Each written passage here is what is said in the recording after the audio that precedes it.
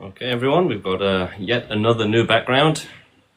I'm confident, I just need to crack it, and then we'll be on to like millions of viewers. Anyway, let's see how we get on today and get back onto some more debates. So I think that, one interesting topic about extinctionism is that we're not just saying the same thing over and over again. We are actually advancing the movement quite a lot. So it is going to be changing, and it's not going to stay boring, right? Extinctionists are going to start changing the world because we have to for the sake of the sufferers.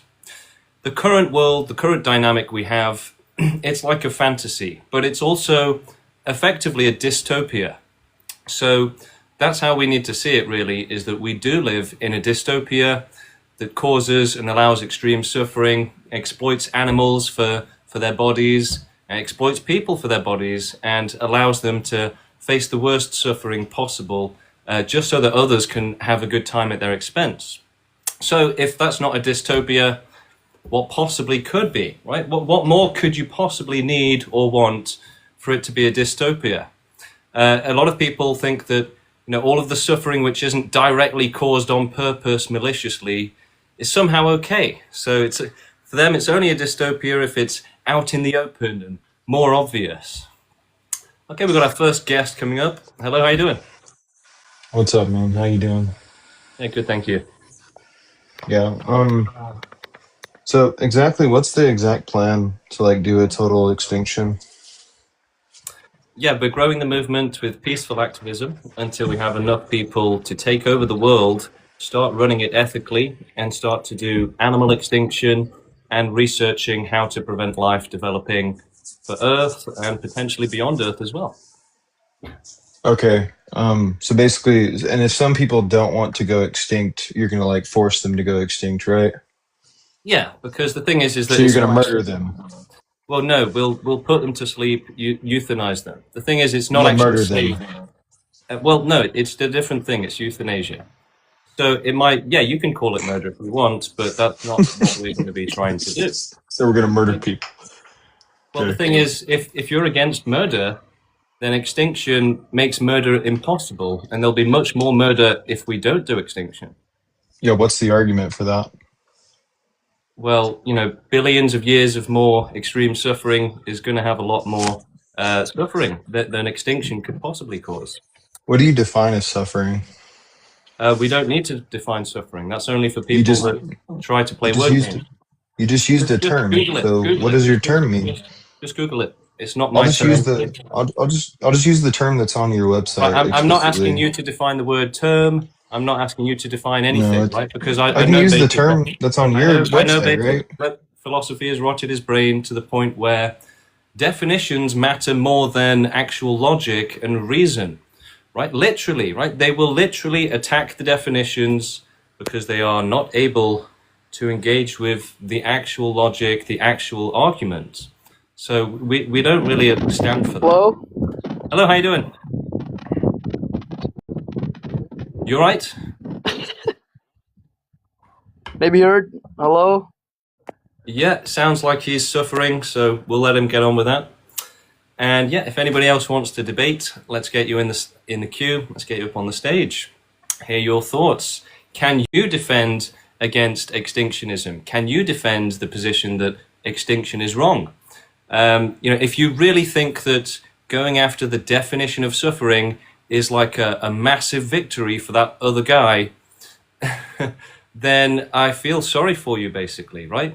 The definition of suffering has basically no importance or relevance. If you don't know the definition, you should Google it, right? There's nothing really special about it, and just Google the definition if you don't know what suffering is. Genuinely, imagine if you're, accusing your partner of gaslighting, and they're like, "Oh, well, depends on your definition of gaslighting." They'd be gaslighting you, basically, right? Just like that guy was with the definitions. That's all it is, right? Definition word games are just for gaslighting and, not being able to argue. So we have to wait for more people to join the queue so that we can get more debates going.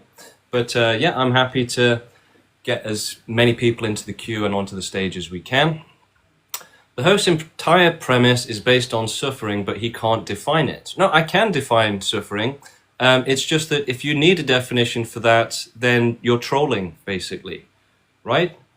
If someone wants to make murder illegal, I wouldn't say, oh, define murder, or I can't agree, right? You'd have to be like a philosophy brain-rotted person to live life that way, right? These same people would walk past a child screaming for help and say, define the word help, right? They would. They genuinely would. So philosophy rots your brain. It makes you just unable to think normally. That's actually what it's really is about. Philosophy does make you unable to think normally, but it's not just philosophy. So it's not that philosophy itself is the villain. It's in the same way that religion is a reflection of people's inability to think rationally. Philosophy is actually the same thing. Philosophy is literally just another avenue for the human intelligence to go down in a way to distract itself from actual intelligent topics and thoughts. Right? So religion does the same thing, spirituality, right? Think how obsessed people get with their religion, with their spirituality, right? They make a whole cult out of it. They'll start worshipping spirits and things like that. So that's essentially like a placeholder for human intelligence, right? They've got all of this energy, but they don't have the intelligence to spend it anywhere intelligent. So it ends up going to religion, spirituality, philosophy, and just useless things like that. And it's all a distraction from actually doing intelligent and responsible things, such as focusing on making the world a better place, doing activism to improve the world, and working towards a perfect world. So most people don't want to do that. They'd rather just watch Netflix. And so, yeah, again, extinctionism, one of the main differences is that we do activism. We care about the world. Okay, so you have a lot of people criticizing us, but these same people don't do any activism. They don't actually even care about making the world a better place. So, they would rather just play video games instead of actually getting involved and trying to help the world, help others. So they don't care.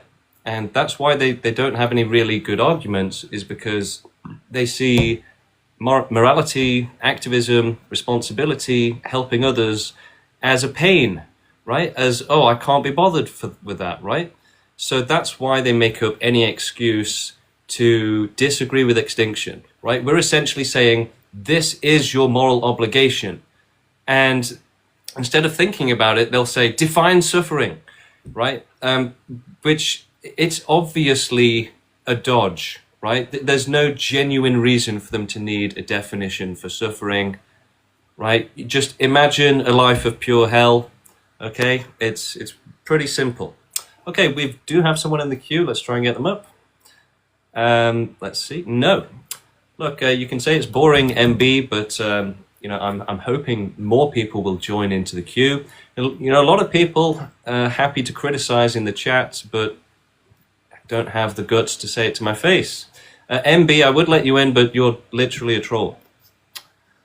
So someone's saying, describe the right kind of activism.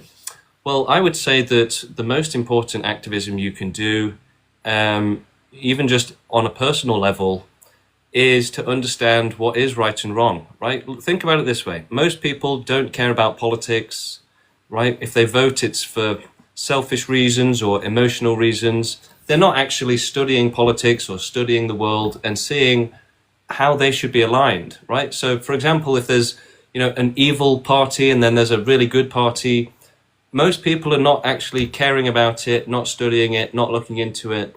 So they're literally letting the world burn, they're letting it rot so that they can watch Netflix instead.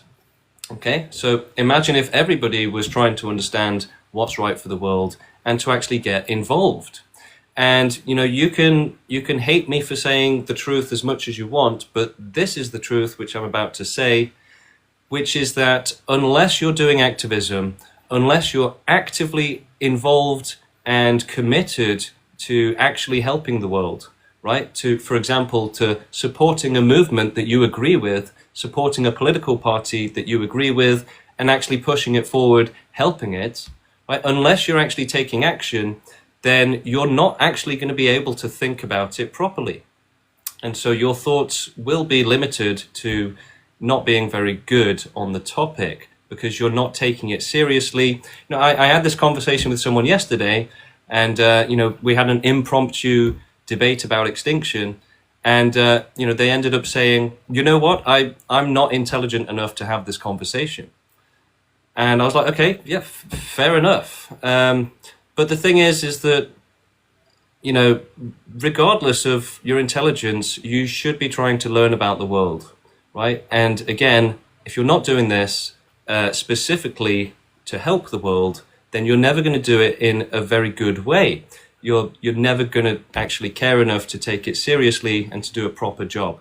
So action and actually doing activism, that is essentially reserved for more intelligent people. And you can see that the less intelligent a person is, the less capable they are of taking care of themselves, let alone others. So the less intelligent a person is, the less likely they are to do activism, because they're kind of stuck in the sense that they still have a long way to go to help themselves first. So even like Elon Musk, who is a trillionaire, it's not enough. It's never enough for him. So, their selfish needs are like skyscrapers, basically, to never be fulfilled, and they stand in the way of helping anyone else. So that's the problem that we're dealing with most people. And those skyscrapers of selfish needs, essentially, it's really interesting for extinctionists or just for more intelligent people. And, this should be obvious what I'm saying. Those skyscrapers of selfish needs look a lot smaller. So they're no longer skyscrapers for intelligent people. It's just part of the world. Whereas for most humans, over 99%, those skyscrapers are their entire world, right? They are looming over them and dominating over them, and they require all of their attention. And, part of those needs are, relaxing and, having a good time and having a good life. So for extinctionists or just more intelligent people, then personal needs are much easier to fulfill because problems essentially seem a lot smaller the more intelligent you are. And so this leads to higher capacity for empathy and being selfless and helping others because you have enough, power or whatever to think about others and not just yourself. And so, yeah, it is true that extinctionists are often quite confident people, not always, but they're at least they are confident in terms of their personal needs, right? So they're not obsessing over their personal needs, and they see that their personal needs aren't actually that big. They're not really that serious compared to other people's problems. And again, we also see how to solve our personal needs in an easier way than most people. All right, moving on. We've got people in the queue. Let's start getting some debates going. Hello, how you doing? Hello, how are you doing? I'm good. Yeah, good. Do you have any questions? Yeah, I'm trying to grasp, obviously I do disagree. I don't think that people should, or like an extinction is necessary. Do I think some people have to go? Definitely. But I'm Yeah. curious about what you specifically mean about extinction and how do you want to decide who gets to die and who doesn't? So it's not about who gets to live and who doesn't. The fact of the matter is that it's not actually safe for life to exist. It's not right or fair, and most of all, it's not safe. Life actually exists in infinite danger, unlimited danger of extreme suffering and being trapped in a life of pure hell. And so that's not really acceptable, right? I mean, isn't it a very sad existence to, it's very negative, and I think it's very sad, a very sad state of mind Yeah, to yeah, think that just exactly. because you suffer that everything is hell. I don't think Well, that's so you think that I think all life is suffering? I mean, that's pretty much what you said. Yeah. So there you go. Classic straw man. Another one in the bag. Scooped, right? I've never said all life is suffering all the time, but because that's a classic straw man, right? But it doesn't. Life doesn't need to be everybody suffering for it to be unacceptable, right? If you think about it, by your logic, what you're saying is that as long as one person is happy, it doesn't matter if everybody else is begging for death, right? Because you're saying it, not everybody is suffering. So that's essentially an infinite allowance of suffering, whereas we should have a zero tolerance policy on extreme suffering and cruelty, right? People want to allow cruelty and misery and torture so that they can continue to have fun and continue to live. But your life is really not as important as making sure that nobody is suffering. And the only way to do that is with total extinction, right? So that nobody is being forced into a life that they didn't ask for, right? I mean, it's obvious that life existing is wrong. Um, all right. So I'm trying to understand exactly what you mean. So everyone should cease to exist or not live just so that nobody suffers. I'm not Yeah. really Yeah, well, understanding. it's not fair, right? Imagine that you get tortured for your entire life so that somebody else can have fun. It wouldn't be fair, right? So, yeah, it's not fair, and we shouldn't allow it. As simple as that. Well, the fact of the matter is that life exists in this planet, at least. Life exists, and we should look out for one another. I do, Okay. I do think, Are you doing I do activism? think that, like you said, Are you doing also activism? billionaires, trillionaires should not exist just because they can enjoy stuff and they No, so billionaires enjoy aren't the life problem. on the back Billionaires of are not and the on the pain problem. of others. Look, you've got babies being born with terminal cancer, right? That's nothing to do with billionaires. Life is what causes suffering. Life is the problem.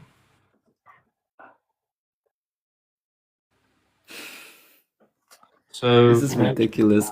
I that's not a really counter argument. I mean, it is. Really, yeah, really good Your whole reason, movement logic is skills. ridiculous. I'm not Yeah, trying to yeah, yeah. insult you. Loads of I'm logic, just trying loads to of logic. understand. Like I'm Amazing genuinely logic. trying to understand what Okay. is your activism about? Because you are not pro humanity if you want everyone to die.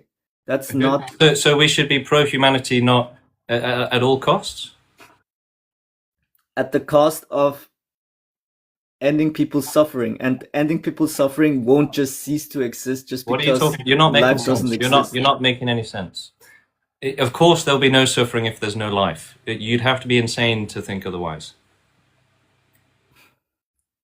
Well, that's just a very weak argument. I don't think your whole You're movement not holds presenting any any logic, basis in right? that. Just saying that's a weak argument is a weak argument, right? Do better. Use some logic. Use some skills. Use your words. Tell me why extinction is wrong. Don't just say that's a bad argument, because that's a bad argument. It's a very lazy way of thinking and a Why? very lazy Why? way of How? In what way? thinking you Explain feeling how. intelligent. Because you Explain. think just because to end the suffering I have to end Okay, look, this guy is not able to explain anything. He's only able to say, I disagree. Why do you disagree? Because it's a bad argument. Why is it a bad argument? That's just how I feel. But look, this is the level of logic that people are using to decide if cruelty should be allowed or not. Right? This is the level okay, sounds like you've got some microphone issues. Yeah, so this is the level of, diligence and care that people are putting towards whether we should allow extreme suffering, children to be tortured, right? Just zero thought. Zero thought. We should put, all of our thought into whether suffering is acceptable. Martini, hello, how are you doing?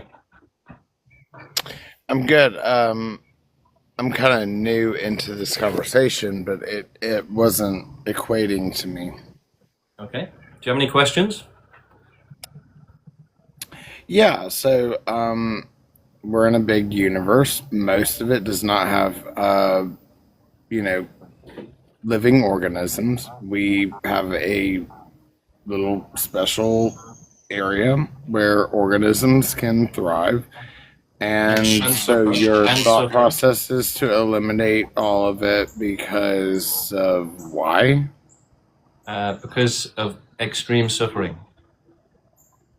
right? So it's not fair, right? For if you were forced to be Oh, tortured, look, if okay. you were tortured your entire What life is just because you walked extreme around the suffering to you? Do you think survival is something that it is survival of the fittest? It is evolution. We do have to evolve. We do have to become Why? better than Why? what we once were Why? because there's always a challenger. Is There's is always a there challenger. is there a limit to how much suffering you're willing to cause for that? No, No. no, So no. infinite cruelty, no problem. Infinite possibilities of Of cruelty and suffering. it's not always cruelty. I mean, So a is it lot of fair? animals. Do you think Okay, it's fair? why does a lion not unalive all of the hyenas that come after its pride? Why do they not actually unalive them? What are you talking about? Look, there's lots of Why different does types a of suffering, lion whether being eaten that alive can or not. destroy an entire pride So, of hyena Martini make not is, instead of using logic and reason, he's now watching a nature documentary and wondering why lions kill zebras, right? Again, this is the level of intelligence that people are using to explore and understand whether suffering is acceptable, right?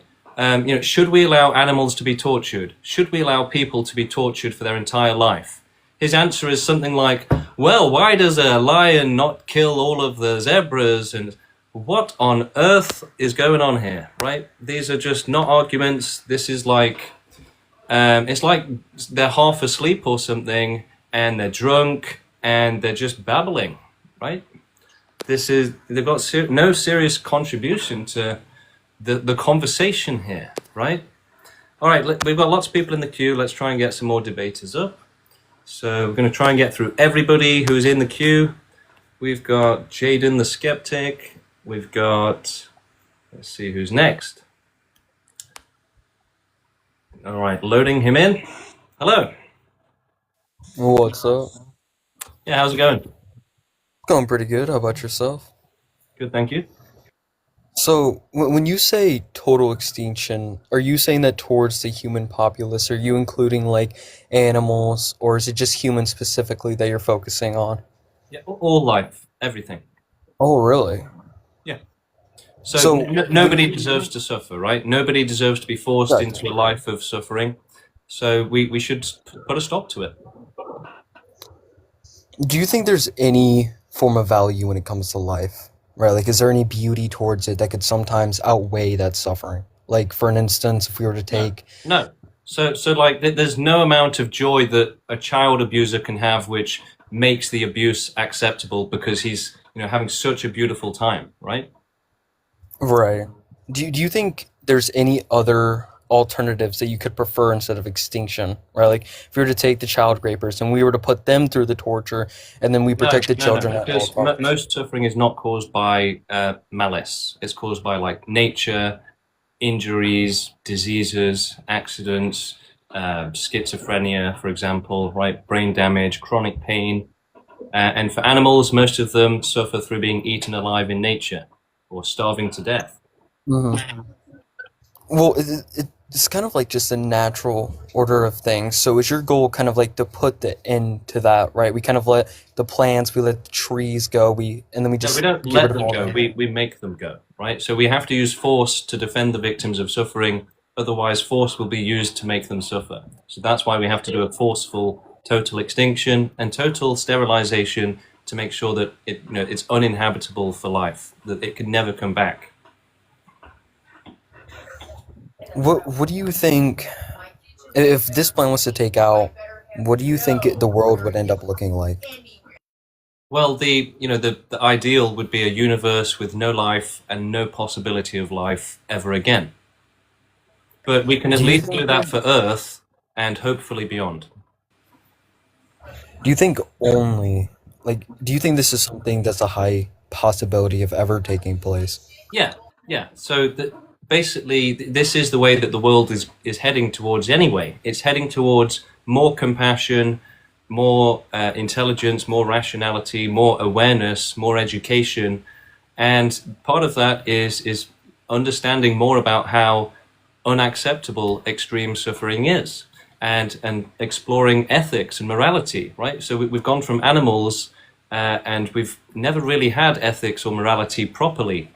Right. So we've got animal exploitation, human exploitation. Donald Trump is running the world and declaring war for fun. So, we need to actually maximize ethics and morality. And the more intelligent humanity gets, the more it will agree with extinction. Because essentially, the suppression of the ability to understand extreme suffering and why it's unacceptable is a part of evolution. But it's something that we're evolving out of naturally, which is why we now have the pro-extinction movement and people understanding that life is actually wrong.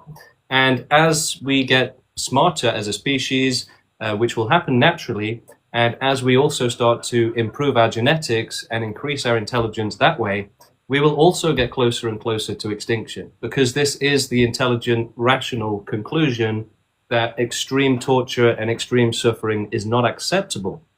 And when it comes to helping the sufferers and the victims and preventing a life of extreme torture, it becomes very clear that actually life existing doesn't need to exist. And if the only way to help the sufferers and to prevent billions of more years of suffering is to put them to the current generation to sleep, then it's really not a big price to pay. And in fact, it's the right thing to do anyway, because those who are not suffering right now can go on to suffer to an unacceptable level. So if you don't do forceful total extinction of animals and all humans, right? Let's say you make it optional for humans, then some of them will go on to suffer in such an extreme way that it's not acceptable. It's not the right thing to do to allow that to happen, right? So if you make extinction optional, there will be unacceptable, extreme suffering. So you just can't allow it. And, the absence and prevention of extreme suffering is infinitely more important than life existing, right? And again, life shouldn't exist. It's not right for it to exist. It's not fair for it to exist. Every single life form which is alive today would be better off not existing, because they're in infinite danger. And so you can say, well, yeah, somebody else might, live the worst life ever lived, but it won't happen to me. But that's just irrational. So there's no point existing in infinite danger. The reward is actually not worth it. It's very small and negligible in comparison to being in unlimited danger of unlimited extreme suffering. Hello. Pure hell. Hello. How you doing? Hello. How you doing, man? How you doing? Hey, okay, what are you saying? It's like 6 in the morning, and this is what's on my feed. What's going on, man? Why do you want to kill everyone? Yeah, well, life is going to keep killing unless we put an end to it. In the natural way, yeah. It's going to end regardless. Why stop it? It's a movie, bro. You'll watch the movie till the end. You don't know how it ends. But you die anyway, bro. A lot of the movies... You die. A lot of the movies... You know that, right? You know that everything that lives dies eventually. Okay, moving on. Let's see who else we got. Yeah, I was going to say, a lot of those movies being made on this planet are of animal abuse, child abuse. So, it's not a good movie. Hello, Sean. How you doing? Hi, yeah. So, what about, if we start off with the most evil people first, and then... Yeah, no, we don't need suggestions, right? It's about making sure that everybody is non-existent so that everybody is safe from suffering. But we have to start with animals. We can't allow... animals to continue suffering, so we have to focus on them first. Okay, James. So how would you start? Say you were commissioned to start this movement. How would you start it? What would be your sort of the movement? I didn't start the movement. It was started 4 years ago. I joined 1 year ago. It was started by someone from India. Okay. And what was their concept of obviously stopping all suffering? But what was there a reason they gave that they felt that way, or was it like had they been through some traumatic incident where they maybe have felt that, or was there No, some sort of no, like it was hatred just towards it was humanity? just reasoning, basically. So, the person that started the movement was an animal rescuer, and he saw so much extreme suffering that he wanted, a way to solve the problem, to make sure that animals didn't have to be tortured. And he realized that extinction was the correct thing to do, so that no animal is forced into a life of cruelty that they never asked for. Yeah, ever again. I get it. And what's your thought on AI? Do you think AI will make us extinct anyway? Potentially, yeah. So, as I was explaining earlier, as humanity gets more intelligent, it's going to realize more and more that extreme suffering is unacceptable. But AI will hopefully be unconstrained by, the restraints on human intelligence, the animalistic nature, and hopefully it will have better ethics, better clarity of what's right and wrong, and it won't be held down by sadism or hormones and things like that, which humans have to deal with. Okay, James, and just finally before I go, do you know anything about the Tartarian community in the 1800s, which I believe was actually wiped out using gas and other means of extinction? And then basically the evil ones were left, and then this is where we are now. No, I don't know anything about that. No, okay, James. Maybe have a look into Tartaria, mate. All right, Sean, thank you very much. Okay, let's see who else we've got in the queue. All right, we might do a round 2 with Martini. And anybody else that wants to debate or ask questions, get yourself in the queue. Hello. Yeah, well, Yeah, how you doing? no, I don't want to offend you so shortly where you just block me like you did a I haven't second blocked ago. you. I haven't blocked you. You're still here. Well, you've removed me when I Yeah, made do you have any questions? No, I have no questions at all. Okay, Martini, thank you for coming up. What's the point of being in the queue if you don't want to say anything, right? A lot of people make the same mistake. Look, if you're going to join the queue and debate, do it. But, at least be thinking of what you're going to say. Hunter, hello. I agree with you. I think it's good to come up with a question, but I don't mean this in a mean way. I'm happy that you're still around, but why do you not see that, I feel like naturally your worldview should entail that you shouldn't be around if you believe in it. But no, the thing is that our reason to continue existing is to help others not have to be forced to exist, right? To carry out total extinction so that nobody has to suffer, right? So you would only selfishly think about your own suffering. We're different. We're built better. We think about the suffering of others as well as our own. So you would say that the virtue you hold is that you'd rather suffer so that way you can try to take everyone else's suffering away. Yeah. But that their suffering they shouldn't have to endure, but you'll endure yours. Yeah, exactly. So for animals, for example, they can't help themselves, whereas we can help animals. So we like the idea of helping those who can't help themselves and trying to do the best thing for the world, to make a suffering-free world. That's what's necessary. That's the only good and right thing. So why do you see it as okay for you to endure suffering when you believe this position, but not for other people to endure suffering animals, for example? Suffering for a good reason is, makes sense, right? Yeah, but I would say almost everyone has some type of reason. Otherwise, they would have already done what I was saying, or they wouldn't be alive. Yeah, well, like I say, I'm happy people are alive. I don't think it's good to. Yeah. Well, like I say, we care about the suffering of others equally, if not more so, than our own suffering. So, whereas most people would only think about themselves, we think about others as well.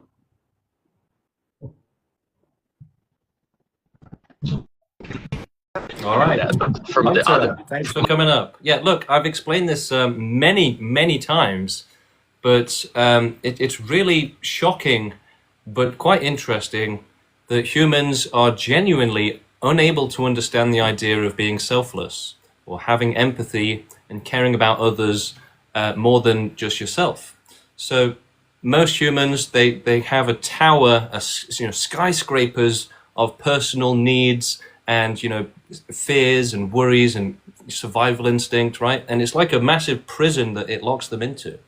And, they have no room no space for helping others because they're locked in this prison of personal needs that seem, to tower over them. Like, you've got to get a new job, you've got all of this stuff going on, and so they don't have the energy to help others, and so they don't understand the idea of helping others or being selfless. So when we bring this idea to them, they're not even able to understand why we're doing it, right? They genuinely cannot even think of it, right? When they're trying to understand why we're trying to help other people and make sure nobody else suffers, they're trying to think, what could possibly explain this? What could possibly explain trying to help other people instead of just yourself?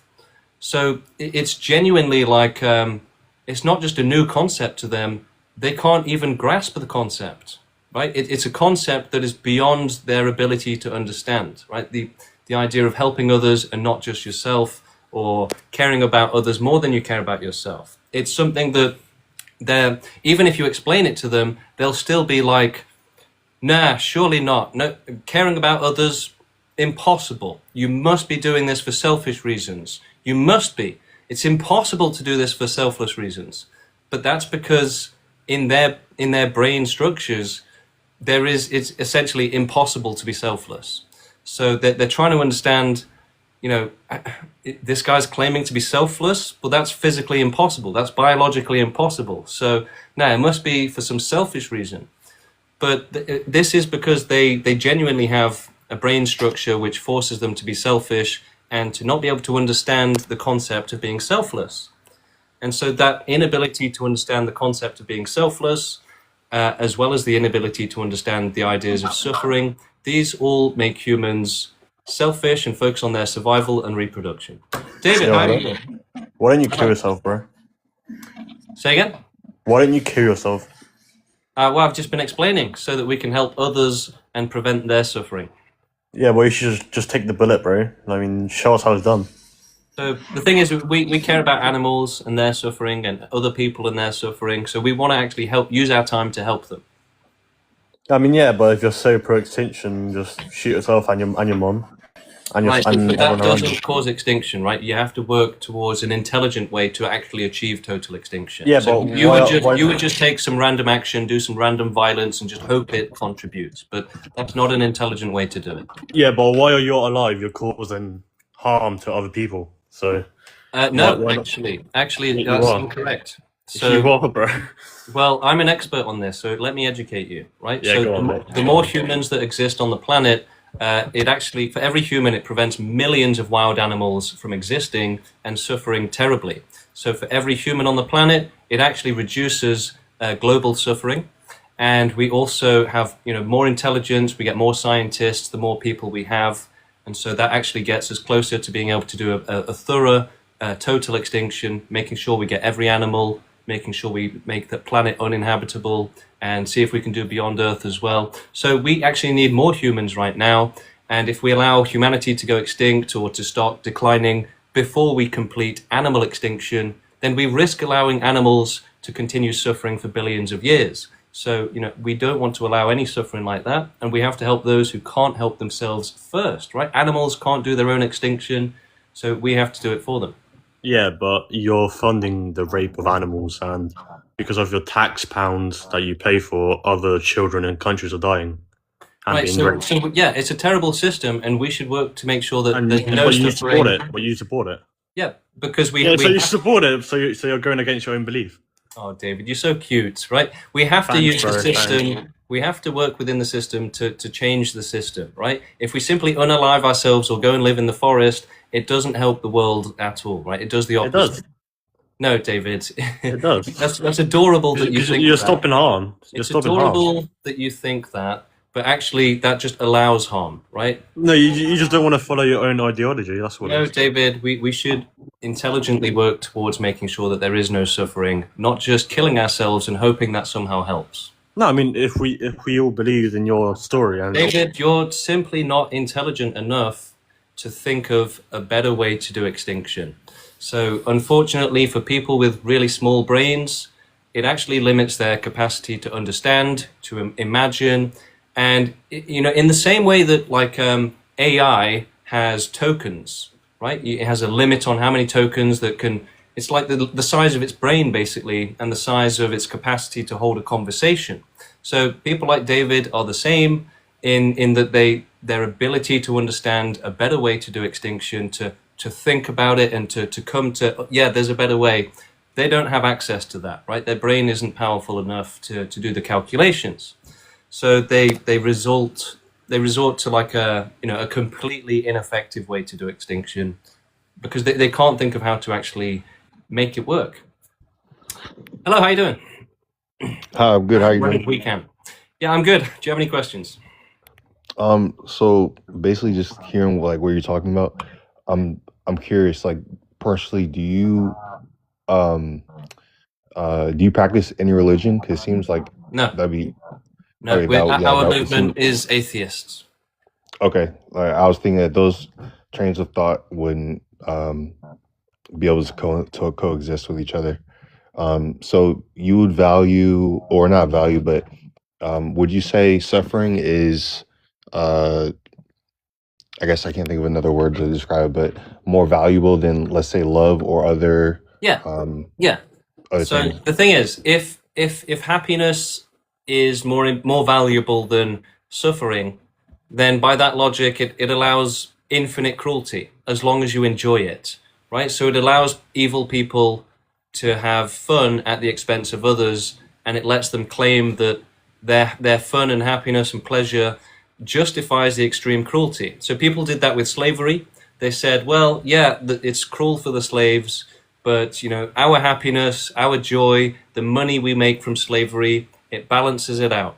So people have always used excuses like, what about the happiness, right?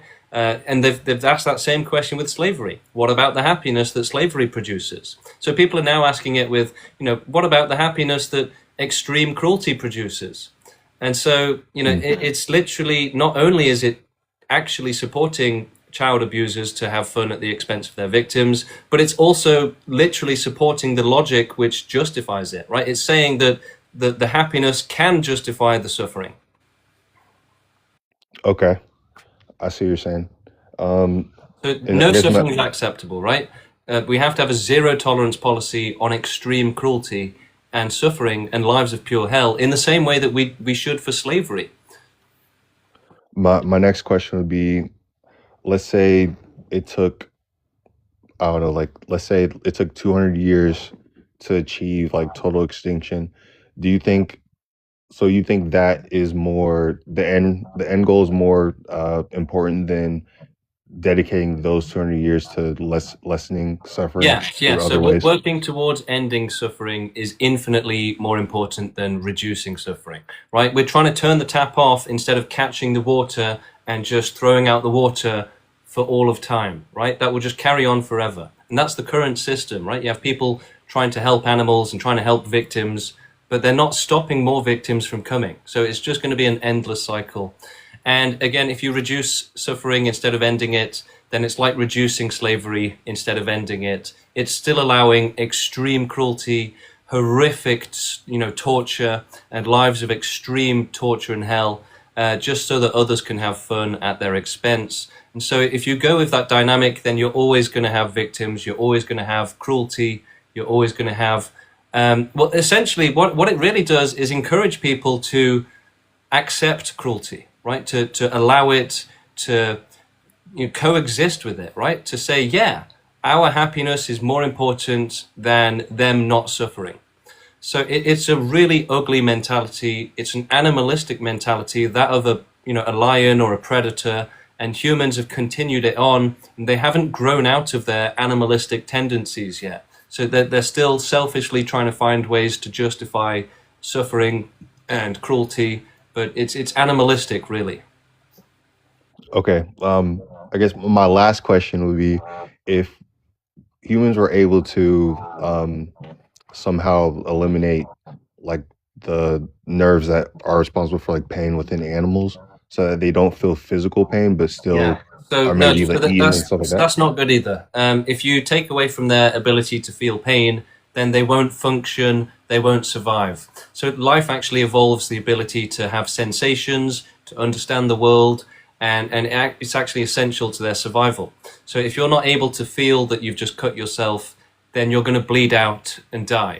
And you can still suffer that way, right? So, the idea of removing the pain receptors, it doesn't really work, and it doesn't remove every type of suffering. So, like, what about mental pain?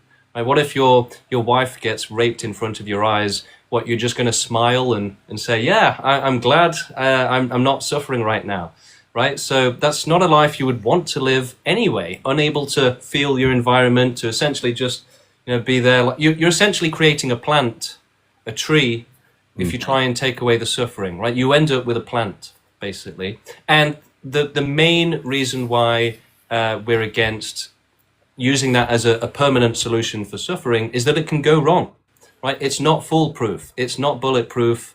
And so the standard for life existing, what would be acceptable, is if there's certainty of safety, and only omniscience can provide that, because unless you know that there are no unknowns, then there is infinite unknowns and infinite danger, and you can't guarantee that your system is going to work if there's just infinite unknowns and other stuff going on that you have no idea about that could potentially ruin your system, cause more suffering. The thing is, like, imagine this. Imagine you go into a simulation and you're promised it's going to be the best thing ever, but it's not 100% safe, and it goes wrong, and you end up trapped in hell for like 1 billion years, right? So nobody should exist without certainty of safety, like, ever, basically, unless we have to, so that we can make sure that nobody else exists. Okay. Well, I still disagree, more so because I'm a religious individual, but it's really interesting to hear about, so appreciate it. All right, JK, thank you for coming up. So I've got a really nasty cold at the minute. My girlfriend just gave it to me, and it's one of the worst colds I've ever had. All right, next we've got Shaggot. Hello, how you doing? Luke, can you hear me? Yeah, loud and clear. Do you have any questions? Yeah. Yeah, hold on. I'm gonna be like laggy and shit because I've got like bad Wi-Fi. But if let's say like in the future you have this like AI that's gonna kill everyone, right? Like you want, right? But then someone says, "I don't want to die, and I will accept the risk of suffering." Would you then kill him? Yes. Why? Because we have determined that it's the wrong decision, basically. And yeah, there is a right and wrong here, and it is the wrong decision to choose life and the infinite danger that it presents. And people are not actually able to make that decision correctly. They're not making a fully informed decision, right? They're just hoping that they won't suffer, whereas they're completely unaware of the actual dangers. And if they were aware, then they would be much, much more likely to choose safety over infinite danger. All right. Yeah, that's what I read. I say there. So. Fair enough. Thank you, Shaggot. Feel free to come up again if you've got any more questions. And let's see who else we have in the queue. We've got Jay Miller, potentially. And we need more volunteers to join the queue. So feel free to join up and let's hear your questions. Let's see if you think that extinction is the right thing or not. Hello, how you doing?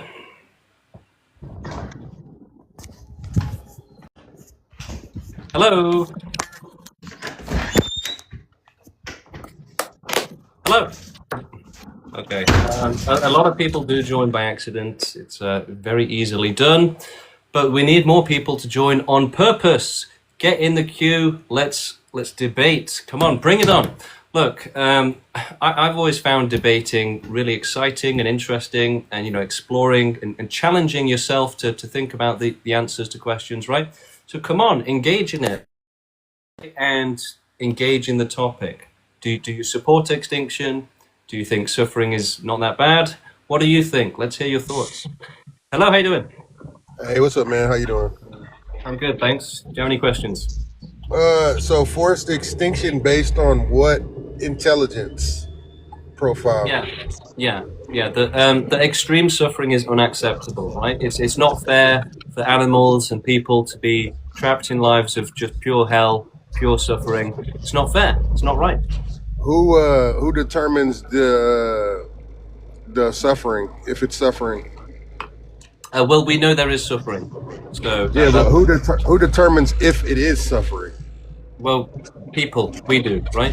Okay, Intelligent beings make determinations. So if you're saying it's a forced extinction, that means that there's an outside factor that's causing it, like an AI system, right? Potentially like a gas. Ideally, putting everything to sleep would be Who's ideal. deciding? Yeah. So the pro-extinction movement, we've made this decision, and we are inviting people to help us grow the movement until we can carry out total extinction. Who is we? Yeah, the pro-extinction movement. It's a social justice movement. It started 4 years ago. I joined 1 year ago, and we have around 100 activists and growing, making videos all over the world. And Oh, so it's just human beings then. Yeah, humans make decisions. Of limited intelligence. Well, we still have to make decisions anyway, right? Yeah, but your intelligence is based on an opinion. It's not based on any facts. So would you allow child abuse just because we can't prove it's bad? What does that have to do with forcing everyone Because you're saying that we should never be able to make decisions ever. No, I'm not. Yeah, I'm you saying are. what? You're saying that everything's just Dude, opinion what? based. Why are you putting stuff into my No, I did not say that. I'm saying what factors determine forced extinction? If it's an intelligence that knows something that we don't, like a super intelligence that we can't predict. I think we're on a different page here, right? We're getting people together who are going to make total extinction happen one way or another. Oh, well, that's just terrorism. No, life is terrorism, right? We're going to make sure nobody not has for to be... everyone. So what? Not for. So you would only support extinction if everybody is suffering terribly? I wouldn't support extinction because it doesn't make sense. Yeah. So But if everybody was begging for death, if you there was wouldn't some help sort them. of if there was a factor that I could not identify based on my limited intelligence versus a super intelligence, Yeah, let me ask you then this. If everybody was begging for death and extinction was the only way to help them, you wouldn't do it. You would let them beg for death for eternity. like, why would they all beg for death, bro? People are begging for Is the death. sun about to burn them up or what? Did you not know that people are begging for death right now? I'm not. Okay, so as long as you're not, then you don't care if everybody else is? My family's not. So again, you don't care about anyone else then? What is that? If I have check it out. If I want them to be extinct, essentially, then it means I don't. Essentially, he can't argue against it, right? So his argument is, well, I don't care about anyone but myself, right? That's not a counter argument, okay? We're saying, all of these, innocent individuals are being tortured by life, and he says, well, I'm not suffering. So it's genuinely amazing that people think that that's a counter argument, right? And so when I pushed him on it to really explore what exactly he means, and we said, well, if everybody was being tortured, would you care then? And he goes, well, no, basically, I'm not being tortured. That's all that matters. So, he's demonstrating a perfect example of how selfish and immoral over 99.9% of humanity is, right? If literally everybody was being tortured except for them, they would allow it, right? They would not care. They would find all sorts of philosophical reasons to say, well, maybe suffering's not that bad. Maybe those people literally asking me directly for help, maybe they're speaking a different language and help means, maybe it's like German and it means hello or something, right? So these people will just find any excuse to allow suffering. And yeah, if you actually push them to explore and explain how their principles work, then yeah, they wouldn't care if the entire population was begging for death. They wouldn't care at all, right? They would just be like, huh? Well, why should I should care? What? Hello, how you doing? Hey, good. I have a question. You talk about morality, right? And morality ultimately comes from God. right? No, If you no, read, no, if no, you know, no, hon. no. So morality doesn't come from God. That's a joke, right? These same Christians, essentially, they are not able to understand what's right and wrong.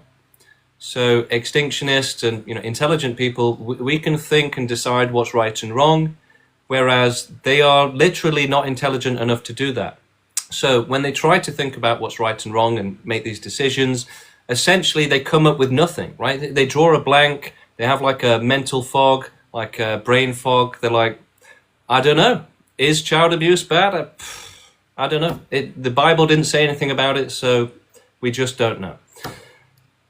So yeah, it's essentially about not thinking and trying to not think for yourself and relying on rules of others, right? So not thinking for yourself, but saying, oh, I won't think about it. Just let me know if it's written down somewhere and I'll read it and then I'll think about it. Or I'll not think about it, I'll just read it. So it's a people are just always trying to not think, essentially. And to some extent, thinking can be exhausting for people. Hello, how you doing? Dude, it's me again, dude. I'm saying, like, you cut me off because I didn't agree with the everyone. How is it everyone if I'm not included?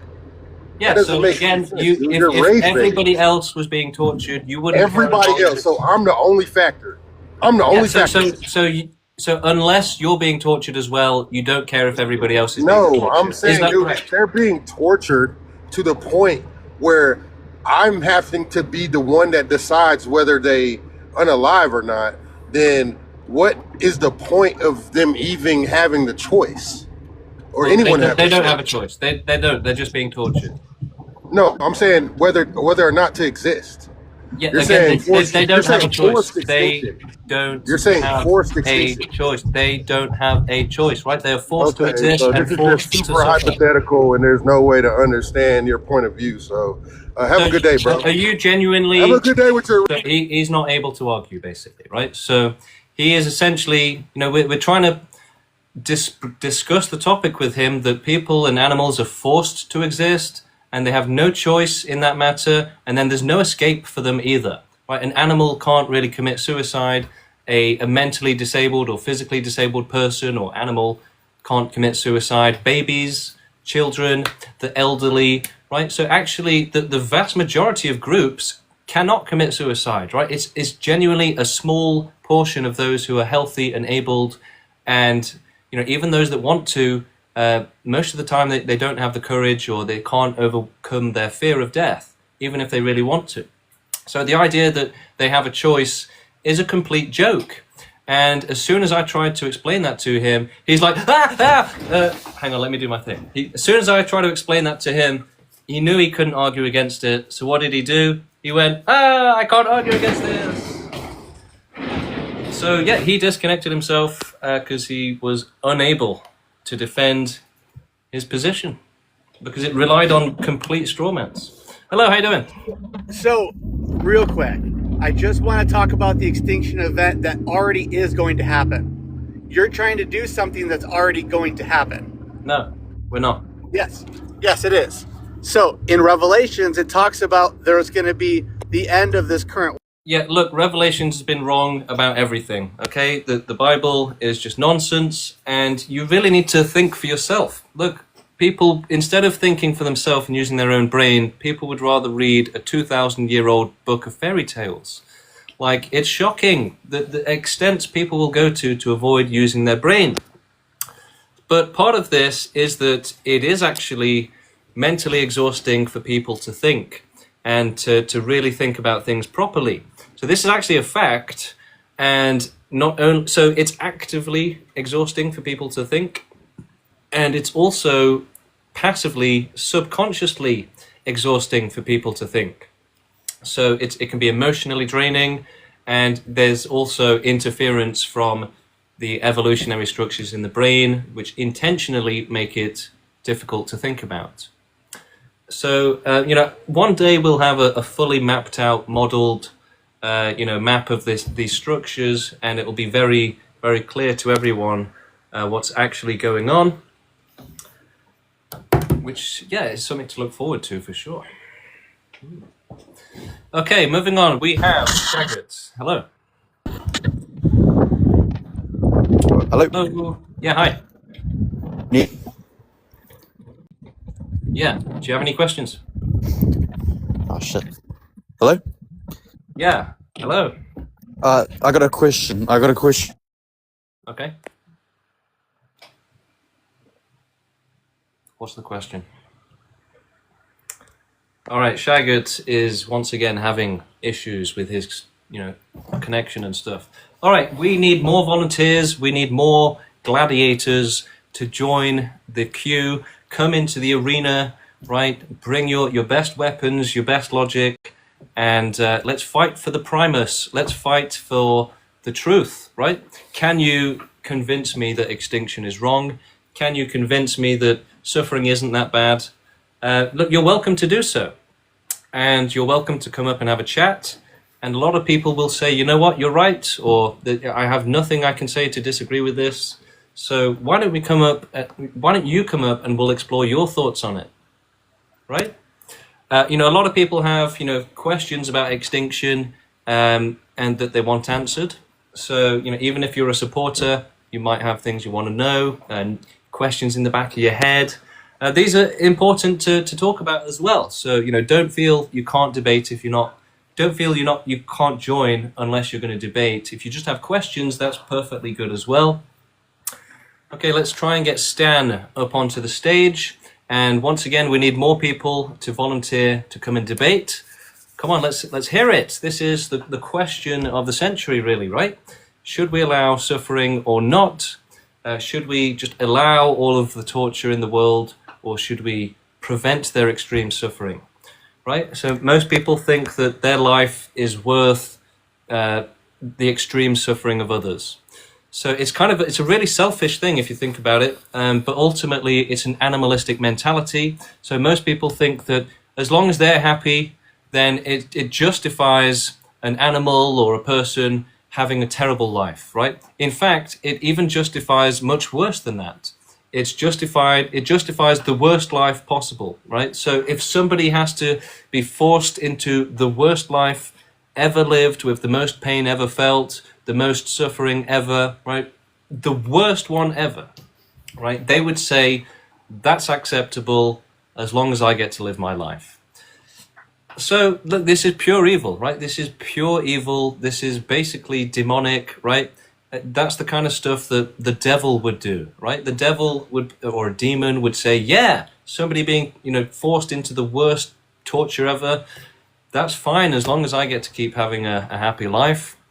So that's really messed up, right? Imagine doing that to like your mother or your wife or your husband or your child, right?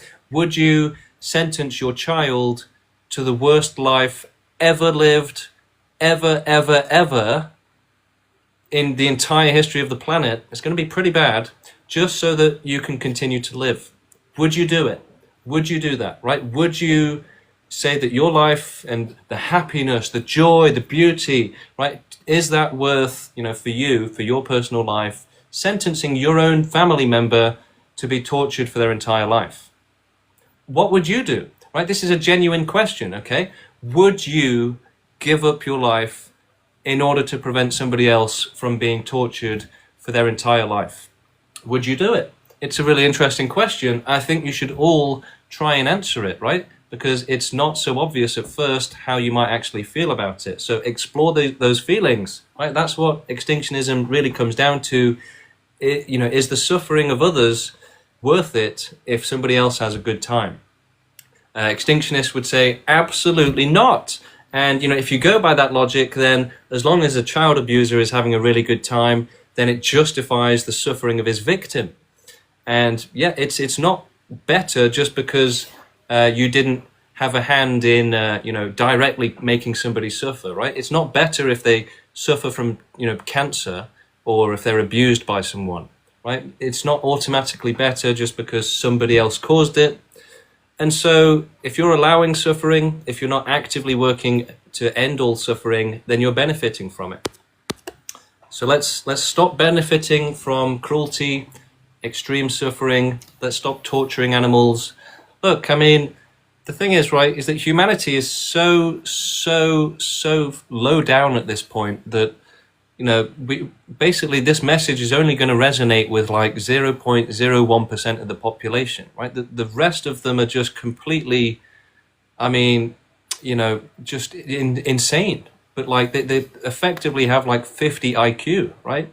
You know, it's very tempting to make ourselves believe that we're in an intelligent world, right? That everything's actually okay.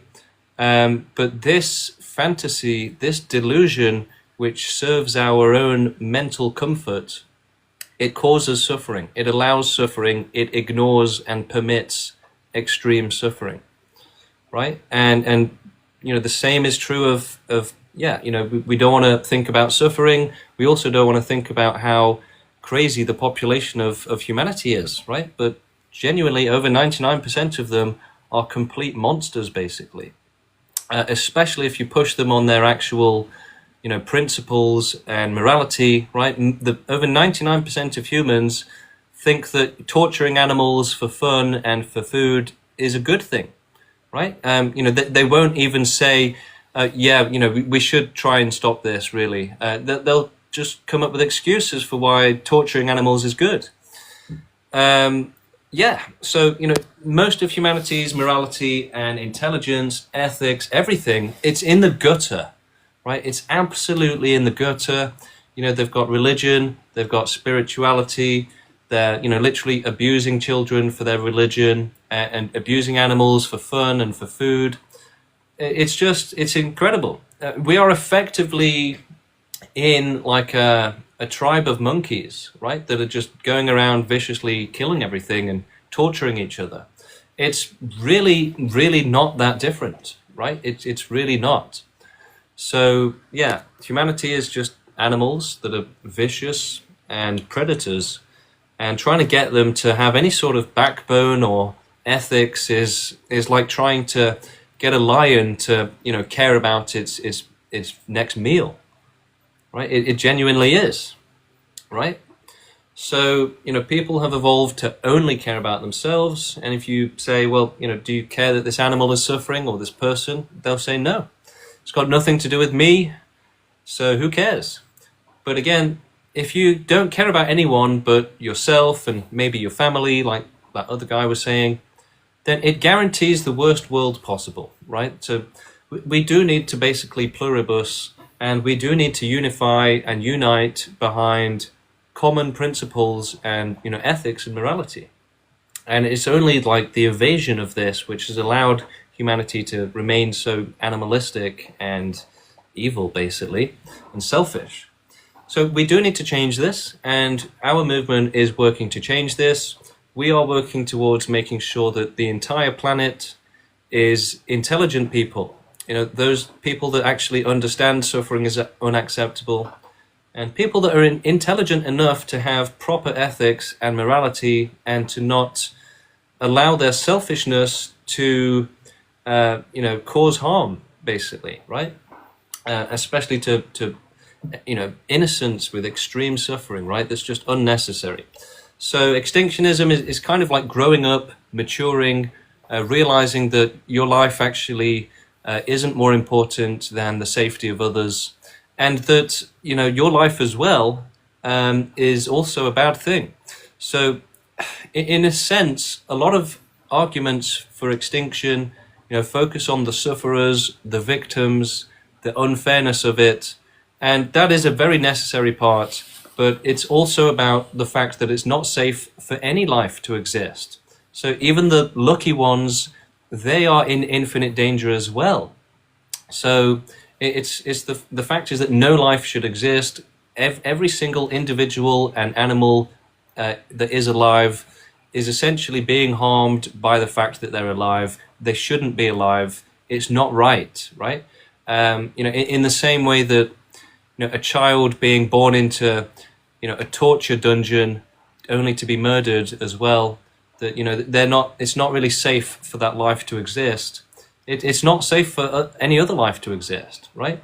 And the thing is, like, again, you could get into an accident, you could get attacked by somebody at any time, right? And then end up with brain damage and chronic pain, begging for death, with no access to euthanasia, no help, just an entire life of pure hell. You've effectively been sent to hell to suffer, even if you're innocent. So this is happening all around us, right?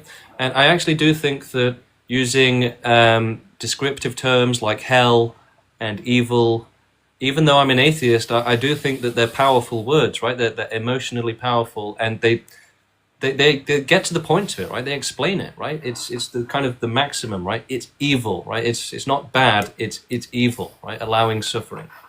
And it's not just a gentle world we live in. It's basically hell, right? We basically live in hell, and the lucky ones are effectively the demons running hell, enjoying it, filming animals suffering, eating the animals, torturing them. And so, yeah, all the happy people in the world are basically demons running hell and saying, why should we end all suffering? No, the suffering should continue while they're like torturing an animal and eating them, and, someone else across the road is begging for death. Another house down the street, someone's like abusing a child. Another house down the street, someone's abusing their dog, right? And they're like, yeah, end all suffering. But the animals are so tasty, right? Again, this is the level of intelligence and ethics that we're dealing with, right? When you talk to people about animals being tortured and abused and people, they laugh about it, right? They literally find it funny, and they enjoy it. They thrive on it, right? How many humans watch sadism videos, right? How many of them joke about violence and extreme suffering? So yeah, the victims are just a punchline. They're a joke for these people until you become one yourself. So it's kind of like a system where everyone around us is falling into hell, falling into a life of pure torment and extreme suffering and misery. Animals and humans all around us, they're living their happy life, and then something goes wrong, car accident messes them up, gives them chronic pain, brain damage, or they come down with depression, a family member starts abusing them, whatever it is, right? So, you've got all these happy people, and then, hey Bob, how you doing? And then guess what, Bob's in hell next, right? He's in the hospital with chronic pain for the rest of his life. Well, Bob's gone now. He's been replaced by Jack. So yeah, forget about Bob, right? The world is restored now. The fantasy is restored, right? We don't have to worry about that. Bob suffering. He's been replaced by Jack, and the fantasy is restored basically. And so you keep going through life, and then Jack ends up in hell as well. Well, bye Jack. Next up, we've got Tony, right? So this is the way it works, and you don't care about the victims, and you just hope it doesn't happen to you. At the same time, so you don't care if anyone else is in a life of hell, and you also just hope it doesn't happen to you. You delude yourself into thinking it will never happen to you, or that it'll be worth it somehow. It won't be that bad. So it's literally just like complete ignorance, and just not caring about suffering, ignoring it, right? Just ignoring the fact that it's happening all around us, right? We are surrounded by animals and people trapped in lives of pure hell. And we simply don't care about them. And we also don't care if it happens to us, right? We don't, right? People are saying, yeah, well, just keep it happening, Yeah, I mean, look, if we stop existing right now, then there's no chance of being trapped in a life of pure hell for 50 years, right? There's no chance that you're going to be ending up with brain damage, chronic pain, no legs, right? And no access to euthanasia. You're going to be begging for death for the next 50 years, and no one's going to help you. Right, so that's not something anybody should have to be in danger of, and there are even worse things than that, right? And this is happening all around us. Somebody on the planet right now is living the worst life out of everyone, and there'll also be an animal facing the worst abuse out of every other animal, and people just don't care, right? So, I mean, one way that I like to think about extreme suffering and the victims is to think of it as a spectrum. Now, all bad lives are unacceptable, all suffering is unacceptable, But I think that when you kind of show it as a spectrum and say, well, just think of those that are on the worst end, it helps people to kind of focus on them, right? To kind of to stop romanticizing suffering and to realize, well, think about the worst types of suffering. You can't say that that's going to help you grow as a person. So we have to think about all types of extreme suffering as well. All right, moving on. We've got people in the queue. Let's get some people going. Let's get some debates. Okay, we have candidate for Leith coming up next. Hello. Hi, how you doing? I didn't actually think I would be coming up, so I'm a little unprepared. But I just thought I'd stop in and say hello to you with your material here. Okay. Do you have any questions? And try and understand it, really, if you'll forgive me. I've not come across you before. Apologies for my signal also. It's not great, so if you need to drop me because my signal, fair dues, fair dues. Yeah, it's okay for now. But yeah, if you've got any questions... It's just I'm wondering about... Thank you. How? So your card, the background says forceful total extinction. Yeah. How are you going to achieve that? Yeah. So we're growing the movement with peaceful activism until we have enough people to take over the world and start running it ethically, which needs to happen anyway, right? It's being run by warlords and dictators.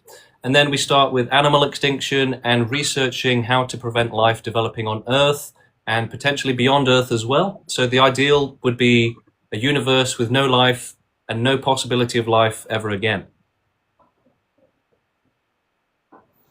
So you're kind of like Thanos from the MCU. No, so or Thanos, actually, you're worse. Thanos didn't support extinction. Thanos just thought that we'd have a better life if there were fewer people. So that's our position is completely different. It's that life is never okay, that any life existing is in infinite danger, and it's not acceptable.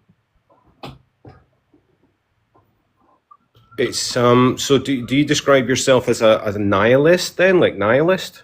No, we describe ourselves as extinctionists. That's our ideology, and it includes all of our principles behind it as well. But in a sense, I mean, I've never really cared for nihilism as an idea. But yeah, we don't believe there's any meaning to life which justifies child abuse and lives of pure hell. So forgive me, yeah, and I appreciate the chat. Thanks for some of the comments. Someone pointed out it was actually Ultron. I stand corrected. I think it is in fact more like the Ultron. Who did in fact want to just wipe out everything. So does that seem like this? If we were to take the Ultron episode, you would endorse that then? If we were to watch the MCU, I made an AI video about Ultron supporting extinction actually last year, and he was explaining in my video to the Avengers that. You idiots, you're not actually helping the real sufferers. You're going to make them continue to suffer. You're helping the selfish ones that don't need help, not the real victims. Okay. So like, obviously that story, I don't agree with you, sir, obviously, but I don't agree with you, obviously. So just on the basis that I don't accept that all of life is suffering. I sympathize with you've fallen into a classic trap there, right? So pretty much everyone I speak to makes the same mistake of saying that all life is suffering, or that I've said that. But I've never said that all life is suffering. And it's a classic straw man that people mistakenly make. But the thing is that also reveals that essentially your morality is that you would only care if everybody is suffering. I'm not sure that is, well, I'm only thinking about experiences I've had in my life involving people who have suffered immensely. So I used to do listening for the Samaritans. Are you familiar with the Samaritans? Yeah. Charity 116123. Yeah. So I used to listen to a lot of people who were sort of preferring not to continue living. So I have a few years of experience with that. And also I have an experience with sadly my mother. She suffered from a horrible brain tumor, which meant that her last few years on Earth were definitely on. Not I mean, I sympathise with what do you call it? Forgive me, assisted. Just being careful with my TikTok language. Assisted unaliving, in a medical sense. Yeah. So I'm not without an openness to some of your So attitudes. we believe It's in just this- preventing instead of treating, right? So if you don't do total prevention, then you allow infinite suffering, you allow it to go wrong infinitely. So euthanasia, assisted euthanasia, it's not always going to be available, and it's also not ethical to allow someone to be tortured for their entire life to then also have to be killed. Yes, So yes, we can I can prevent I can endorse some of that. Of course, yeah, and that I can see that there is some. Are you saying that is because it sounds like what you're saying is that is a compassionate attitude? Yes, exactly. So the pro-extinction movement exists because of compassion towards the sufferers, whereas most people don't understand how bad suffering actually is.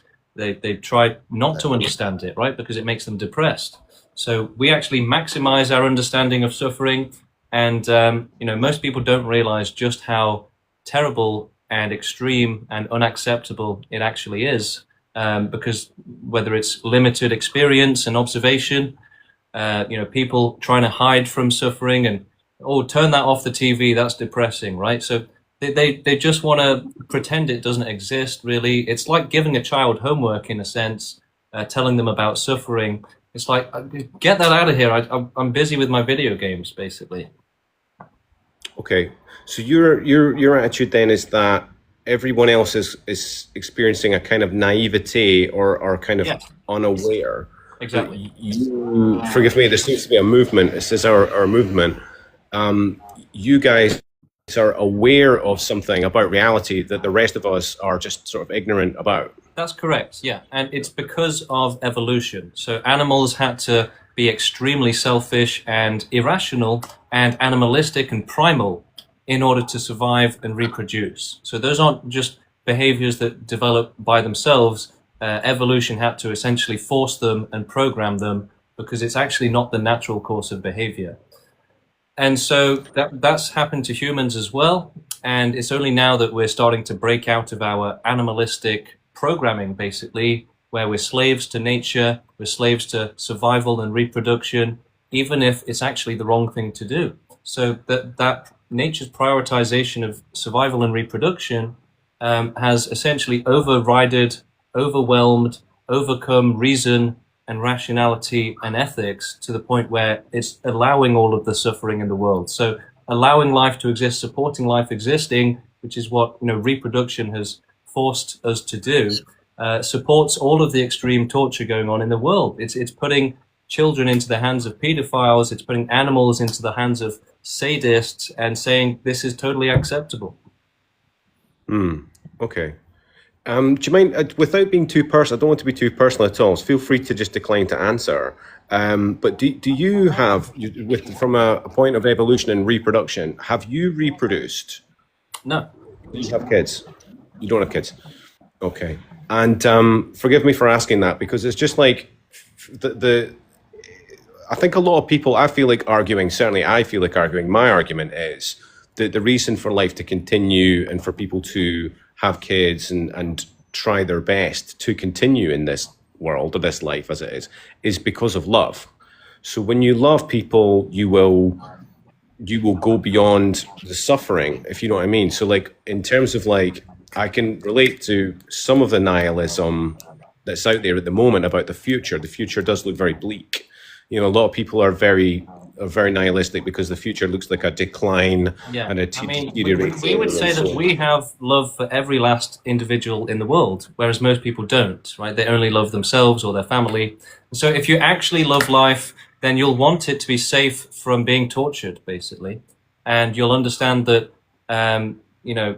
all of those individuals you care about being tortured isn't somehow justified just so that others can have like an average life. Right? It's not fair for anyone to have a life of pure hell and torture just so that somebody else can have like an average or happy life, right? It's not fair. And if you really support that dynamic, then it's basically evil. Yeah, I feel like maybe we've reached a cul-de-sac because there's obviously just a difference of opinion between you and I want to be respectful of that. I just want to have a chat with you and get your side of it. So thanks for that. But it would feel I would probably just finish on the overwhelming evidence being that people want to continue to be alive, and they're programmed by nature. So that's not actually in their best interest. That's just a natural animalistic thing. In the same way that people obsess over babies and children, it's not for a good reason. It's for an animalistic reason. So people wanting to survive doesn't mean that we should allow them to be tortured. Yeah, I mean, I think I sympathise with the sort of compassion aspects of what you're saying, sir. Okay, so best wishes to you. But I would disagree specifically on the forceful element. So it's you're looking to enforce something upon others. Well, if you don't use force to defend life from suffering, force will be used against it to make it suffer. So you have to defend life. You have to protect it.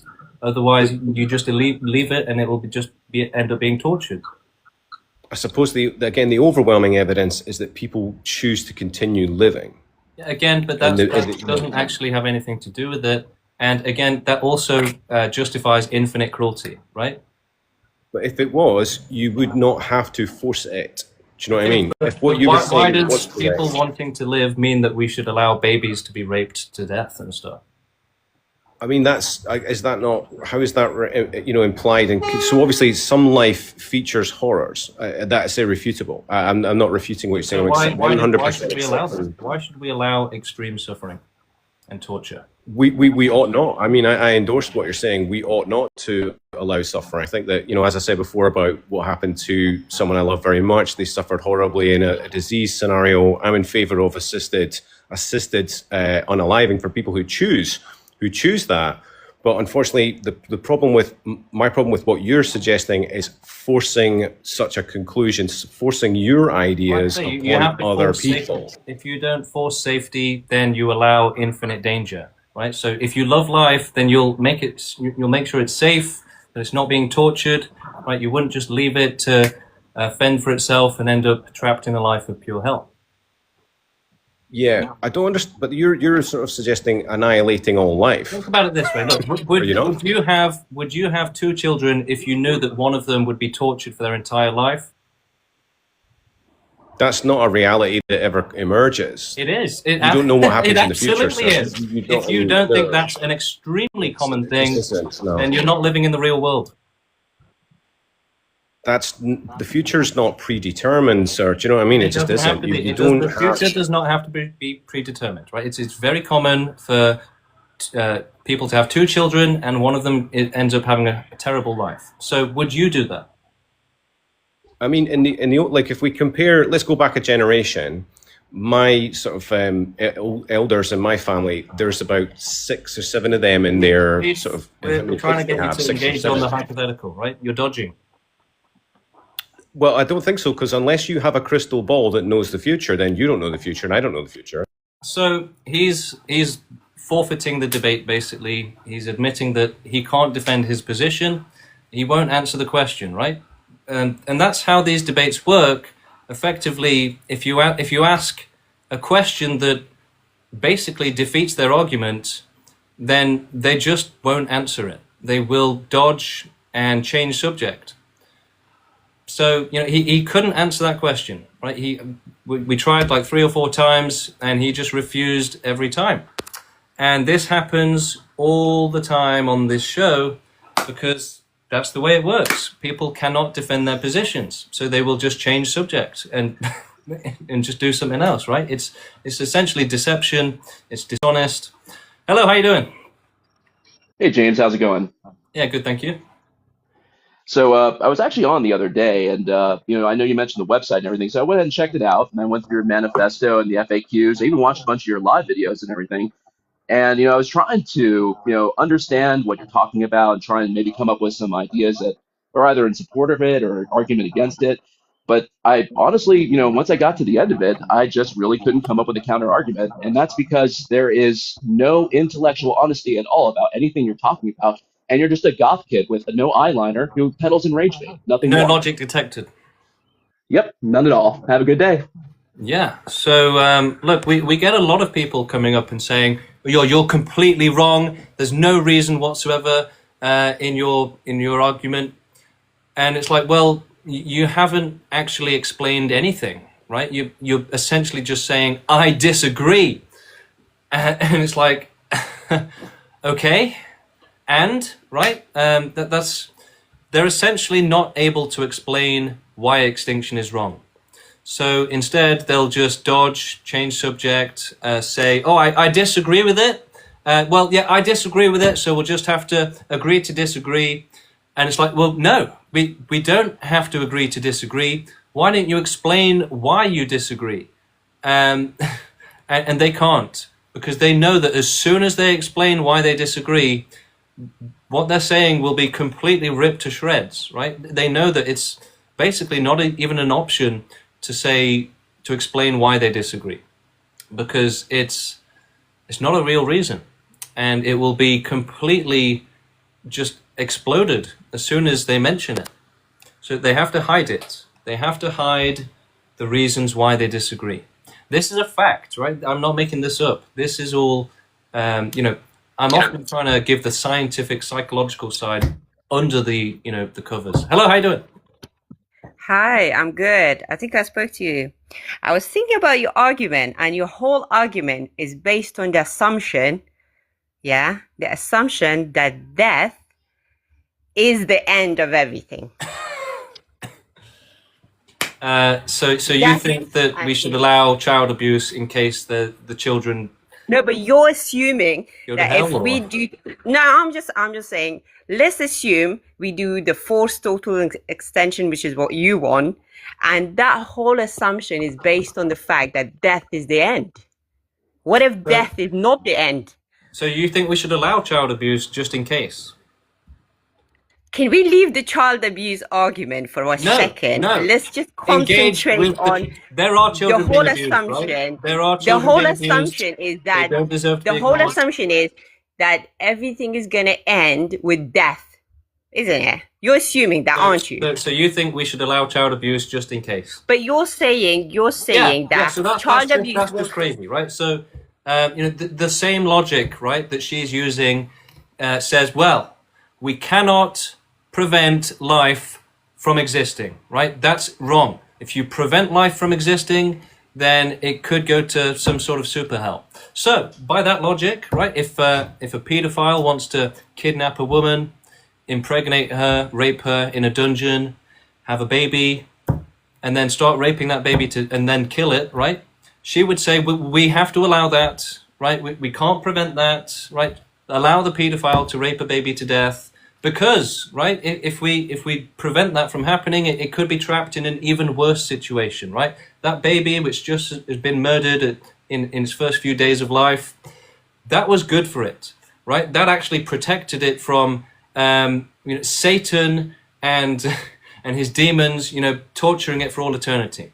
So essentially, these people support child abuse, like literally, right? They think it's actually a good thing because the alternative would be worse, right? They genuinely do think that, right? So these people are encouraging all of the cruelty in the world, supporting it, saying it doesn't matter if people abuse animals to death, if a sadist is poking their eyes out and stuff, because the alternative could be worse. So this is like the most irresponsible position ever, right? It's one that says, who cares if anybody gets tortured? Who cares if people are torturing animals? It could be worse in the next life, which we have no evidence exists anyway. So it's really just excuses. It's kind of like psychosis, basically. Yeah, exactly. Wait. Hello, how you doing? So great. So as long as this child, quote unquote, is their life is terminated at the end of the So grade, you think child abuse that is okay? somehow as long as justifies it? I got it. So are you trying to say that it's okay to abuse children as long as you kill them? No, that's what you're saying. No, I'm saying we shouldn't allow that to ever happen ever again. So in the case of someone abusing a child, as long as they terminate them and end whatever potential future suffering they might have, then under your worldview, that's okay. Well, no, we should prevent them from being forced into existence to suffer. Okay, so let's say there is a scenario where that is currently happening. Would you then say that it is morally virtuous for the predator to end the life of the child to prevent future suffering, therefore making child abuse okay in some situations? Yeah, we wouldn't really have, give a permission to child abusers like that. So we shouldn't try and engage in the micro ethics of child abuse and say, look, if you're gonna, if you're gonna rape them, do it in the ass, or we shouldn't say, if you're gonna kiss them, do it softly, right? We shouldn't do that, okay? We shouldn't try and look for reasons to justify child abuse like you're doing. No, but what you're saying is if they terminate it, at least that No, is we're not better. going to be giving advice to pedophiles and how to abuse children ethically, right? So I don't know what you're talking about. Okay, So so look, these people. Look, one of the reasons I bring up child abuse so much is because these people genuinely think it's good, right? They genuinely support child abuse, right? How many people today have come up on stream and literally advocated for child abuse? Several. Hello, how you doing? Hey, how you doing, man? Good, thank you. What's your null hypothesis here? Well, yeah, I don't really do philosophy, right? I see that as brain rot. No, So that's I not prefer philosophy, to friend. I prefer to think What normally, is the counterexample talk that would normally. disprove your position if it were true? What's a counterexample that would disprove your position Okay. if it were true? It's Yeah. your own argument. You've Okay, made yeah, the I'm claim. ready. You I'm ready. have the onus. So what is that? Can I answer now? Yes. Okay. Now that I'm done talking, yes. Go ahead. Just checking. It sounds like you've got a lot more to say. Good. You know not to interrupt. It's great. Now answer my question. See you later. Okay, so we're just going to move on because the guy's trolling. Let's see. We've got Mohammed in the queue. Let's bring him up next. And for anybody else that wants to debate, feel free to join the queue. Hello, how you doing? Yeah, I'm good. Thanks. How about you? Yeah, good, thank you. Do you have any questions? Actually, partly I understand completely what you're trying to say, about ending suffering. I've been researching, human sacrifices and child abuses, and it really gets me every time I know more about what's happening since the beginning of ages till now. And so it's really, really overwhelming to say the least.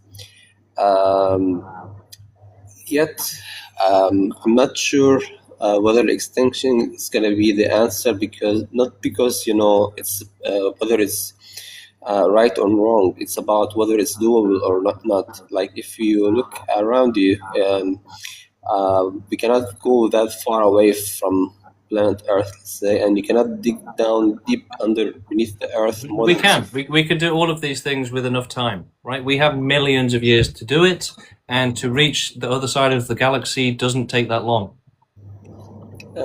Yeah, I mean, for example, I don't know if you checked the how far they were able to dig, about like maybe 16 kilometers below Earth, and Yeah, that's but look, we have hundreds of millions of years to try and do it. okay. I understand. If you think about the linear history of progressive history, it could be right, but when you look at most of historical records, and even when you talk even to people in the military industry, they will tell you that there is kind of a repetitive cycle where the technology advances and then it goes into decline, and then you can go and advance because of some natural or let's say cosmic events happening that make people literally lose all the technology and advancement that they had. Mohammed, that's a conspiracy theory. You're basically talking about ancient aliens, right? You probably think that aliens built the pyramids as well, that there's some sort of, like Mass Effect or something with Reapers. Look, we have to stay in the real world. We have to rely on evidence and empiricism and reality, right? People are always trying to make up weird stories and fantasies to explain the world, like, oh, God did it, or Satan did it, the devil did it, aliens did it. These are all escapes from reality, right? Escapes and hiding from the truth of reality, trying to find a fantasy that's more comfortable than the truth. All right, let's see. Do we have more people in the queue? Not really. So we need some more volunteers to come up. We've got a lot of people criticizing me in the chat, but they don't have the guts to say it to my face. So, we can look at their comments in the chat and just remember that, they don't actually have the guts to defend what they're saying. They don't have the guts to actually debate. How do I get live access on this account? You should grow your account, basically, right? So, the best way to do that is to start following people. So, what I did when I started my TikTok channel, every day I would follow about 100 or 200 people, and you get like 50 back from that. So if you get to like 200 followers, then you can go live on TikTok. So it's pretty simple, pretty easy. Making videos probably would help as well. Okay, so again, we have nobody ready to debate, right? Nobody has the balls to join the queue and to defend their positions. They're happy to do it in the chat, where they're beyond scrutiny and they can hide. But stop hiding in the chat, right? Come up, come onto the stage. Let's hear you debate against extinction, right? Let's hear you prove me wrong, right? Come on, try it. You won't, you just cut people off. Say that to my face. All right, can you all please debate? Yeah, come on, someone join up. Let's hear your arguments, right? We've got a lot of confident people in the chat, a lot of people with absolute certainty that suffering is acceptable. Now, for that philosophy brain rot guy, he was asking about the null hypothesis and all that. I'm not going to engage on his wordplay too much, but in terms of sort of the core principles of extinctionism and the alternative, the opposite, I guess you could say that extinctionists see extreme suffering as unacceptable, and we see life not existing or going extinct as acceptable, right? Life doesn't need to exist. Nobody has to be alive. Whereas you do need safety from suffering. You do need to not be tortured for your entire life, right? So, and it's not really fair, right? So we have a zero tolerance policy on extreme suffering and lives of pure hell, whereas most people don't, right? They think it's acceptable. They don't care if the entire planet is begging for death. As long as they're not, then they accept it. They don't care, right? And lots of people prove this every day. They come up and say, well, it's not everybody suffering. So essentially they are saying that they will only care if it's everybody, including themselves, right? So they would happily be the last person not suffering. The rest of the world is begging for death, and they would say, no, I'm not going to end your suffering. It's not everybody. So yeah, the not everybody ethics, right? The not everybody morality, right? So if all of the children except for one is being abused and tortured, he would say, well, it's not all of them. It's not all of them. So most humans make the same mistake, right? They make the exact same mistake, or have the same lack of morality, the same lack of a backbone and spine and ethics. And so the reality of their ethics is that they don't really have any when it comes to extreme suffering. And their position is effectively that, yeah, if it's not everybody, then I don't care. If it's not me, then I don't care, right? We had one guy earlier say, well, yeah, there's loads of unacceptable suffering in the world, but I'm fine, so I don't care. He literally said that. And that is 100% accurate to 99% of humanity's opinion, right? If they don't care unless it's them, and they don't care how bad it is, right? Again, the whole world could be tortured, begging for death, and they just wouldn't care. And that's kind of is the reality. So, yeah, I mean, for extinctionists, no amount of suffering is acceptable, whereas for most people, no amount of suffering is unacceptable. Hello, how you doing? Hi, how are you? I'm good, thank you. Can you hear me? Oh, sorry, I'm outside. Yeah, I can hear you. Hi, awesome. So, yeah, so I'm someone who I definitely agree with a lot of what you're saying. But one question I have is, what's the incremental benefit of forcing total extinction versus just making, I guess, suicide like easy and destigmatized? I see the argument for like, say, like animals, because they might not be able to action that, but what's the benefit of killing all humans? Yeah, so the vast majority of humans are not able to commit suicide, and so the idea that we can end suffering with suicide is not actually an option. That Why? only applies to a tiny minority of humans, so not for the majority. So But why can't they? babies can't commit suicide, children can't commit suicide, disabled people can't commit suicide, the elderly can't commit suicide, the Why? incapacitated can't do it. Okay, so they don't have to physically like okay, and children, fine, but Well, but like it's just not ethical to force someone to be tortured for their entire life and to then have to kill themselves. idea is that I mean I hate living, but a lot of people don't. So it's almost like for the people who don't, and if your theory is right, eventually everyone would commit suicide anyway. But it's like No, that's a never going lot to of, happen, right? We have to do a but forceful why? extinction because people won't choose to do it. But why would you deprive people of choice? And who would do the insect? Like you would do it? Like I just don't understand that Yeah, mechanically. so we're growing the movement to get enough people to actually carry out total extinction forcefully.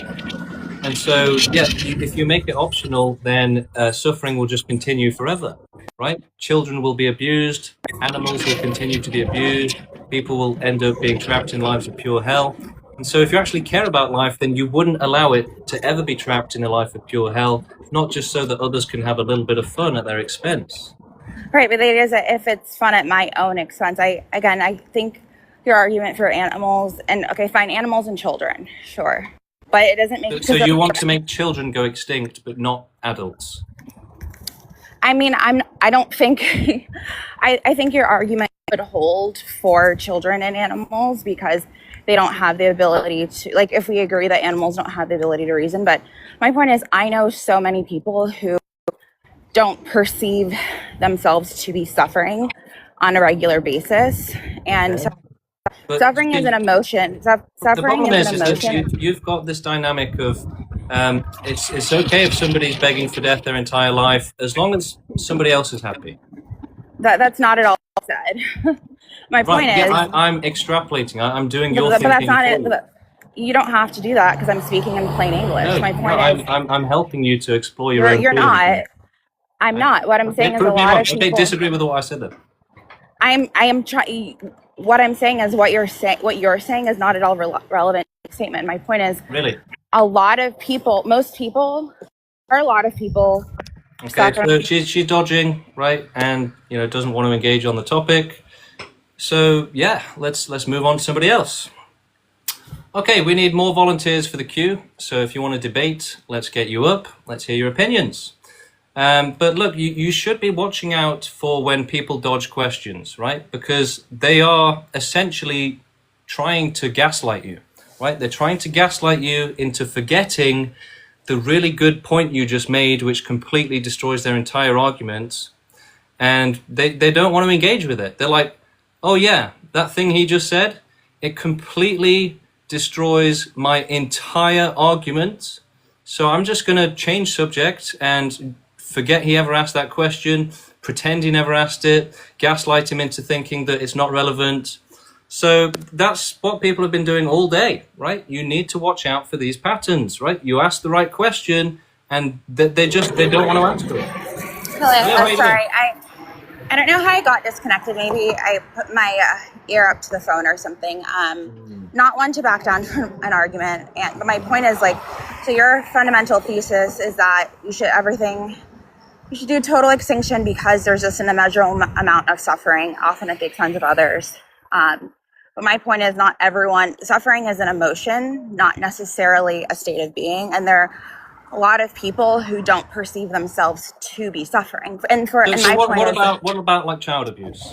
Is that does that depend on how the child feels about it? Some of them don't mind, some of them do. I mean, yeah, honestly, like there are a lot of people who've been through So you abuse. support child abuse? Of course not, but that doesn't mean I think children shouldn't live. Like, 'cause my thing is like a lot of like there are. But what if they get abused? If they get it, okay. So let's say a child gets abused, as I have been in my. So I have 4 sisters. I have 3 sisters, 4 girls. All of us grew up in an abusive household. 3 of them are like as happy as it can be, but I am suicidal. So it's almost like they would. And for the abundance of clarity, the only reason I'm alive is because So you think that suffering helps you grow, or? I don't think that at all. I think for some people, like that's the point. That's the point I'm trying to make is that everyone, obviously, it's not good for bad things to happen to people at all. But not everyone is suffering. So, for example, my So we should only care if everyone is suffering. So what I'm saying is that if you're unless the entire population is begging for death, then you don't care. that's not at all what I said. You're the It one is. who You thinks said that- not. You said not everyone is suffering, which implies that we should only care if everyone is suffering. No, you're the my point is that you're trying to So what did you mean? have one true action for all of humanity. My point is that Well, don't you think preventing extreme lives of pure hell should be an action that we apply to everyone? No, because my point is a lot of people go through those pure hells and still So enjoy let me their ask own you, life. do you think we should only do extinction if every single last person is suffering too badly? So if one No, person is alive, I then don't we think- shouldn't do it. I don't think any external, for again, people who we as a society believe have choice. But you're not answering the questions here. Sorry, I'm trying to answer it. You're I'm dodging. qualifying You're dodging. I'm actually not dodging it. My point. You're not answering the question at all. My answer. You're interrupting me. Yeah, My because I point know is you're that trying to say something else. I'm not. How about this? If I dodge the question, then you can cut me off live. My point is, I don't think there should be mass extinction. All right. She's not going to answer the question. She's not going to answer any of the questions. And again, you should all be looking out for these patterns, right? When they dodge questions, you need to be paying attention and understand why they're dodging them. Hello, how you doing? Hi, good. How are you? Good, thank you. So I think this is really interesting, and I'm going to kind of engage in it like a hypothetical thought experiment because I do agree with the problem. I'm just not 100% sure if I agree with the solution.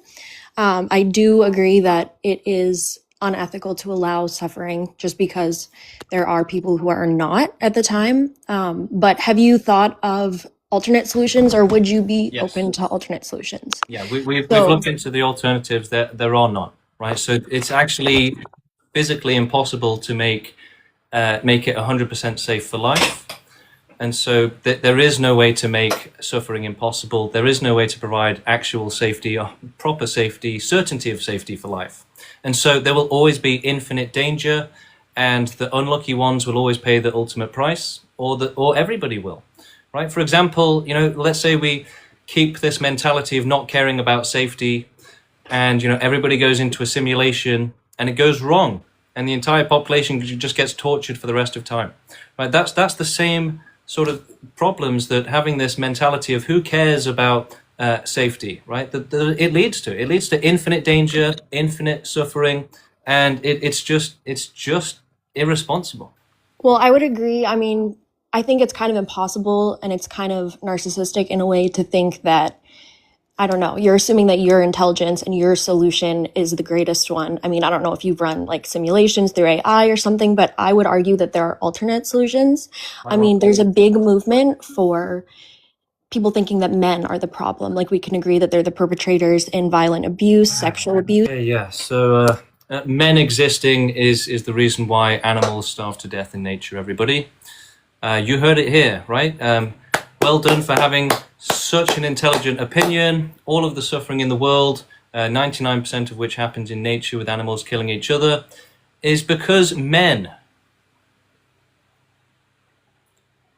Again, this is the level of intelligence that people have, right? This is the level of intelligence that most humans have.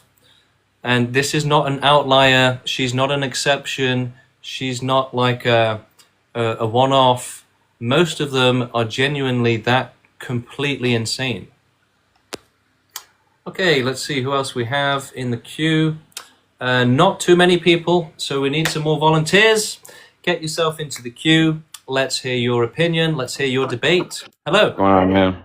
Yo, I was watching your videos a little bit.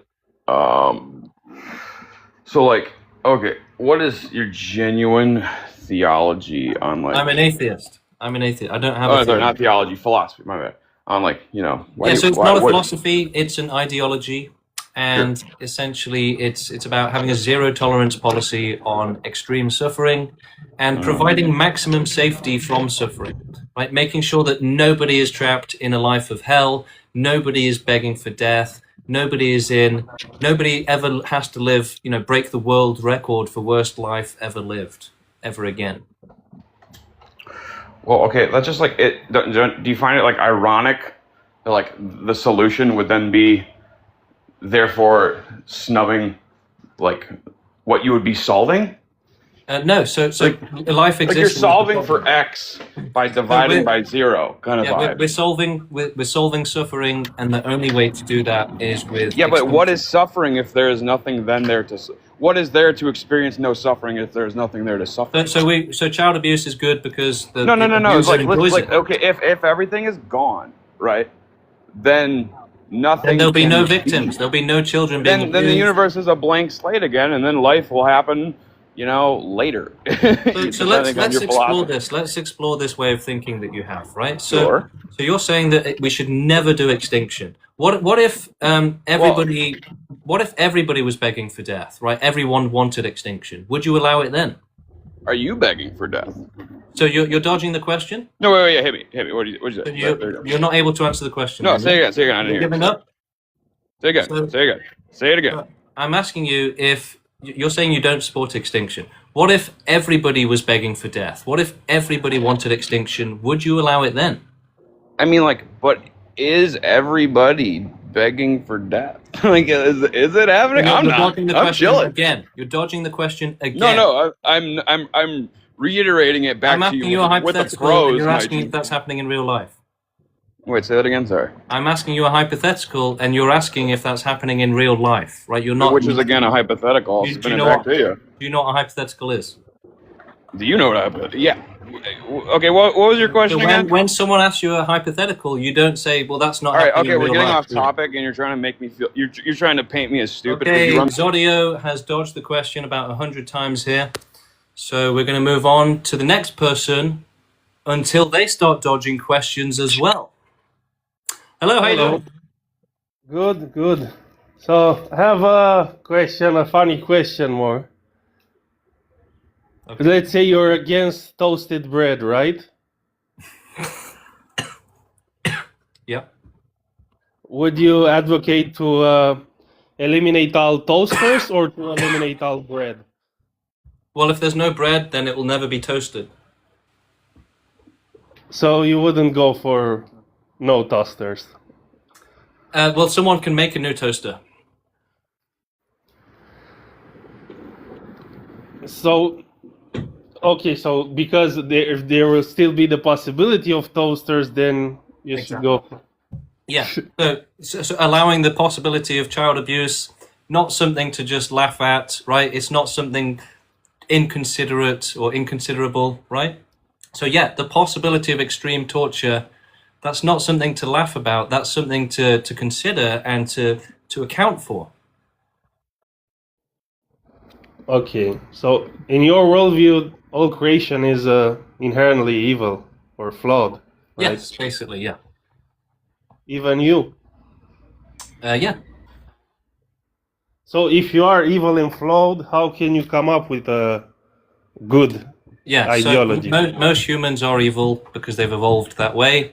But humanity is now evolving further to become more intelligent, more compassionate, more responsible, and just better, basically. So the pro-extinction movement is made up of essentially the next stage of human evolution, where we have higher levels of rationality, we're more able to do the right thing, right? And again, if you're wondering if this is true, then why do you think everyone's dodging all of my questions?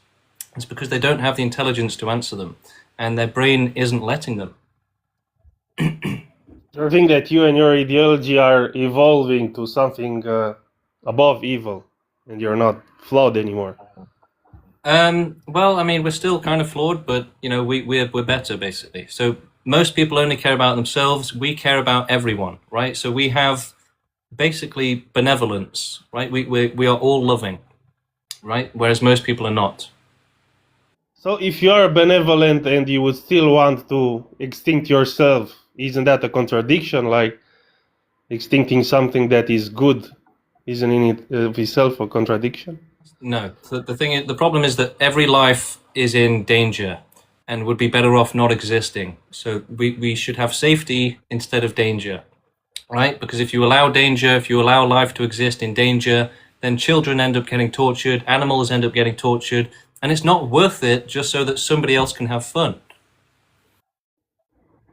Okay, so in the extinction, you wouldn't even let the pro-extinction movement to live. No, so we're in danger as well, right? We deserve safety as well, but we want to make sure everybody is safe, not just ourselves. Shouldn't you guard future life will not be existent?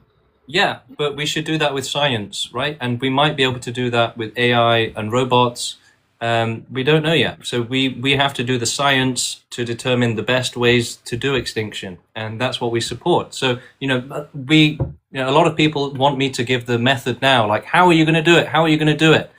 But, that wouldn't be very intelligent, right? We should grow the movement until we have enough people to do the science properly and determine the best ways to do it instead of just guessing it now. Okay, so you will outsource this task to the AI, the future extinction of future possible life. So yeah, humanity should continue reproducing, and we should do the mission. We should do extinctionism for animals and everything else. But if we can replace ourselves with AI and robots, then we should, so that we don't have to suffer anymore. But we should have to be 100% sure before we do that, right? Before we allow humanity to go extinct, we would have to be certain that we can rely on those robots and AI to do the mission for us. If there's some sort of downside, if they don't work very well, then humanity should continue. And those who are selfless and care about helping will not mind continuing, right? We will want to continue so that we can make sure we manage to help everyone instead of just ourselves. Okay, so you say that you are for reproduction at the moment, but how would you, to have children, you don't have need of a woman carrying those babies? How would you convince women to carry extinctionist babies? Yeah, so for example, some people in the movement are donating sperm so that they won't even realize that they're carrying extinctionist babies. And in the future, as our movement grows, we will be having genetics programs, reproduction programs, so that we can get more extinctionists out there. So making videos is great, and we should all do it. But unfortunately, we are going to have to resort to reproduction and donating sperm and a program to have more extinctionists, right? So you would be for forcefully impregnating women with extinctionist genes? Well, they're choosing the sperm, right, at the sperm bank. So we're not saying that you should go and rape people. We should do it peacefully. Okay, but if peaceful, let's say that no woman will want extinctionist sperm. Like, would you do that forcefully? Yeah. Okay, great. So you're not against raping women for extinctionist cause. I mean, the thing is that much worse rape is going to happen unless we make sure that extinction happens, right? So when you're inside an ocean of extreme suffering, if you limit yourself to never causing any suffering in order to end all of that suffering, then you're allowing much worse and much more suffering, basically. So people struggle to make the difficult decisions, and it ends up causing much worse suffering, much more suffering. Okay, glad we could establish that, because I went in talk to other extinctionists, then they wouldn't even consider this. But you're more sincere about this. No, I'm not encouraging rape. I'm encouraging donating sperm. right? I'm encouraging peaceful reproduction. Yeah, but you said that if that wouldn't be a possibility, then you would resort to forceful. Yeah. So, for example, if humanity had 50 people left and it was on the verge of extinction, and we hadn't done animal extinction, then we would need to reproduce so that we can help prevent billions of years of animal suffering. Okay.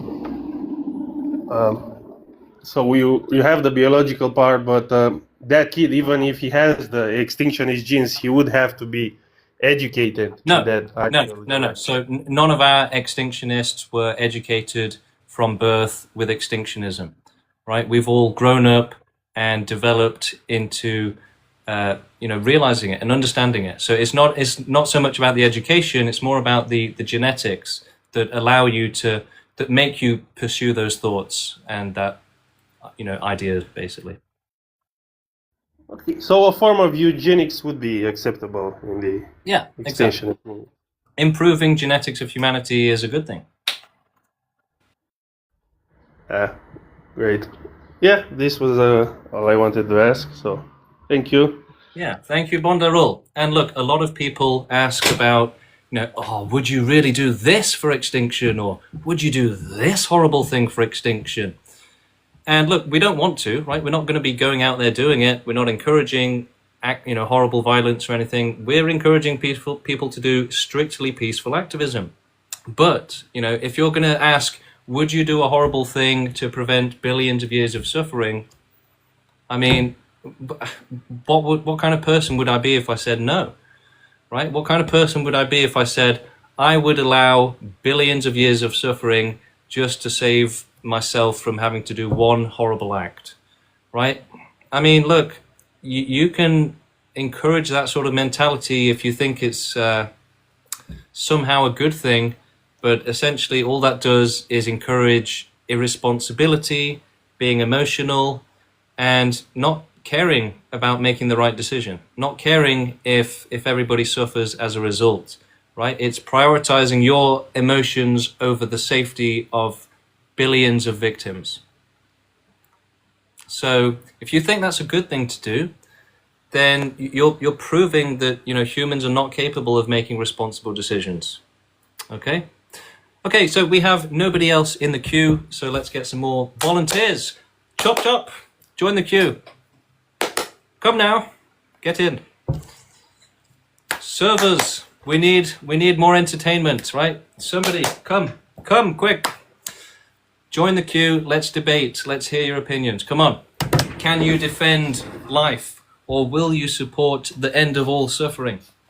All right, let's see if we have any people in the chat who don't have the guts to debate, but will say mean things. All right, let's see what we got. So, I abhor slaughterhouses. Yeah, we should hate all of that stuff.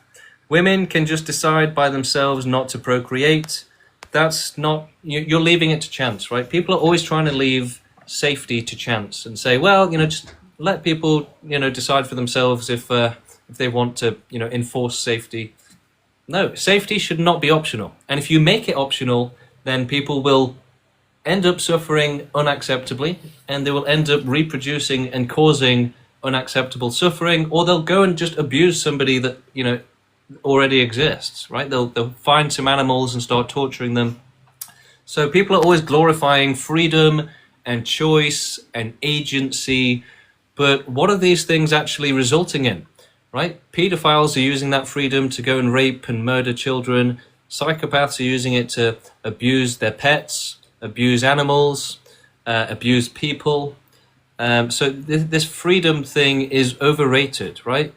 You're literally just valuing pleasure, no matter who gets hurt or how badly. So it's really bad. Like, humanity's morality is essentially handcuffed, right? It's completely broken. It's disabled. It doesn't exist. There's nothing there. There is no human morality, and there is only systems of suppression to keep it from ever developing. unfortunately. So we need to solve this problem, right? Over 99% of humanity is completely immoral, and they prove it every day when they come up here and say, I don't care if anyone suffers, I only care about myself. I might care if everybody is suffering, but until then, I just don't care if people are abusing children and animals, right? I'm not being abused, so I don't care. So this is the position of literally 99.999% of humanity, right? I don't care if anybody is being tortured, if children are being abused, as long as I'm okay. And they will say this, right? They will say this to your face with a straight face. They genuinely, this is how they actually function. Now, the thing is that most people are completely unaware of their actual positions on these things. It's only when they actually start debating that these nasty, horrible, ugly opinions actually come out, right? People aren't, walking around in their day-to-day and, having a coffee and saying, you know what? If everybody was begging for death, I wouldn't do it. I'd let them keep suffering. People aren't walking around saying that. So it's only when you actually push them on their actual feelings that they will reluctantly and embarrassingly admit it, right? They will confess, they will admit, but really they don't actually realize what their real positions are. So when they're trying to dismiss extinctionism and say, oh, it's not everybody that's suffering, they're actually revealing, without realizing it, that they have no morality, that they are completely evil, basically, that they wouldn't care if everybody was suffering. So they don't realize that they're actually holding these horrific and evil opinions, that things like child abuse is good, that no children ever get murdered and stuff, just crazy opinions like this. Okay, once again, we're going to ask for people to join the queue because we have nobody, right? Nobody is courageous enough to come and debate. But come on, let's hear it. Let's get the next person debating, and let's see how long it takes them to dodge a question. Look, I actually really like the idea of making these debates a bit more fun, a bit more engaging with the audience, and having tallies and stuff. So maybe we should time it to see how long it takes people to dodge their first question. All right? So, we can go all in on the dodging question thing, or there's lots of different routes to take with it. Now, when it comes to kicking people out, we actually kind of have to do that. The thing is that if you keep them going, right, then they will just say crazier and crazier things, right? Their brain will get more and more desperate to defend their position, and they'll start saying things like, babies read about suicide in the womb, and they come out knowing how to do it. Right? Someone said that the other day, literally. So that's why we kick people out, is because essentially it's like you've squeezed all the juice out of them, right? You've had the conversation, you've asked questions that completely destroy their argument, and they'll dodge them and just start getting desperate and start trolling. So that's why I kick people out. Now, what's the alternative, right? The alternative is to allow them to just keep trolling, and they'll start, making jokes and stuff. They'll just start being silly, and it will just get ugly, right? So when I'm saying that people have all of these horrible opinions without realizing it, and they're really ugly opinions, right? That they don't care if anybody suffers, they don't care if children get abused. They don't want to admit it, and they don't even realize that that's how they feel.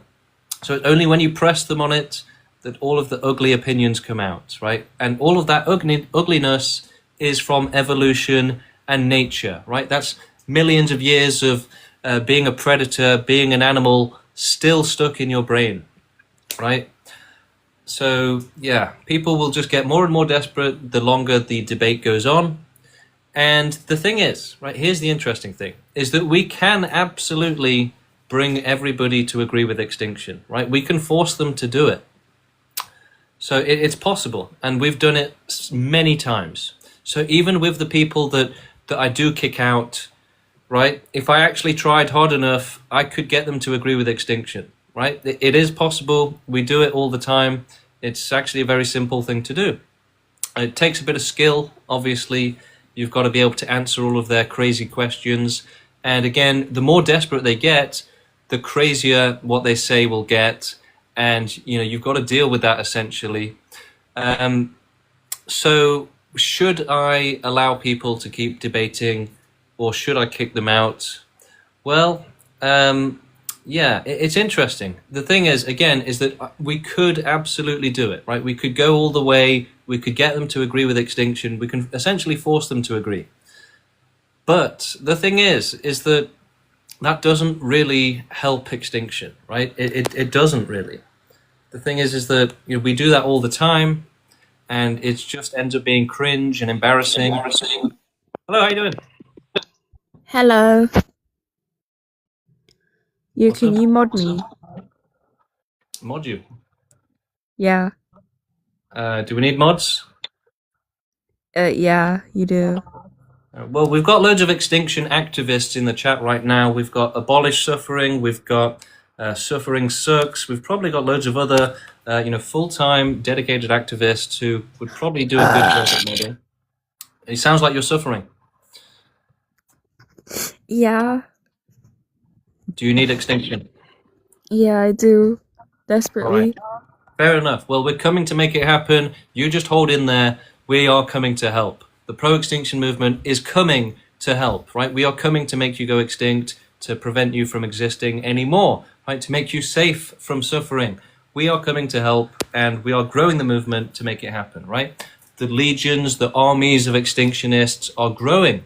We have people from every country in the world, joining our ranks, signing up into the Legion, and agreeing to make total extinction happen.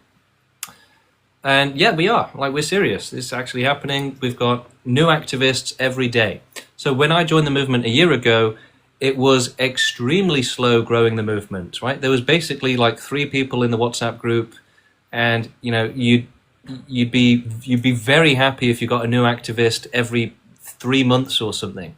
But now it's basically every single day we have new activists signing up, making fully fledged accounts with profile pictures, descriptions, links to the website, and they're making serious videos, and people are fully committing, right? So we have over 100 people doing this now, and literally every day new people are joining, and these people are prepared to carry out extinction by their own hands if necessary, right?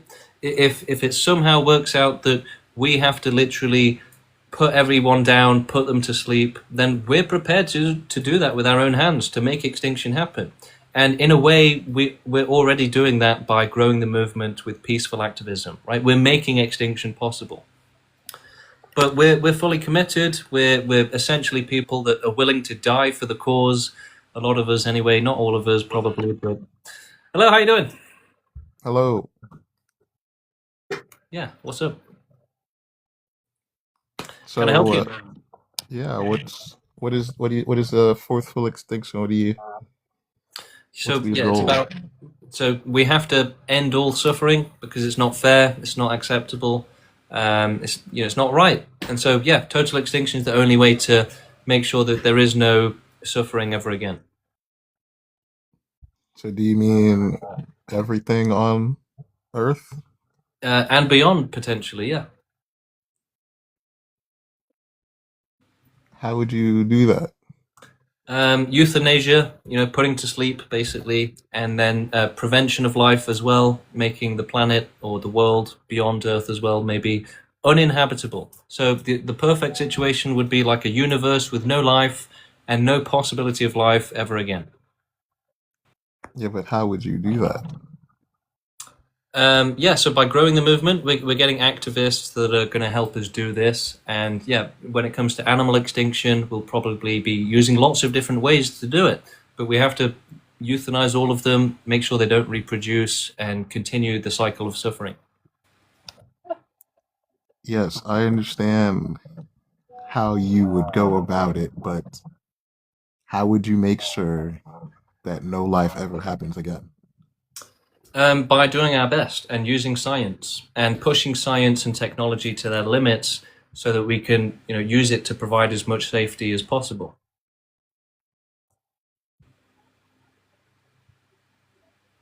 And so, let's say you wipe out all life. Yes. What is life? Life is, things that reproduce, basically. And if they reproduce long enough and evolve for long enough, then they start to become sentient, they start to suffer. And then, so you wipe out all life in the universe. How do you know it doesn't come back? So we just do our best. But the thing is, if you don't even try, then it will definitely not just come back, but it'll come back a million times, right? Or worse. So people are saying, like, what if it goes wrong and suffering continues? And in the next breath, they're saying, that would be awful. We shouldn't even bother trying. It's like they're saying, oh, it would be terrible if it goes wrong. So let's not even try.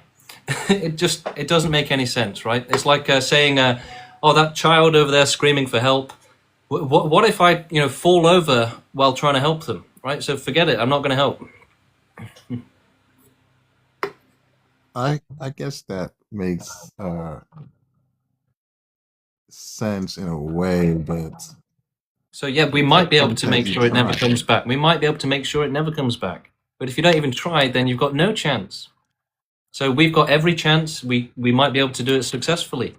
But if you don't even try, then you're definitely not, going to do anything good, and you're going to have lots of extreme suffering. You can't just leave it and do nothing about it, right?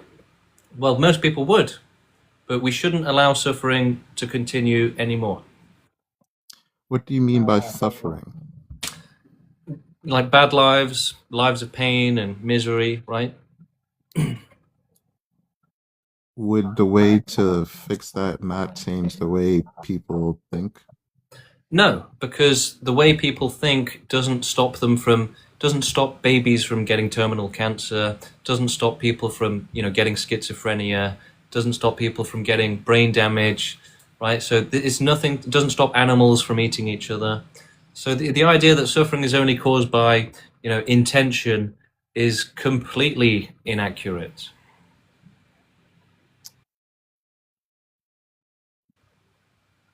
So look, you're trying to find a way to justify life. You're trying to find a way to defend it.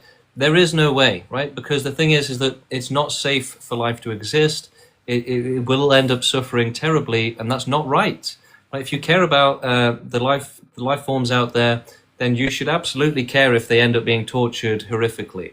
Most people don't, and say, yeah, we should just allow them to keep being tortured. So this is a new idea, a new movement. And yeah, it's going to take people some time to get used to it, that actually life is the worst thing that could possibly exist because it causes extreme harm. And that's not acceptable. So if we care about life, we should make sure that they're all safe from suffering, that none of them are being forced into unsafe conditions without consent to then end up being trapped in a life of pure hell. Right? That's not something that you should just allow and forget about and ignore and dismiss as unimportant. Do we not know peace and pleasure because of suffering? So how does that apply to like when a child gets murdered? Would you say that the abuser knows his pleasure and his happiness because he can see the suffering of his victim?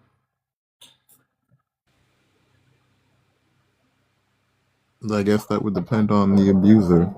So child abuse can be good.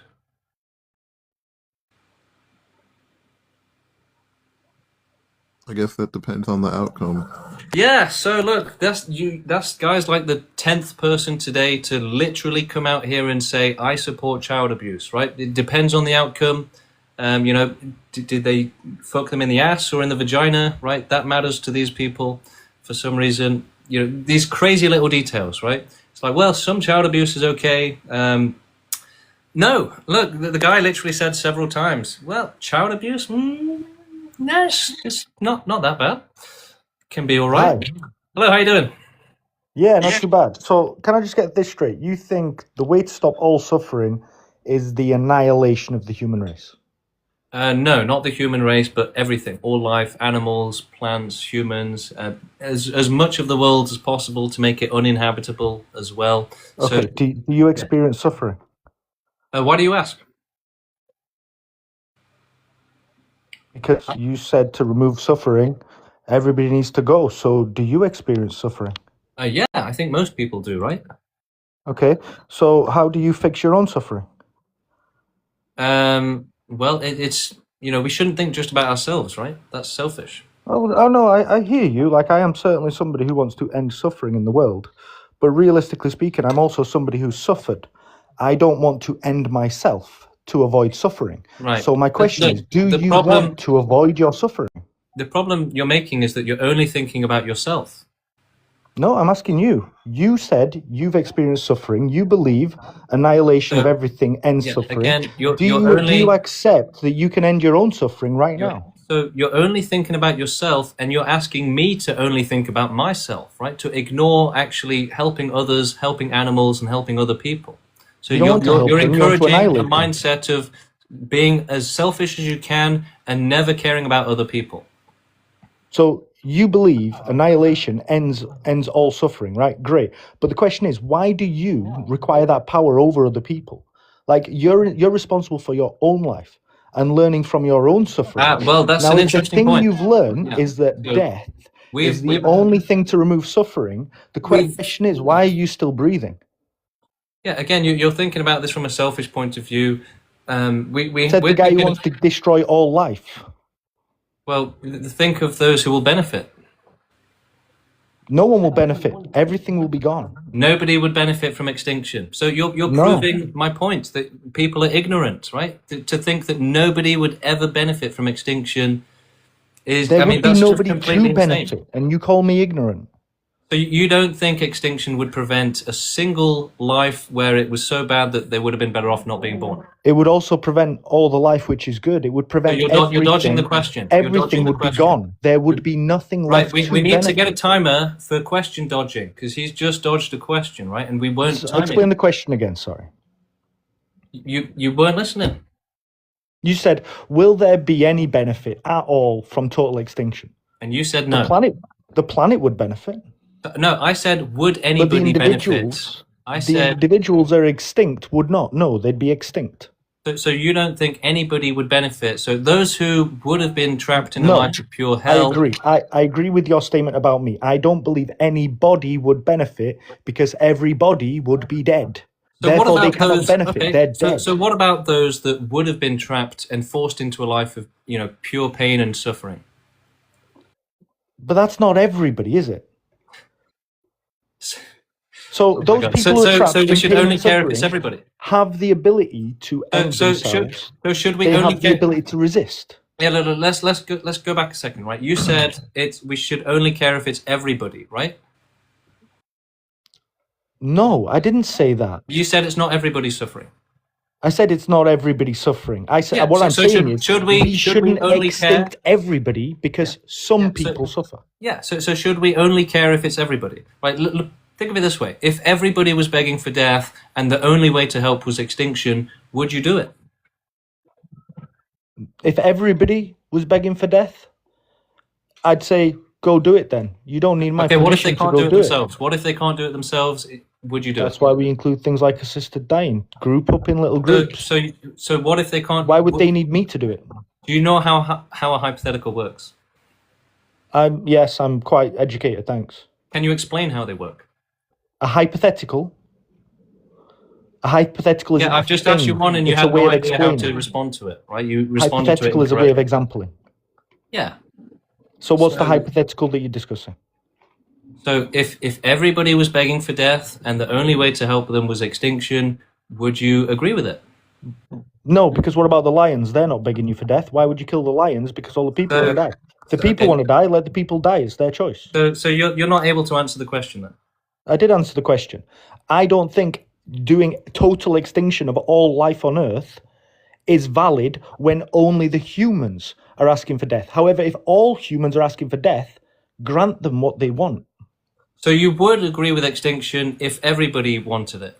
If everybody wanted to remove the human race, I would agree with removing the human race. I won't agree with it. No, So so you can all you're not die, I'll answering stay the alive. question, right? You're dodging the question. I think I answered your question quite No, plainly. no. So I didn't say about removing the human race, right? I said if everybody was begging for death, would you help them, right? Would you put them out of their misery? So you're Yes. trying to twist it because you can't answer the question correctly. Yes, I would help them. Providing So- they're of sane mind and able to make rational decisions, those who want it, I would help. Okay, so let's say now that they're all begging for death, screaming all day, every day, but they're not rational, right? So now you would say, well, these disabled people begging for death, we should make them suffer. No, I'm saying let's look at the root cause of the suffering and fix that. So again, you're dodging the question, right? It's a hypothetical. That's not dodging the question. I It answered it. is. I said I've asked you a no, question and you've then I just said what completely I would ignored it. do. Okay, so you want to solve suffering without extinction. So, but the Yeah. thing is that's not even possible. You cannot make suffering impossible without extinction. So yeah, I've been trying to answer your questions, albeit they're hypothetical. Okay, my question is not No, hypothetical. you've not. You've been dodging my question to hypotheticals you and is my very questions literal. non-stop. My question to you is very literal. Okay, and it's a two-part question. Number one, are you experiencing suffering? Why do you ask? Because it's your topic. And why do I? So what's that? How does that answer? You're the question? dodging the question, sir. You project. No, okay? I'm asking I you. answered your questions. It's yes I'm or trying to no. understand your Are question. you experiencing suffering of any kind? Yeah. Great. Now, if you believe death is the answer to solving suffering, why would you not just choose to kill yourself? Why would you then go, well, I believe everybody should die because some suffering exists? Yeah, What's your because rationale? so unlike yourself, we find extreme suffering, extreme cruelty to be unacceptable. So we don't accept it and we're not going to allow it, whereas you do accept it and you do allow it. Not really. I'm literally a political campaigner. I do everything I can to end suffering.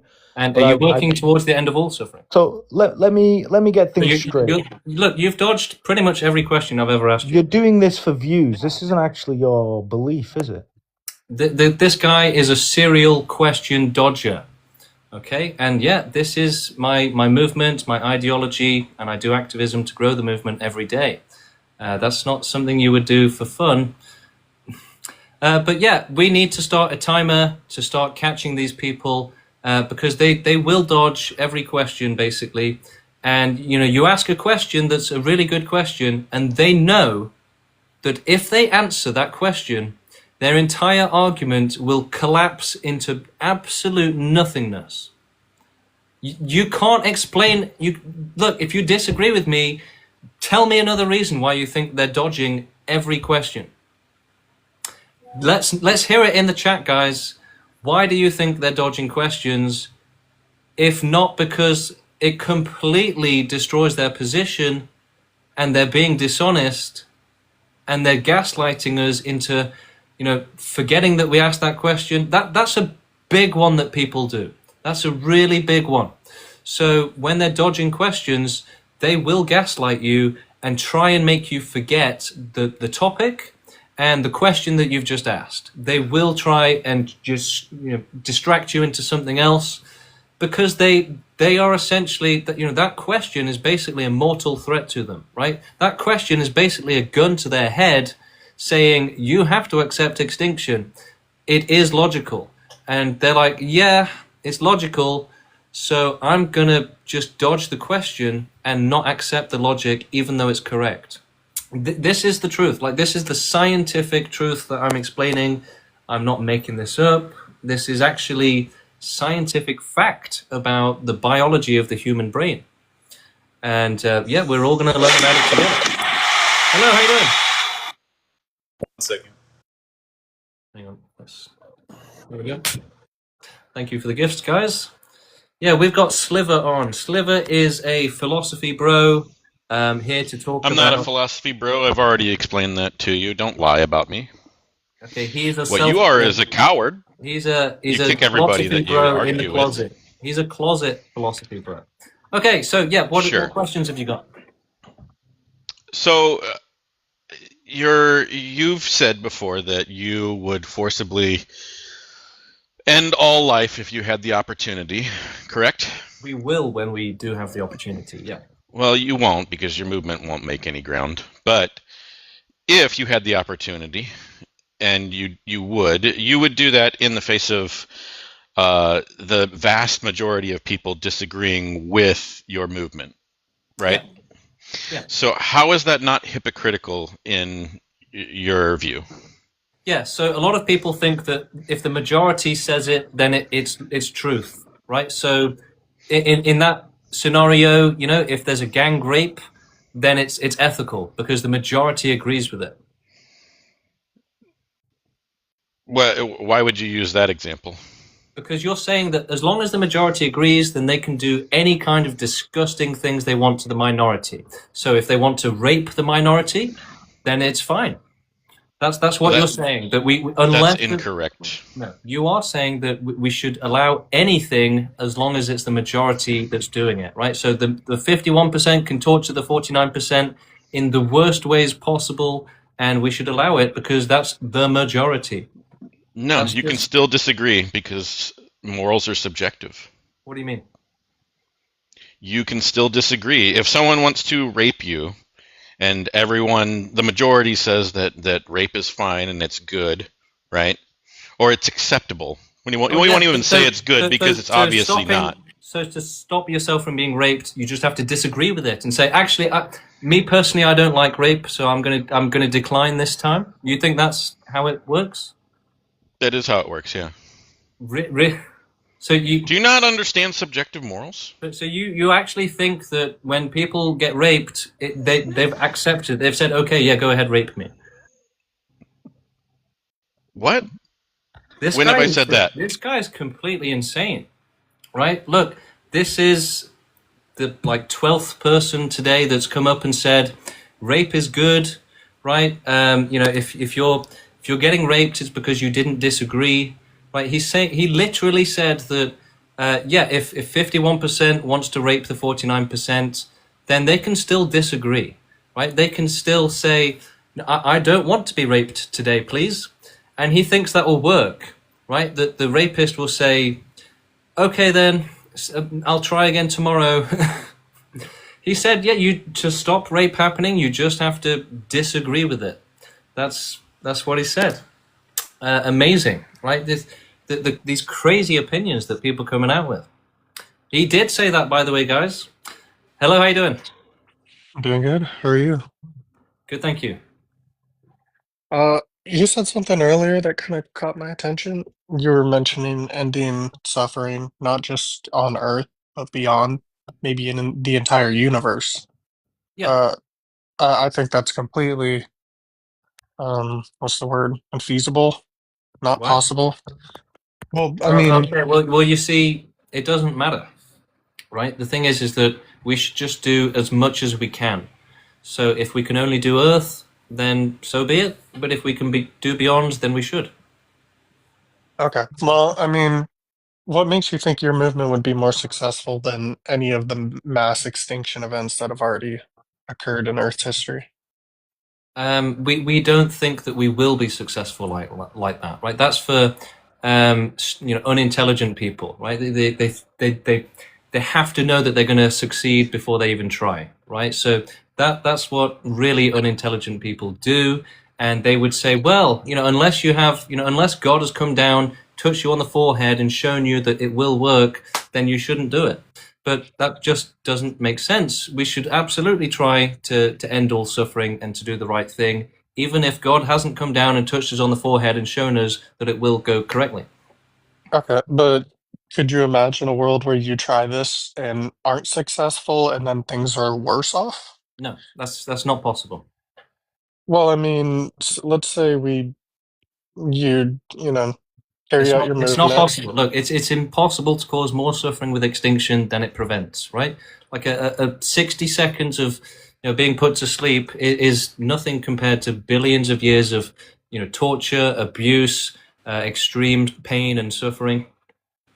Right, but it's either you're successful and life is exterminated, or you're not successful and some life is left, right? No. So the thing is that doing as much as we can is already successful. So we could start today, and we could start helping individuals today. So we should do as much as we can, help as much as we can, and it doesn't make sense to say that unless we can, help everyone, then we shouldn't help anyone. Okay. Do you think life has gotten less, or what's the word? Do you No. think there's So been less suffering over no, time as no. So wild animal conditions have never improved. So suffering for 99% of the population on the planet has never improved even once. well, I mean, a lot of species have gone extinct. Would you think that's good? Well, they just get replaced, so it doesn't actually make a difference. You have to do total extinction, otherwise it will just come back. Okay, well, I mean, let's take dogs for example. Now that dogs are here, they're not being plagued by diseases like they would be had we Of just course left they are. them to their You, own you don't you devices. don't think any dogs get diseases? Well, I mean, they do, but we can also use our intelligence to like get them vaccinated, take care of them, give them antibiotics, and heal them. Okay, but that doesn't end all suffering, right? That doesn't protect them from totally protect them from suffering. Well, it protects them from some suffering. I'd Yeah, say but some dogs not have enough. great Exactly, lives. exactly. So it's not enough, basically, right? It's very very limited, very partial protection. Well, yeah, but you said conditions have never gotten better for these animals. That's the But truth. but if we're stopping some of their suffering, that would be a good thing, right? Yeah, but it's better to end suffering, right? So reducing slavery isn't as good as ending slavery, right? You would say, no, no, no, don't end slavery. We have to keep it, make sure we don't end it, and just reduce it slightly because we're making too much money. We can't just end slavery. That's essentially the pro-life position with suffering. Right. That it'd be the end goal to end it entirely, but Right, but again, we would both if say you're that doing it's it if you're doing it in an unethical way, then it's not good enough, right? If you're allowing suffering for fun, it's not ethical. what is the unethical way? Like specifically with You're allowing diseases. suffering. You're suggesting we allow, animals to be tortured, children to be tortured. Why? What for I what? don't think I am. I don't think anyone takes the You're position that saying we those things are shouldn't. good. Well, you don't think you are, but if you're saying we shouldn't end all suffering, then you're supporting suffering continuing. Duh. But we'd agree that we're trending in the right direction as No, we no. Again, lower the amount. animal suffering has not improved. We're not trending in the right direction at all. People want there to be more animal suffering. That's the majority opinion on Earth: is that we should have more animals and more suffering. I don't think so. I think It is. vegans are starting to become No, more no. popular. So vegans, for example, they support reforestation. They want there to be more wild animals with more suffering. I've heard, maybe I haven't heard that many arguments from. I hear from specific sects people that You've they'd never like the heard vegans sanctuaries. say, save the forests and going Well, vegan. yeah. Just come on, be serious. Right? Most vegans are obviously environmentalists, and most people as well are support environmental action and increasing wild animal suffering. So you say that we're on the right track, but we're not. Right? If we follow on this track, humanity might start colonizing other planets and just filling them with more animals to suffer terribly. So you're really just hoping that they won't suffer instead of actually trying to make sure they don't suffer. Mm. You're taking chances with their safety, right? We should guarantee safety. We should try to maximize ensuring safety instead of saying, who cares, right? Maybe it'll be fine. That's not really good enough when we're talking about child abuse, animal abuse, right? You can't just say, who cares? Let's just leave it to chance. I mean, I don't think I'm saying who cares. I see a trend where Well, answer me then. Who does care? who does? I mean, the people that are trying to fix the conditions, right? Who? I mean, I'd say like scientists have done very good work in improving quality of life for everyone on Earth. For everyone. So every last Maybe not individual. animals in the at this moment, The but in the majority of the future, population, the majority of the population is animals. well, I mean, if we're saying humans, yeah. Or are you talking just animals specifically, not humans? Well, I'm saying that conditions have never improved for animals, right? And how are you going to improve their conditions? You can't, right? So extinction is the only solution to end their suffering, right? You shouldn't reduce their suffering by 10% and still let them be tortured. That's just ridiculous. I'm, I don't totally know how to argue against that. Well, look, our core position is that extreme suffering is unacceptable. Life doesn't need to exist, and that you can't justify life existing when it's unfair, right? So, most people would say, yeah, if somebody has to be tortured for their whole life so that somebody else can have a good life, then we should allow them to scream all day, every day, begging for death for their entire life, so that somebody else can be a postman. Right? So most people think extreme torture, extreme suffering, child abuse, etc., animal abuse, they think it's acceptable. That it's somehow, as long as somebody else is happy, then it's okay now, right? But we say no, right? So again, most people would say that if one person is happy, it doesn't matter if everybody else is begging for death. They should not be allowed to go extinct. They should be forced to keep begging for death. We are saying, no one should have to be begging for death. Whereas, again, most people would say, we don't care if everybody is begging for death, right? It's completely insane. It's a position of not caring about the sufferers. It's not an actual ethical position grounded in thought and position. It's literally, it's the manifestation of trying to dismiss caring about the sufferers, trying to find excuses not to care about them, and disguising it as ethical positions at the same time, right? Trying to disguise immorality, selfishness, and lack of regard for those who are being tortured as some sort of ethical, moral high ground, when it's not. Okay, I mean, I kind of get that a little bit. The issue is, I feel like, for one, no one's taking the position that suffering is like a good thing, and like, uh, my argument's more I've had so. about 10 people today say that child abuse is good. So lots of people want more suffering. They want more abuse. It's actually very common. I think they may have just fallen down a No. rabbit hole So of thought. you're basically trying to delude yourself into a fantasy, right? The reality is that most people on this planet are effectively evil. They support extreme suffering happening. They want more of it, right? They do. And you can try and say, no, we don't live in a crazy world like that. But you're lying to yourself. You're literally trying to fool yourself into thinking that we live in a nice world and you can relax. We don't. I mean, I think we could get to a world where everyone could enjoy it, is the thing, through like scientific advancement. So, do you care how much harm? Is there a limit to how many victims you would accept for that pursuit? Uh, The Ideally, answer is there no. shouldn't be any. I can answer the question for you, though. The answer is no. Right? People like yourself have no limit on how much extreme torture they're willing to accept, as long as life continues. Right? So they would literally allow everybody to be tortured, begging for death, and say, no, we will not free you from this. You will continue to beg for death for the rest of your life, along with everybody else on the planet, because we will not allow extinction. So that's it, and that is happening, right?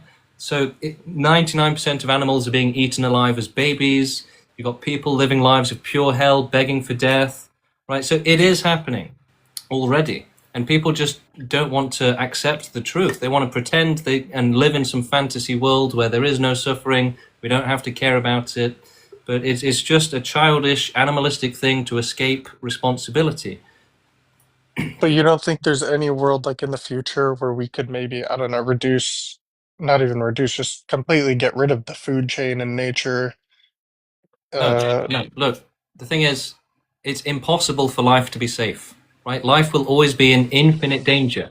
You're making the mistake of fantasizing about thinking of a world where there is no infinite danger and there is no suffering, but that's not physically possible. It's physically impossible to make it so that life is not in infinite, unlimited danger of extreme suffering. It is physically impossible. So, because it's impossible to make life safe, extinction is the only answer. The only way to make life safe and the only standards that we would accept for life existing would require omniscience. You would have to know that there were no unknowns, because unknowns present infinite danger, and there can be infinite amounts that you don't know, with infinite danger attached to them. So any system you have, like let's say you make a simulation, I'm not going to get into that simulation unless I know 100% it's safe. So even if there's the tiniest chance it can go wrong, I'm not getting into that simulation, whereas most people would. And when it goes wrong because it wasn't perfectly safe and they end up being tortured for billions of years, then they'll regret it, right? But they're walking into danger. They're saying we shouldn't care about danger. Humans are just not able to understand that it's impossible to make life safe and that we are in infinite danger and that extinction is literally the only solution to that. And until we do that, you can never provide safety. Right? It is impossible. Even if you make conditions better, right, then you're still going to allow criminals to use those advancements to their advantage, right? So you make super medicine, someone will make super torture, right? You make a simulation, somebody will make like something from Black Mirror where you're trapped in hell for billions of years, basically. So we have to essentially minimize suffering and clamp down on it. Otherwise, all of this terrible stuff happens. And the more life you have, the more suffering there will be. So you have to essentially minimize it as much as you can to zero and beyond and make sure it never comes back. Okay. Well, I think I may just disagree with you. I could envision a world where there's no suffering. How? If all external conditions plaguing Again, people to do bad things were gone. so you think that suffering only happens from people being bad? That's one of the reasons. I mean, Look, you're I'd say, demonstrating that you're not able to think about this responsibly. well, I mean, my example of just like diseases plaguing people, we've reduced child mortality like 99% in 200 years. I could see how that other scientific advancements Yeah, would and lead and to and, and less what suffering in what other that has led places. to, that reduction in child mortality has led to an increase in lives of pure hell, people being forced to live a horrible life that they never asked for. I don't think so. I mean, Really? kids that were like plagued by polio or got measles So and reducing the disabled. child mortality rate, you don't think that increases the rate of depression? Oh, Or well, like yeah, the command? it probably does. There you On go. proportion, I don't think so, but in mass, then yes. So, would you say that extreme suffering and lives of pure hell are acceptable as long as it's like not in your face? Like, as long as we can kind of hide it and No, pretend it doesn't exist? Like, if it's no, 10%, we can just keep them locked up and not talk about them. Because that's what most no. people think, right? That, oh, well, if it's a minority, if it's 49%, if it's 1%, then we can do anything we want to them. We can allow them to be tortured horrifically because it's a minority. I would Right, not hold that position. No. right, but most people do. They think that as long as it's a minority, then any amount of suffering is acceptable. So we are saying that no amount of suffering is acceptable. It doesn't matter if it's a minority. Just because it's a minority doesn't mean that they're less deserving of consideration, or that you can just now do anything you want to them as long as the majority decides it, right? A lot of people have said that today. If the majority decides it, then that's the way to do it. If they want to rape and torture the 49%, then that's the right thing to do. People have literally said this. So, Yeah, I think again, that's a little crazy.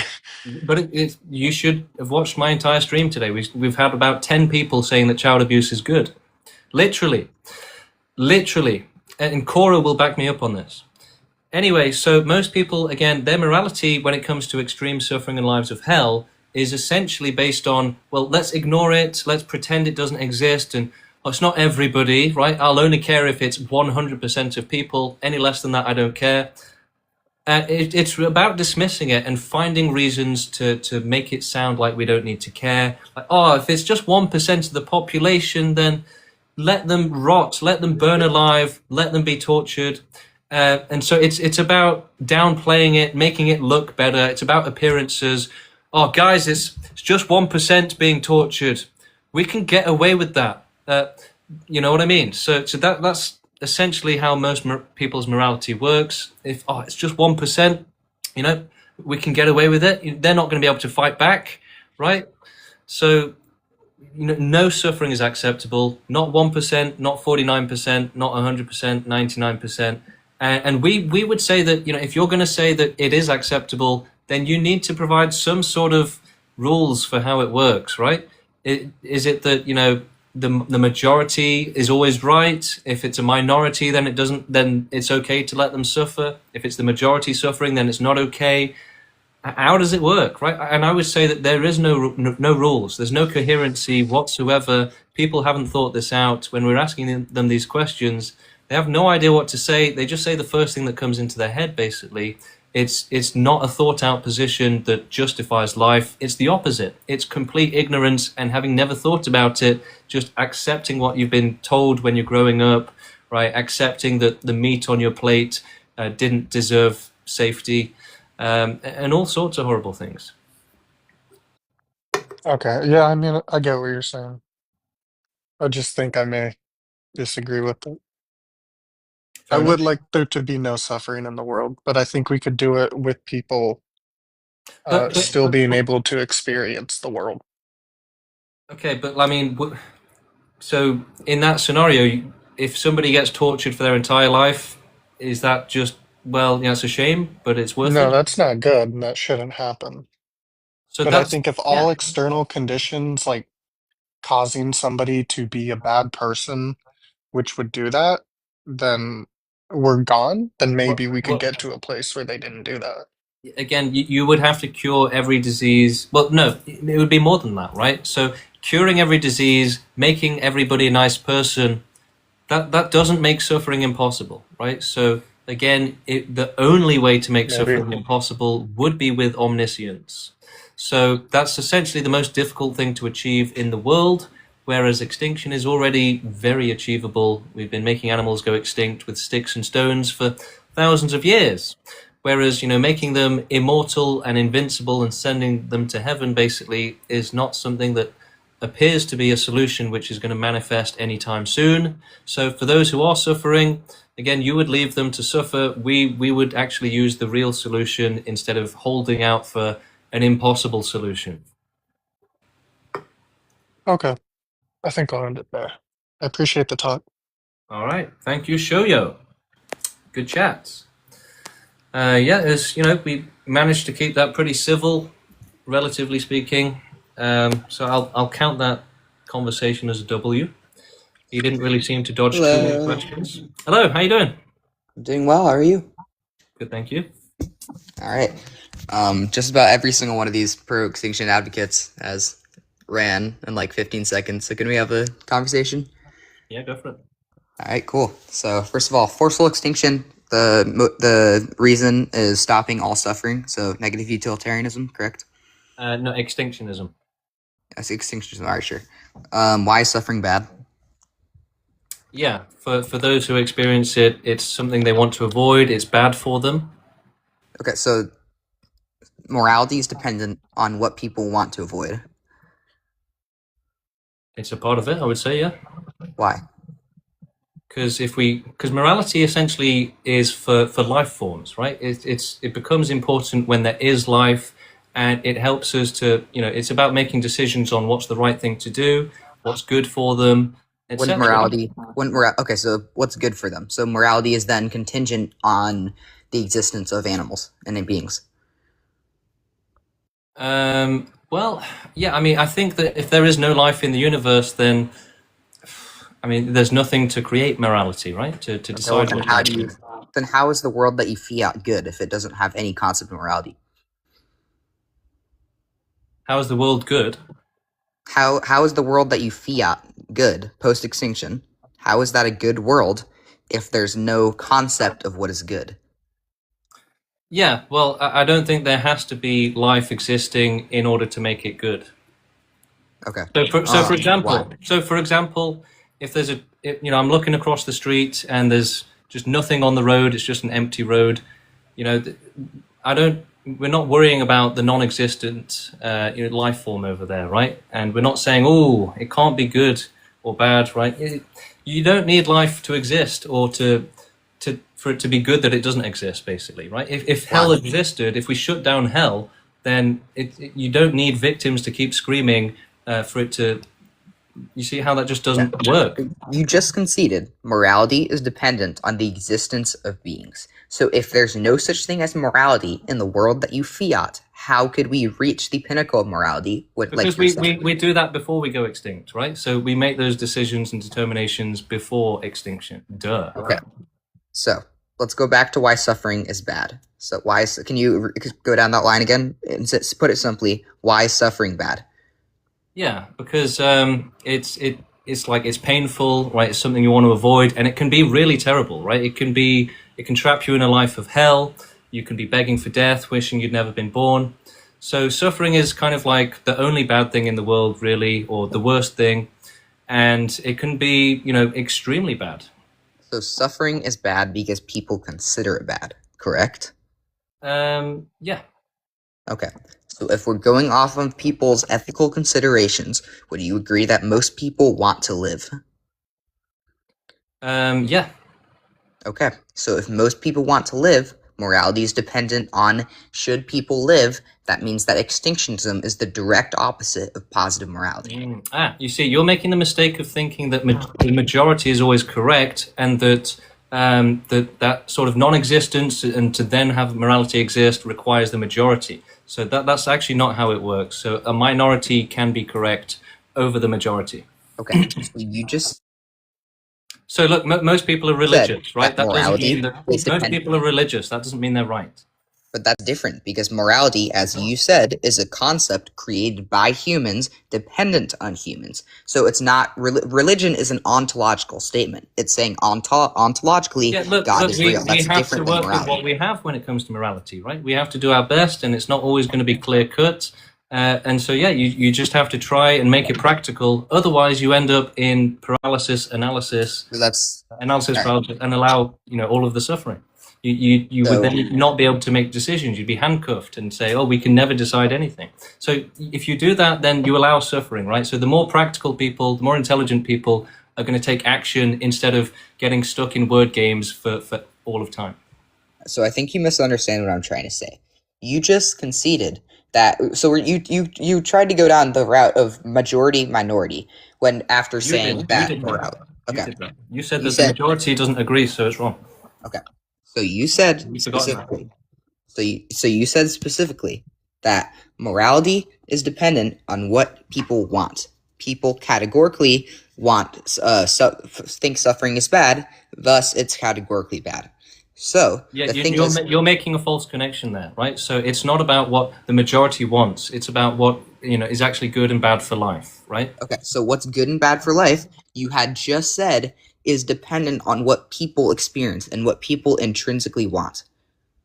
So is that correct? It's an interesting question, right? Is something bad if there's nobody there to decide it's bad, right? But equally, we don't really need to answer that question, right? We know that child abuse is bad, right? You would say that it's impossible to know that, but we would say that that's impractical and not a reasonable way to actually operate. Okay, so the thing is, suffering. So we can go back on why suffering is bad, but I think that what you're going to rely on again is it's obviously bad. It's obviously bad, right? Well, it's not obviously bad. I'm making you justify it. That's what child abuse bad? Is child abuse bad? Child abuse is bad under my moral system, because my moral system prioritizes well-being for others. However, this is just I'm trying to look at your moral system, which is what is being proposed. Let me ask you a in the question. slide. Do you think it's possible that you're wrong about child abuse being bad? Do you think that somebody else thinks it's good, then maybe they're right? I think under morality, under my system of morality, it can't be possible that child abuse is bad because it's intrinsically experienced as because it's intrinsically experienced as bad. Wow. Do you not see the absolute hypocrisy that you're engaging in? No, because I'm trying to get you agree to an ethic of look, Jack. It's so obvious, right? Child abuse is bad, right? And you've agreed that it's impossible for it to be good. So, and then you're saying, yeah, I'm doing that, but we can't apply that to anything else. So, look, these people are complete hypocrites. Their logic, their morality, it's junk. It's garbage, right? They have confidence. They come on confidently, but as soon as you actually engage with their ideas, it's just obvious that it's a house of cards and it collapses immediately. So, he was a complete hypocrite there, saying it's impossible to say that suffering is bad, and then he'll turn around and say, but it's impossible for child abuse not to be bad. Like, philosophy has rotted his brain, basically. Okay, moving on. We've got plenty of more people in the queue. Let's see who else we have. And for anybody else that wants to debate, feel free to join the queue. Hello, how you doing? Hello again. So, wanted to elaborate on my line of thought from earlier. Okay. So, you agree that you would accept or at least tolerate extreme suffering if it would be for the extinctionist cause, right? Yeah. So, how communism started and worked. They wanted to destroy inequality, right? And in the process, they created even more inequality. They had a vanguard party, they had a privileged class of collaborators who had many more rights than the average people. So, they wanted a world with only equality, and in the process, they created more inequality. Yeah, I don't think that trying to create equality is a bad thing, though, right? Even if it goes wrong, doesn't mean that equality is now a bad thing. So that's anecdotal, and yeah, we should try to make the world a better place. And the idea that, we should never try to make the world a better place in case it goes wrong is like a really, really unintelligent idea. Yeah, so that's also what the communists said. Well, yeah, we are created inequality, but we shouldn't stop, right? We should at least try. So that's what your movement Yeah. would Well, do look, with it. I would rather that some people try and some people make mistakes, and then it goes on to be successful instead of nobody ever trying, which is what you would have. Is there any point where you would say, let's say that you have a pro-extinctionist government and all, let's say, would there be any point where you would say, okay, we have caused too much suffering with this pro-extinction stuff, it's probably not going to work anyway, so we should stop it? It's impossible to cause more suffering than you prevent with extinction. It's not even possible. So it's not even a remote possibility that you could cause more suffering than you prevent. So what if the suffering that the pro-extinctionism would cause would be more than any possible suffering that would go on without an extinctionist movement? Well, that's the main cause of suffering, and the large amount of suffering in the world is animals suffering in nature, and they will continue to suffer for billions of years. They are the majority, 99% of the population. So it's not even conceivable that you would make their suffering worse by trying to make sure that they never suffer again, right? How are you going to make... So in the attempt to, in the intelligent and organized attempt to make sure there is no more suffering for billions of years, how is that going to cause more suffering than billions of years of suffering? So you don't accept that it would be possible for the pro-extinction movement to cause more suffering to the animals than it would go naturally without one? No, animals are being tortured. 99% of animals are tortured horrifically in nature. They're eaten alive as babies, right? It would be an extremely difficult and impossible task to cause more suffering with extinction, right? It's not even conceivably possible. It's physically impossible, basically. Well, that's also what communists said, like the world is so unequal that we couldn't cause more inequality with our movement, that in the end they did it. So you're kind of would do the same mistake, right? Yeah, we're willing to take that chance. Okay, so there's no point where you would stop and say, okay, it's caused too much suffering will stop it. How would it cause more suffering? Well, you said that you would be okay with forceful insemination. That would be pretty much extreme suffering. Yeah, that's really, there's much worse types of suffering going on, right? The majority of suffering, again, is animals in nature being eaten alive, starving to death. So, you know, we're in an ocean of suffering, and yeah, it's basically impossible to increase the size of that ocean. Okay, well, I couldn't imagine the things that would make suffering worse, but again, not the people before were able to predict them. But okay, I just wanted to raise the point that it could in the end cause more suffering. Well, look, okay, I'll give you this. If it does cause more suffering, then we will just try again and make sure we get it right. And again, the thing is, you're saying it's going to cause more suffering. That's not even a valid thing to say, right? It's actually invalid to say that, because you can't know it's going to cause more suffering. You have literally infinite years of infinite suffering, right? So the idea that we could cause more suffering than that, it just doesn't make any sense. Well, if it would be, let's say, infinite suffering, but it would be less intense than the, let's say, limited suffering that you will do. Limited suffering doesn't exist. That's a myth. Well, in the extinctionist movement, let's say you would have to do a extreme, very intense suffering, but it would end. Look, if we had to torture every animal for 10,000 years, all of them chained up on the wall, and we're torturing them and keeping them alive for 10,000 years, that would be better than the alternative.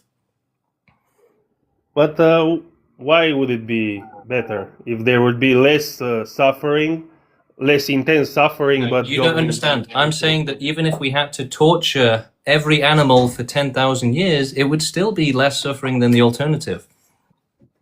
Yes, but why? What are you basing this on? Why would it be? Because there's extreme suffering in nature, right? Over 99% of animals are eaten alive as babies. So you can't really cause more suffering than they're already experiencing.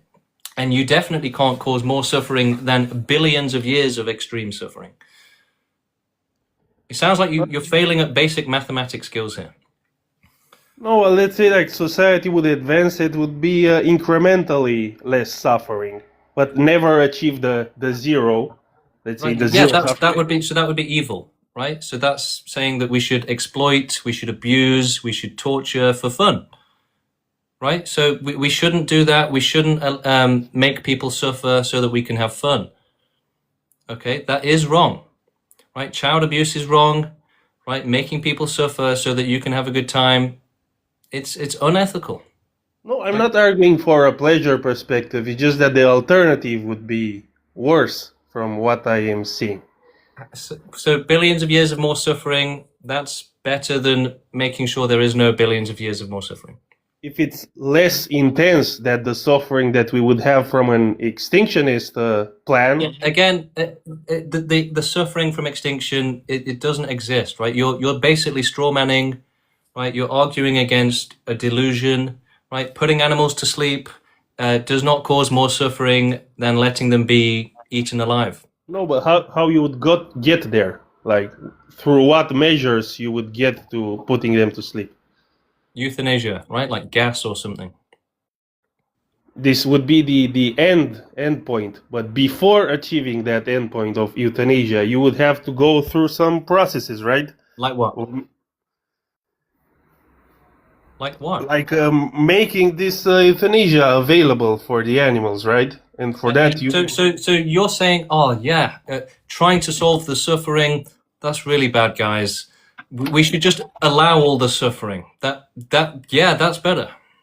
No, I'm not saying it's bad. I'm saying that if it's a hypothetical, right? Look, this is just nonsense, right? You're basically having a psychotic break, right? You're saying, guys, we should never do anything good in case it goes wrong. That's literally his entire point. Hello, how you doing? Can you hear me? Yes. All right, I just have one question because I was wondering. I kind of sort of agree with the extinction. That's just my personal opinion, but I just wanted to know how would the extinction be carried out? Like, what's the plan? Yeah, by growing the movement and doing activism, scientifically determining the best ways to carry out extinction, and then doing it. Right, but like, how? I've just told you. All right, yeah, but that's spreading awareness and like gathering more people to engage in it. No. So you weren't listening. I said that we should determine the best way to do it and then do it. Okay. I just wanted to ask you also, like, don't you think that eating meat is also causing unnecessary suffering because, like, they're torturing animals in mass farming? Yeah, animal suffering is bad, obviously, but the only problem is that right now, if you go vegan, it's like an environmental thing. So it causes more wild animals to exist and suffer, right? So, for example, 50% of the habitable surface of Earth, 50%, half of it is used for agriculture, and most of that is for meat, basically. And that involves 100 billion animals, right? Half of the planet's surface. But the wild animals on Earth, so that's 100 billion a year, and then wild animals, 100 quintillion die each year.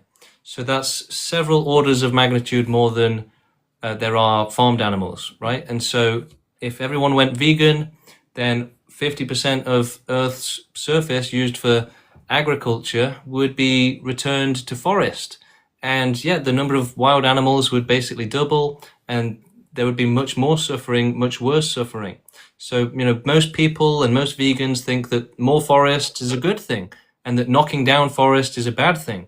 But actually, that reduces suffering. So vegans would see the world covered in forest with, double the amount of wild animals, ripping each other apart, eating each other alive, starving to death.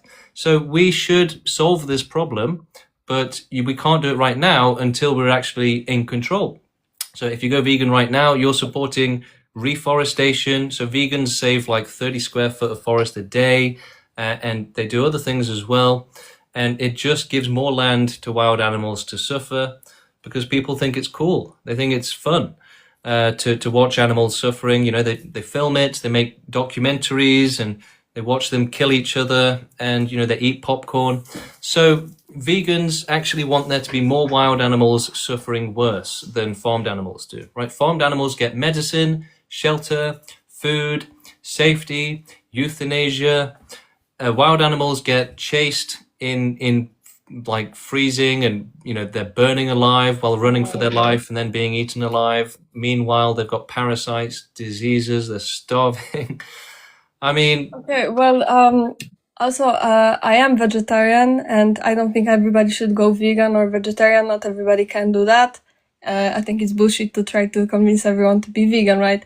But it's not just about the animals. You don't have to care about the animals or think about the animals at all to go vegan or vegetarian because it's a lot also of bad people for the environment. a lot of people say we should do it to cause even more suffering with the environment, right? We should have more wild animals suffering even more. So that's why veganism is a bad thing, and vegetarianism. Who's saying that? Who's saying that? Vegans? Yeah. That we should let animals suffer in nature? Yeah. Basically? Yes. Exactly. Well, I don't agree with that. What do you disagree with? Sorry? What do you disagree with exactly? I disagree with the fact that vegans want animals to suffer in nature, and instead of, because it's not just about the animals So themselves. are you saying that vegans think that we shouldn't have animals suffering in nature? I mean, that's not the reason why people mostly go vegan. For example, I'm not a vegan, fully vegan, but I went also for environmental reasons, because if you use too much land and you mass farm, it's also bad for the environment, and it disrupts the nature of animals, and it tortures animals, and that's No. So it does the opposite, actually. So the less environment there is, the less animal torture there is. How is torturing animals less torture than natural Yeah. suffering. Yeah. So when the thing is that if you make sure that there is no habitat, then there is no suffering. Whereas if there is habitat, then you've got billions of years of suffering. So you've got no suffering or billions of years of suffering. Which do you think is worse? I'm not sure. I don't actually care about the animals, if I have to be honest. That's it. That's it. Someone clip her. Someone clip her. She doesn't care about animals. She's admitted it, right? A classic vegan. You push them on their principles, and just like the vegan teacher, just like the vegan fairy, and all of them, they say, "I don't actually care about animals." It's unbelievable, right? These vegans are all hypocrites, and if you push them, they will say, I don't actually care about the animals. That's not why I'm doing it. They all, even the vegan teacher, Katie, said that, right? She said, I don't care about wild animals suffering. Let them, it's not my problem. I don't care. I don't care if how badly they suffer. So vegan, vegetarian, same thing, right? It's a complete disregard for animals and just not caring if they suffer. Hello, how you doing? Hey, how you doing? Sorry, the mic sounds bad. It's on the phone. That's okay. Do you have any questions? Yeah, what's the stream about, Soy Boy? Yeah, so our movement is working to grow until we have enough people to make total extinction possible and the end of all suffering. Wait, hold up. You're against life? Yeah. Wow, you must be fun to party with. So you want the extinction of all life to end suffering? Yeah, so that nobody has to be forced to suffer ever again. Nobody has to be forced to be born into a life that they didn't ask for, to then be tortured for their entire life. I mean, it's shouldn't really be that controversial to have a zero tolerance policy on extreme suffering, cruelty, lives of pure Interesting concept. I didn't go through this when I went through my midlife crisis, but may I ask, what's your nationality? British. British. Propagandist. Okay. Why don't you jump first? Because I care about making sure that nobody else suffers, that everybody else is safe. So who's gonna pull the trigger? Yeah, so our movement, basically. Yeah, who's gonna pull the trigger? No, we don't know yet. What do you mean we? Who's we? We're talking about you. So we have a movement of over 100 people, and we are going to forcefully cause total extinction, right? So we're not just going to take ourselves out. It's not about that, right? We have to help those who can't help themselves. Is this religious? No. Is this some fanatic? No. It's a social justice movement to abolish suffering. So you're a fanatic? No, I'm an activist. Same thing. Why? You're following on the movements. All right, the guy's got nothing else to say, so we're going to move on. All right, we have Doracle Net coming up next. Hello. So, your justification for extinction is that you love everything so much you want to kill it all. We want to make sure that there is no killing ever again. Right? There'll be a lot more killing unless we do extinction.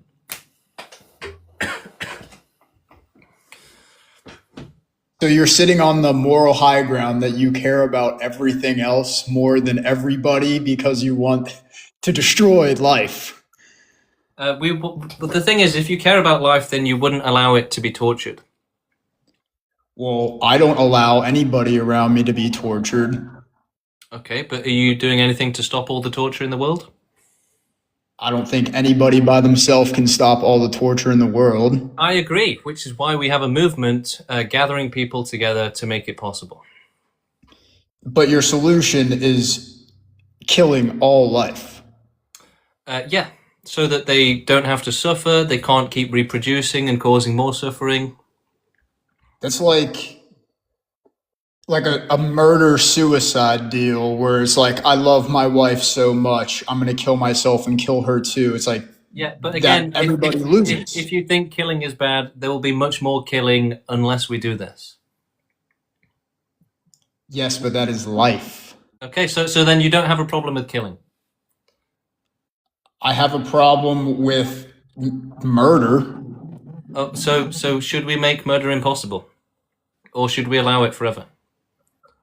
We don't allow murder. We put people in jail for it. There's repercussions for murder. But we do allow murder because we give. We do not allow murder. We do not. There's repercussions. Really? There's repercussions for murder. But Yes. you're still allowed to do it though, even if there's repercussions though. So that's not good enough. No, that doesn't mean you're allowed to do it. It does. It means that No. people still do it. Okay, then let's use different language, right? Because you're playing word games. So you're able to do it. You're able to do whatever you would like. Yeah, exactly. And people are raping children with that freedom. We shouldn't allow it.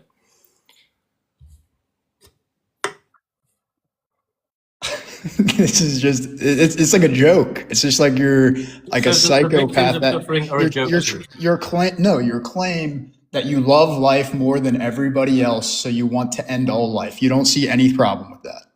Well, look, if life was in hell, right, would you say, well, I love it too much to help it? Would you save life from hell? Would you shut hell down? Or would you say, well, I'm watching it and the screams are really entertaining, so I'm not going to end the suffering. So you think we live in hell? It's effectively hell for most life, right? Over 99% of life born on the planet will be eaten alive as a baby, right? Animals in nature. So yeah, for the majority of the population, it is hell. And, people say we shouldn't end the suffering, but they're basically like demons running hell and saying, no, I'm enjoying this too much. So the solution is everybody dies. Well, how else? You really think people are going to get behind this movement? It is complete. No one is going to do that. Well, that's hilariously wrong, right? We have over 100 people in the movement. Over 100 people, bro. Okay, I wish you. I honestly, I wish you luck. I think it's hilarious what you're doing. Okay, yeah. Well, you have no arguments. Okay, so. He basically noped out, right? He couldn't argue against it anymore. So he's like, oh, yes, it's hilarious. I've got to go now. Shit, this argument's getting difficult. This is really funny. I've got to go now. Ah! Right? That's the translation of what just happened. So let's move on. We have Roxy in the queue. Let's bring them up. Roxy, SA1, coming up next. Into the extinction zone. Will she run away as well? Hello. How you doing? Hi, how are you? I'm good, thank you. Thank Do you you. have any I have a question. Okay. Yes, I had a question. I'm like, what are you gonna do about people who don't want to have children, like child-free people? How will you convince them to join the extinction movement? Well, yeah, we allow our members to be child-free, but we don't allow them to encourage it, right? We can't encourage the downfall of humanity when, we have to help those who can't help themselves first, like animals. So we allow people to not have children, and that's okay. You can be an activist in the movement if you don't have children, but we wouldn't allow you to encourage not having children because that discriminates against animals. Oh, okay. Do you have any more questions? Oh, I don't have more questions. My question was only that. Okay, thank you, Roxy. Moving on, we have quite a few people joining into the queue now. This is good. Sorry, I've still got a nasty cold. Hello, how you doing? Okay, so I agree with you, but I just have one question. Do you support murder? No, our movement is for strictly peaceful activism only. Why don't you support murder if it's like eliminating more people? It's getting you closer to extinction. Because we have to help animals first, those who can't help themselves first. So if we just focus on humanity, then that's discriminating against animals. You know what I think? I think we should all just kill ourselves right now. Well, luckily, that's never going to happen, right? And, if that's the best you can do, right? Your contribution to the world is not, oh, I'm going to help this, I'm going to learn about this. Your contribution to the world, your ultimate plan is, I think we should all just kill ourselves right now, which is never going to happen, right? So even on that basis alone, it's a really unintelligent position, right? Their ultimate position is one that is grounded in fantasy, uselessness. So do better, right? Your ultimate position shouldn't be one that's never going to happen, useless, doesn't help animals. Do better. Hello, how you doing? Hi. I actually understand a lot of what you're saying. The main difference between you and me is I'm purely agnostic, which means that I don't hold beliefs that are not provable. So it's I guess what I'm struggling with is the assumption that we would be successful in doing this and the assumption that No, we don't assume that. We don't assume that. But also the assumption that this would work because there's just so much we don't know. We are not making assumptions. Only unintelligent people make assumptions like that.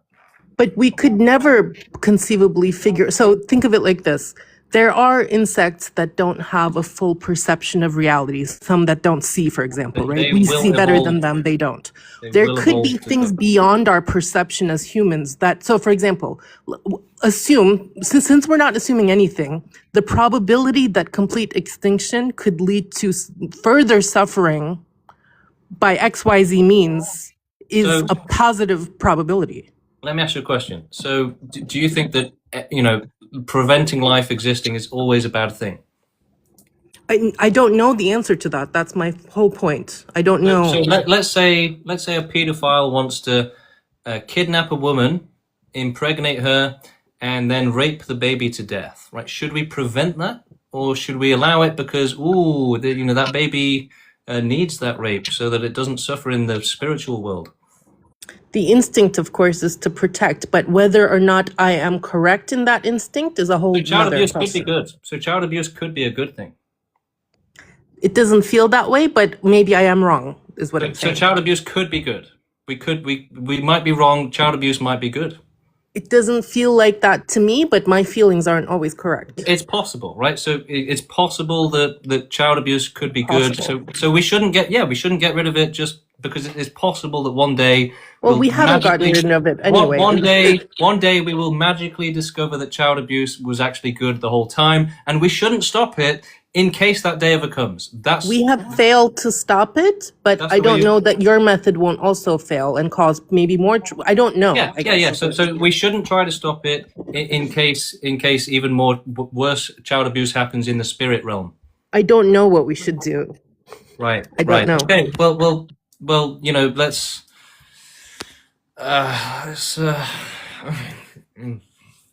We've had about 15 people today that refuse to say that child abuse is bad.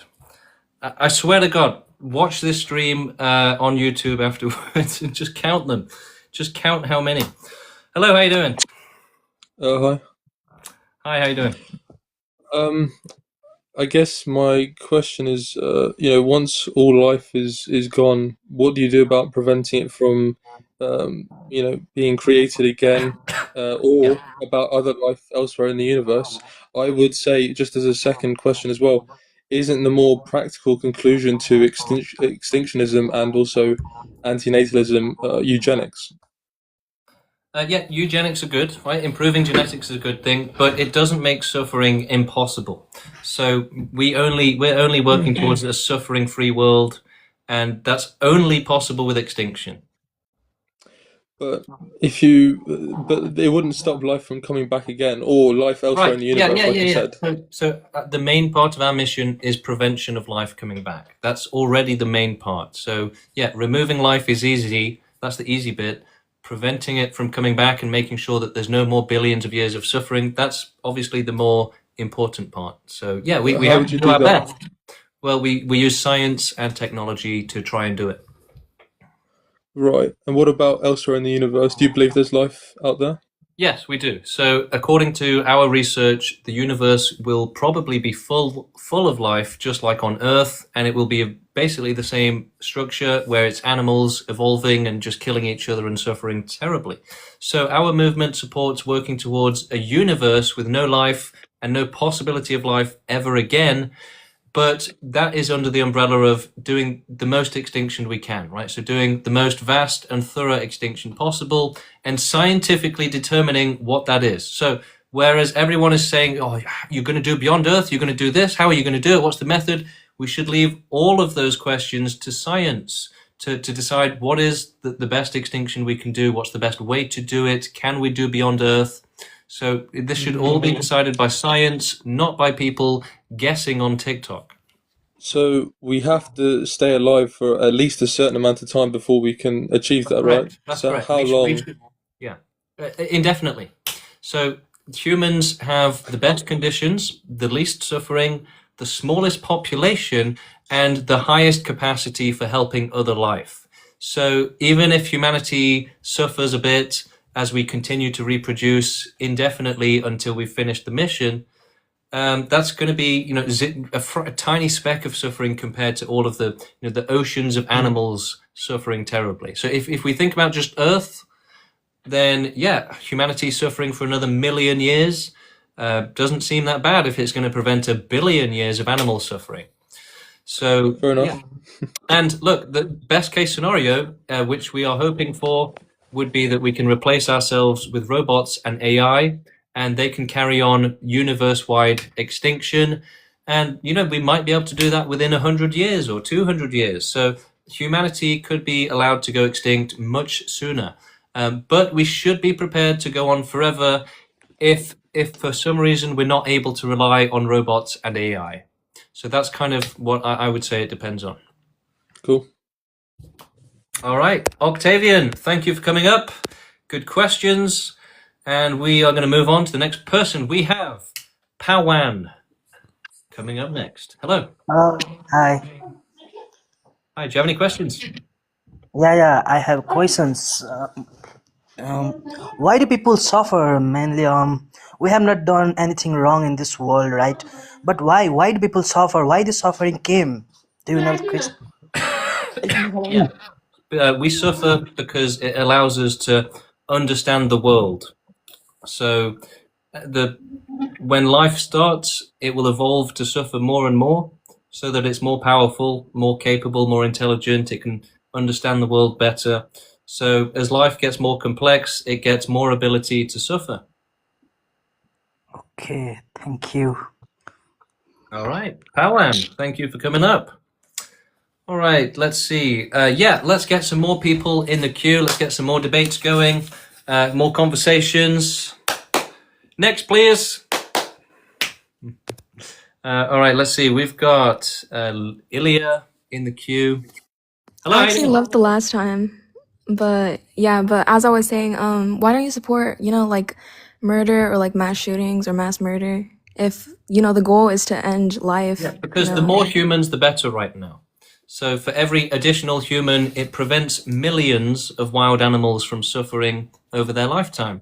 And so the more humans, the less animal suffering, and the more ability we will have to end all suffering, including animal suffering. So the more humans we have, the more scientists we'll have, the faster our technology will progress. Right? Imagine how fast technology would progress with 100 people. It'd be very slow. So yeah, the more humans we have, the better, and the sooner we can end all suffering, and the less suffering there will be as well. So it's a win-win-win-win-win, basically. And also another thing I wanted to ask, are you actually serious about this, or are you just kidding? Are you for real? Because I'm serious about this. And also not only that, but if you are serious, why don't you just kill yourself? And I'm not telling you to do that. I'm just saying, why don't you? It's because no one's gonna believe you. Like no one's gonna understand you. They're all just gonna, think that you're joking, or they're not gonna side with you. Why don't you lots of people understand, lots of people agree. The movement is growing every day. It's less than 200. I don't think we're really getting anywhere. Really? So, but I mean, look, a year ago it was like 5 people. Do you know how many people there is in the world compared to 200? I don't think that's not even half of the population. That's so adorable that you think that it's never going to grow beyond that. Well, I'm just saying, just maybe if everything goes wrong. You're just demonstrating that you're extremely short-sighted, right? She's so short-sighted she can't even think of tomorrow. You've got 100 activists today. That's never going to go anywhere today. Yeah, we know that. What about tomorrow? So these people are very short-sighted, and I'm going to have to ban her from the stream because she's advocating in the chat for suicide and stuff like that. So yeah, she's banned. A few people typing to her in the chat. She's gone. She's not going to see your comments anymore. Moving on to our next person, we've got Ian coming up next onto the extinction zone. Hello, how you doing? I'm good. Great. Do you have any questions? Yeah. Why do you need to forcefully kill everyone, and not just to prevent everyone from having babies, to prevent suffering? Yeah, so if you sterilize everyone and prevent them from having babies, then it only protects the next generation. It doesn't help those who are begging for death today or those who are about to be begging for death. But the people who want to die, they should just kill themselves. It doesn't make sense. It doesn't always work like that, right? If you end up with brain damage, paralysis, chronic pain, you can't do that. So, you know, the idea that you can always just kill yourself, that applies to like 1% of the situations, right? What? Yeah, continue. Look, you've got animals, you've got babies, children, disabled people, the elderly, you've got people that want to die but don't have the courage to do it, that are too afraid of it. So the idea that, you know, that's a universal solution, it applies to like 0.1% of the population and forgets the 99.9%. And you're saying that that should be the solution for everyone. What if someone enjoys suffering and doesn't want to be killed? And I'm not talking about the bad stuff like the pedophiles and stuff. Yeah, so there's still suffering out there that they still don't want to experience. So the idea that there are people that enjoy suffering is actually a myth, a misunderstanding. It's not that they are happier the more suffering they experience. It's that there are certain types of suffering or pain that they enjoy. So you can still torture them and make them suffer things that they don't want to suffer. So you can't say that, you know, they're protected from all suffering because they'll enjoy all of it. No, it doesn't work like that. But you said to do a forceful total extinction, you need to continue humanity, right? Yeah. Doesn't that continue suffering also? Yeah. But, you know, it's to prevent billions of years of suffering. So it balances out, right? It makes sense. Oh, okay, thanks. All right, thank you, Ian. Thank you for coming up. All right, we have an interesting guest coming up next. We've got James Edwan Boyfriend with a very questionable image for the profile picture. I wonder how entitled you are to the pro-extinction movement. I mean, would you do anything to cause total human extinction or even universe extinction? Maybe, yeah. Would you, for example, rape me till I bleed out? I'm gonna say yes, but we're gonna move on, right? Look, I did go through over this earlier. Look, when it comes to basically choosing the lesser of two evils, a lot of people would say that we should allow the greater evil if we don't like what we have to do to ensure the lesser of two evils. So this is essentially a mentality of shaming people for choosing to do the right thing, right? So a lot of people do this, that they try and shame you for saying, I would choose less suffering. Hello, how you Bro, doing? why'd you take me off and then you banned me? Bro, you didn't even try. Okay. Okay. You didn't, okay, I don't know. You didn't even try. You didn't even let me say my last point. Why won't you kill yourself? I'm not saying that in a hateful way. I'm just saying, why So won't that you I can kill help yourself? others. Because I don't care about just How are you ending my helping own others? suffering. No one is siding with you. Look at the comments right now. They're just mocking So you. when No you one's say siding nobody, with you. when you say nobody, right, you're forgetting all of those that do. So you're lying, basically. In a few years, everyone's gonna forget about this. Also, another thing, why do you think everyone is suffering? I mean, yeah, okay. So this is I classic agree with straw you man. kind of, but I'm Everybody is just suffering all asking the why. time. Wait, Classic say it straw again? man. I'm sorry, I was talking. Yeah, I'm saying it's a classic straw man to say that I'm saying that everyone is suffering all the time, right? That's something I never say, and yet everybody accuses me of saying the same thing, which is because of a common psychological phenomenon where when they try and essentially excuse and defend cruelty and stuff like that, they'll come up with all sorts of dishonest ways to do it. And the most common one is to say, so you think all life is suffering all the time? And it's like, I never said that. I'll never say that. And it's amazing that everyone accuses me of saying that.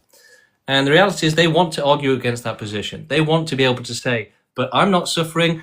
I know that I know people that aren't suffering. And it's like, well, I never said all life is suffering. But we also shouldn't have that as the standard where we should only care if everybody is being tortured. Hello, how you doing? Yeah, well then why should ethics prioritize minimizing bad things rather than maximizing good things? Because if you maximize good things, then you have no care for the victims, and essentially in that dynamic, a child abuser could say, I'm having such a good time raping this child that it makes it worth it.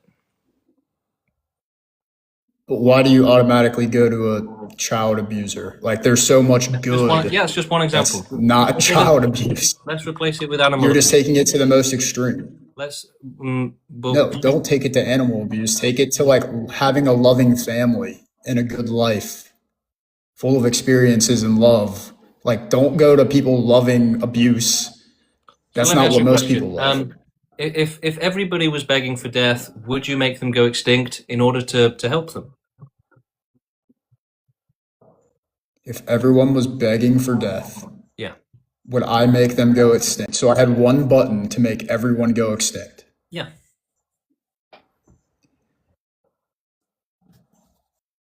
It's kind of breaking your brain to think about this, right? Because essentially you're engaging. No, I'm just taking a second to think about it. It's not breaking my brain. I've never had someone ask me such an absurd question. We're getting you to engage in a mental exercise which directly goes against the brain structures which suppress intelligence. So this is going to be one which the brain does not want to answer. Let's see if he will answer. So Doracle, you need to be on the app. I don't know if you've gone onto a different app, but you have to be on the screen for us to be able to hear you. We won't be able to hear anything unless you're on the TikTok app. Okay, well, I guess we have to count. Let's give him another few seconds. Bro went to chat GPT. Okay, he left by himself there, by the way. So this is proving what I've been saying, right? That essentially you can ask them questions that they subconsciously, not consciously, but subconsciously, they know that they can't answer that question. And they know that essentially all of their, their entire worldview basically just dissolves, right? It just crumbles into nothing. It collapses. So that's why he didn't want to answer that question. And that's been happening all day today, right? People just do not want to answer questions. And that, look, I want you guys to be recognizing the patterns, right? So that you can understand the way the world actually works, right? If you ask people the right question, even if it's a perfectly intelligent, perfectly sensible, perfectly appropriate question, they will refuse to answer. Hello. Hello, good. Hi. I'm good. I'm just wanted to ask you one question about this, and that was about religion and how you think that fits into your statement at the top. Do you think that, like, I know Karl Marx said that I'm an atheist. If that saves you some time, I'm an atheist. Yeah, but Karl Marx said that religion was the opium of the people. And do you think that, like, religion is a way of people trying to escape their own suffering and trying to ease their own suffering, and that you could say that I think it's more about irrationality. So it's about their inability to understand the world, whereas atheists and, generally speaking, scientists maybe, they have an empirical way of understanding the world. They understand the world for what it actually is, right? They understand that the natural processes, and they actually discover how things do work. But religious people are not intelligent enough to do that, and so they are limited to trying to, make fairy tales to explain everything, basically. So it comes down to low intelligence, right? So a lot of people think that we need to educate religion away. That's not actually the problem. Religion is there for a reason, right? And it's not the cause, it's the symptom of low intelligence. So low intelligence will make you religious, it will make you spiritual and sexist, racist, all of the, name a horrible thing. That's caused by evolution, forcing humanity to have low intelligence so that they would be able to survive and reproduce like animals, because otherwise they would have just died and not survived. Right, okay, yeah. I mean, I do agree with you that I think it's irrational and that it comes from the top down and it's about control and everything. But I guess my question was more about like what people's willingness to like engage with it. And you're saying that like it's just basically that they're so unintelligent that they don't realize that sort of following these like crazy stories is it's just basically untrue and not so much about their own sort of need to sort of fulfill this so think of their brain as, in their own heart. Think of their brain as like a shape, a very complicated shape.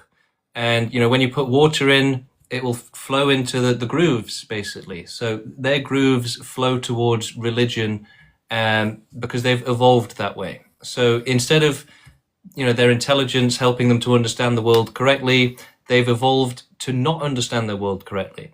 Because evolution found that the more irrational it made humans and animals as well, the more likely they were to selfishly reproduce and focus on their own survival as well. So religion is a direct symptom of irrationality, right? It's literally like turn it upside down, basically, and then you have the correct position, which is that there is no God, right? It's natural. So yeah, these things are there not because someone made religion, you know, it was inevitable, right? It's a part of the human brain structure. It's not because somebody made religion. Religion exists because of the brain being that way. I mean, there's different schools of thought about that.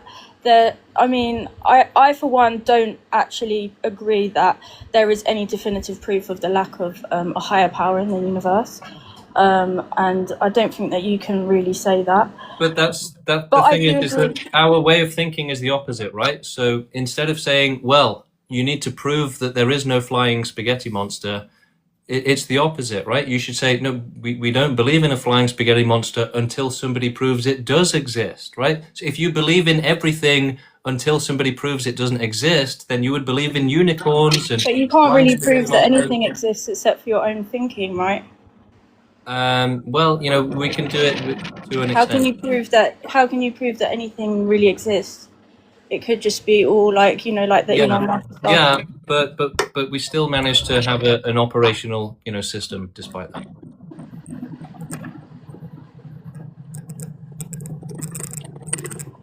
So, you know, a lot of people appeal to analysis paralysis.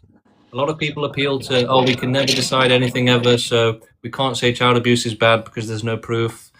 Right, but that's not reasonable. That's not the way the world actually works. We can say child abuse is bad even if we don't have direct proof, right?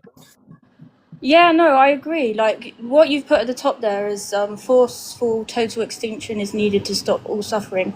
There's no, like, in that statement in itself, nobody can actually argue against that, I don't believe.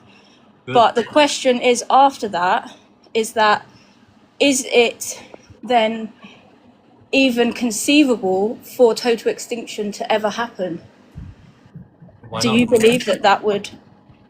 Yeah, possibly. So you believe that it's possible to for some sort of force of control to take hold of planet Earth? Well, we're growing the movement to do it, yeah.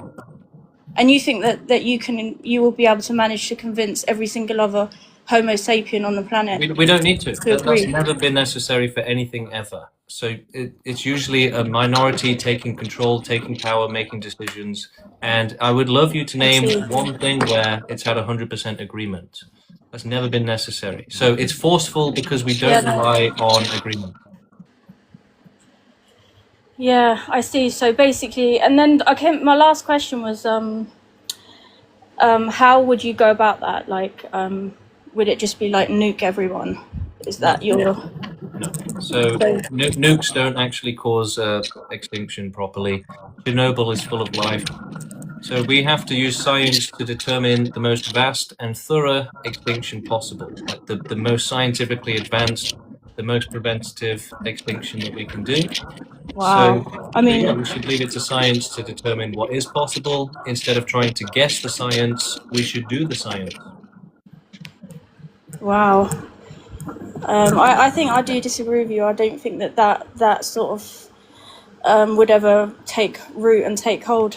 I just think people's That's body. fine. That's fine. Look, there's going to be loads of non-believers, but you're not presenting any actual reason. You're just saying, I don't know, like the way I feel today, I'm not sure that's going to happen. It's like, okay, let's move on to more intelligent positions. Hello, how you doing?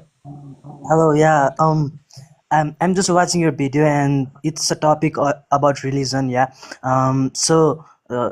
In the previous video, that she talked about the religions. So that's why my question is that if all the peoples in the world are engaged in religion, then I think it's possible to end suffering because in religion we get just a pure force, like just like a good things, we just engage in just doing chanting and being a good person, like Pawan, I'm going to have to stop you.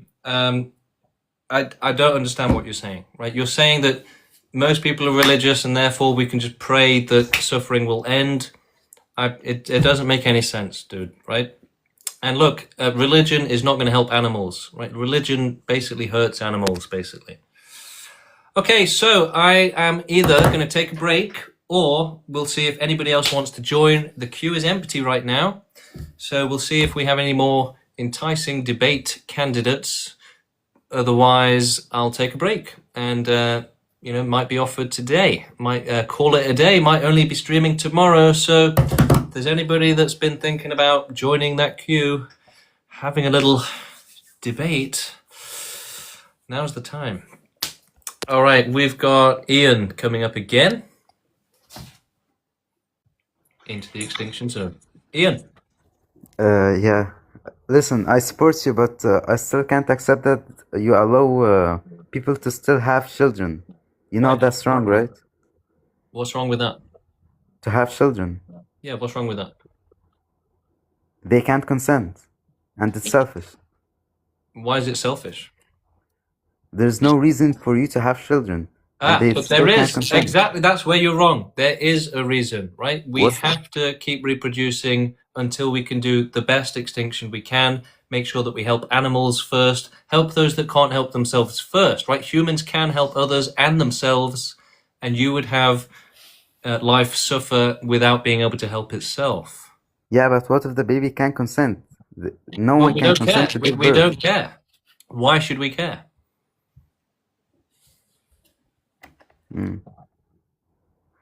Again, all of these people would allow the greater of two evils. You're saying billions of years of suffering for just infinite beings? Well, that's fine. That's better than having one baby that can't consent, right? Yeah. Okay, thanks. No worries. So, look, clearly this is a much more common psychological phenomenon than I realized, but people really seem to have a very big problem with supporting the lesser of two evils. Now, I think the best way to understand this is, again, evolutionarily, right? People have evolved to make bad decisions. People have evolved to essentially understand things in an upside down, completely incorrect way, right? So that's the same thing right there. It's saying it's a mentality that irrationally defaults to the greater of two evils, right? If you're suggesting the lesser of two evils, they will prefer the worse option, the greater of two evils, and they will strongly advocate for it and say, the lesser of two evils. It's not worth it. It's too high of a price to pay, right? Having less suffering, that's not acceptable. So it's completely irrational, completely insane, as is your average human, basically, right? They would literally choose the greater of two evils. If you suggest the lesser of two evils, they say no. That's we can't have the lesser of two evils. That's unacceptable. The greater of two evils, the much greater of two evils, again, like extinction, a little bit of pain, suffering forever, just expanding massively, getting worse and worse and bigger. They're like, yeah, that one looks better. So they see that the tiny amount of suffering from extinction, the 60 seconds that it takes to euthanize an animal, and they say that's worse than billions of years of continued suffering. So, I mean, you really have to think that takes like an incredible amount of evolutionary power and force, right? The power behind the biology and the forces at work in the brain that can make somebody confidently say billions of years of suffering is preferable to 60 seconds of suffering. So people genuinely say that with confidence, right? They say that with a high level of confidence. Billions of years of suffering is preferable to 60 seconds of suffering. It would be much worse to have 60 seconds of suffering than to have billions of years. So, I mean, this is like, if you were to score that answer out of 10, it's going to be less than 0 out of 10, right? It's got to be like, to assess their mathematic abilities, right? So somebody that really thinks that 60 seconds is worse than billions of years, okay, how do we mark that answer? Well, it's not going to be 0 out of 10. It's going to be like minus, let's just give it the minus the infinity symbol out of 10, right? That's how incorrect that answer is. That's how insane it is to assume that 60 seconds of suffering or literally just being put to sleep is going to be worse than billions of years of just infinite suffering, super torture, right? You can have sadists developing ways to torture animals and people in even worse ways. So it's just completely ridiculous, right? The fact that people try to argue for extinction causing more suffering is, it's just one of many things that makes me lose faith in humanity. And basically have zero faith in their intelligence, right? They can't do. I mean, it's not even basic maths, right? It's like, what's bigger, this tiny speck here, or like the biggest thing you can imagine? And they're like, the tiny speck. So, I mean, look, if that's not an extreme mental disability, then what else could you possibly cause it? All right, we've got Post Pordy in the chat saying he wants to come up. I'm not seeing him in the queue, unfortunately. So I'm going to see if I can invite him, but who knows? Maybe he's got like a restriction or... Yeah, I'm not seeing a way to add him into the thing. So that sucks for you. Oh, wait, hang on. Did I find the way to do it? Anyway, once again, we have nobody in the queue. We have nobody to debate. Like, it's a bit like a video game where, you kill all of the bad guys and then you're like, shit, there's nothing to do left. That's it. I've finished the game, basically, right? I've defeated everybody. All right, let's see. We've got Post Pordy coming up as well. We've got Pawan. Pawan. I want to talk to you bit. So, what do you think? Pawan, we're gonna have to leave that to next time. We've got Post Pordy on the chat. Hello. Hey man, how are you? I'm good. How are you? Not bad. Good. What was I gonna say? I found your TikTok account a long time ago. Cool. And I was in a rough place when I found it, like from a mental health standpoint, and I just want to say, like, you really made it fucking horrific. Like, you are the king of speaking poorly. Like, you are like the god of just making life seem insufferable. Hang on, I've got something for this. Hang on. What do you got? Go on. No, but I just was like, I think people like you are probably the worst part of humanity, and I think you arguing this stuff is pretty stupid. Oh, yeah, you keep going, keep going. No, you can respond. No, I'm enjoying this. Keep What do going. you mean? Give me more. I think that you've probably hurt more people than you've helped.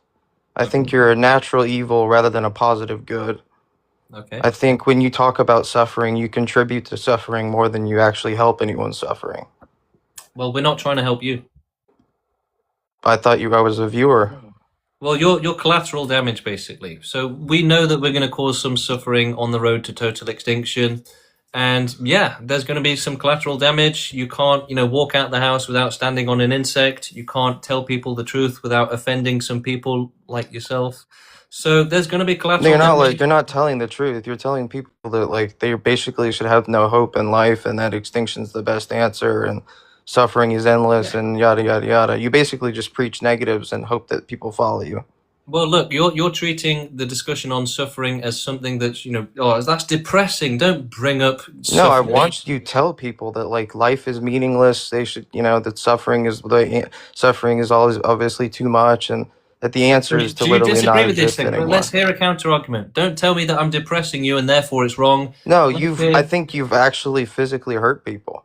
I think you've actually I'm surprised they allow you on this here. sounds like a diversion tactic. Instead of telling us why extinction is wrong, you're finding a different Extinction is wrong. Extinction is wrong because it's not pro humanity. And I'm pro humanity. Why does that make it wrong? Because I'm a human being. So that's how morality works for you. Is that I am pro the thing I am? Yes, I'm a human being and I support human beings. So you are a human being. You do not support human beings. So you don't care about animals? My main focus is humans. So yeah, you don't care about animals. I mean, I think I would focus on humans before animals. You're dodging the question. I mean, why do I give a fuck about animals? Let's address humans first. You think humans should be extinct and should kill themselves, right? Well, look, we're not going to take the words of somebody that says, yeah, I don't care about anyone but myself. I don't care if animals burn and suffer. I'm not going to expect any sort of intelligent position to come out of that mouth, right? Somebody that says, animals, fuck them, let them suffer, who gives a shit? Why would I expect anything intelligent to come from that person which is worth engaging with or debating with, right? Look, we have lots of people come up and say, yeah, I don't care about anyone else, let children get abused, fuck them, I only care about myself. And people have said this today, right? Lots of people. So this is very common. And the thing is, it's like, well, okay, if you're going to admit that you're selfish, you don't care if animals get tortured, you don't care if anyone is suffering, then where is the position that I'm meant to debate with, right? Because you're saying, yeah, I'm a selfish piece of shit. And so I've already won at that point, right? You've already conceded that you're just a selfish person that, shouldn't be listened to, that you're not responsible, you're selfish, you're happy for people to suffer so you can benefit. So you've already lost the argument. What exactly am I supposed to say? Yeah, you're right. Well done for saying that we shouldn't care if anybody suffers. I don't know. It's like if somebody came up and said, we should murder babies to end suffering. I'm not gonna say, you know what, let's debate this. Let's talk about this. Right? I'm not going to entertain the idea, and that's why I kick people out when they say that child abuse is good, and when they say, oh yeah, who cares about animals? Let them suffer. There's nothing intelligent going to come out of that person's mouth, right? If they support child abuse, they support animal abuse, and they're happy to admit it. Yeah, I support animals being tortured. Who cares? There's no point debating that kind of person. Just what's the point? Because all they're going to do is say, yeah, I don't care if they suffer. And we'll be like, okay, so what, you don't care if animals are tortured, if children are abused? And they'll be like, yeah, I don't care. It's like, well, why are you debating with me then? Are you trying to convince me to be a selfish piece of shit as well? Or, there's no argument, right? I asked him, if you guys remember, I asked him, I'm not hearing an argument here. You're just saying it's making you depressed, right? Can you give us a reason why extinction would be bad? And he was like, I just don't care about anyone else. You're making me depressed. So that's not an argument. And most people who try to argue with extinction, it's like giving a naughty school child homework, right? That's how they see suffering, right? They're playing their video games, and you're like, do your homework, and they're like, no, I've already done it, or oh, there is no homework, or I can do it tomorrow, or I'll do it in the morning. It's like, I don't want to talk about this. Get away from me with that suffering. So that's how their minds work, and that's why they will say dismissive things like, oh, it's not everybody. It's like, well, so they're not actually presenting a real argument, right? They're trying to dismiss it, right? Saying, oh, it's not everybody. Well, you can't really treat that as a thought out argument, right? As something they've said, yeah, this makes sense. It makes perfect sense to say we should only care if everybody suffers. So it's not thought out. It's a reaction. It's a dismissal. There's no logic or thought behind it. It's really just effectively, I mean, the truth of the matter. If you guys want the truth for why they're doing this, it's because their brain is forcing them to do it. Their subconscious is making sure that they don't reach any intelligent positions. And so there are structures which, when challenged to become more intelligent, and when you give people intelligent thoughts, essentially the brain has structures which snaps down on it, like does a karate chop basically, and the resulting, it will stop the thought from reaching the conscious, and it will also reject it with a dismissal. So that's the science, right? And I'm exploring the science on this. So, one day we'll have the full science on this, but we've got a very large chunk of it right now. And so they're prevented from thinking about suffering and extinction properly, and it's rejected with a dismissal, which they will confidently believe in, even though it's completely insane, right? So, we've had people saying, yeah, 60 seconds of suffering, that's worse than billions of years of suffering. We've had people say, everyone can just kill themselves at any time, which obviously doesn't apply to animals or disabled people or babies or children or the elderly or people that have anxiety about it.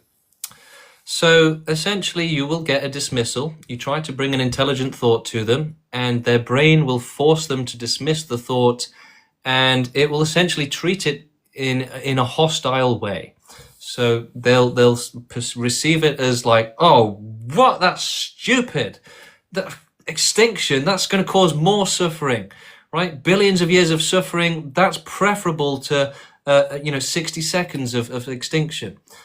So they'll say it confidently, right? They'll say things like extinction would cause more suffering, right? Billions of years, that's nothing compared to what extinction would do.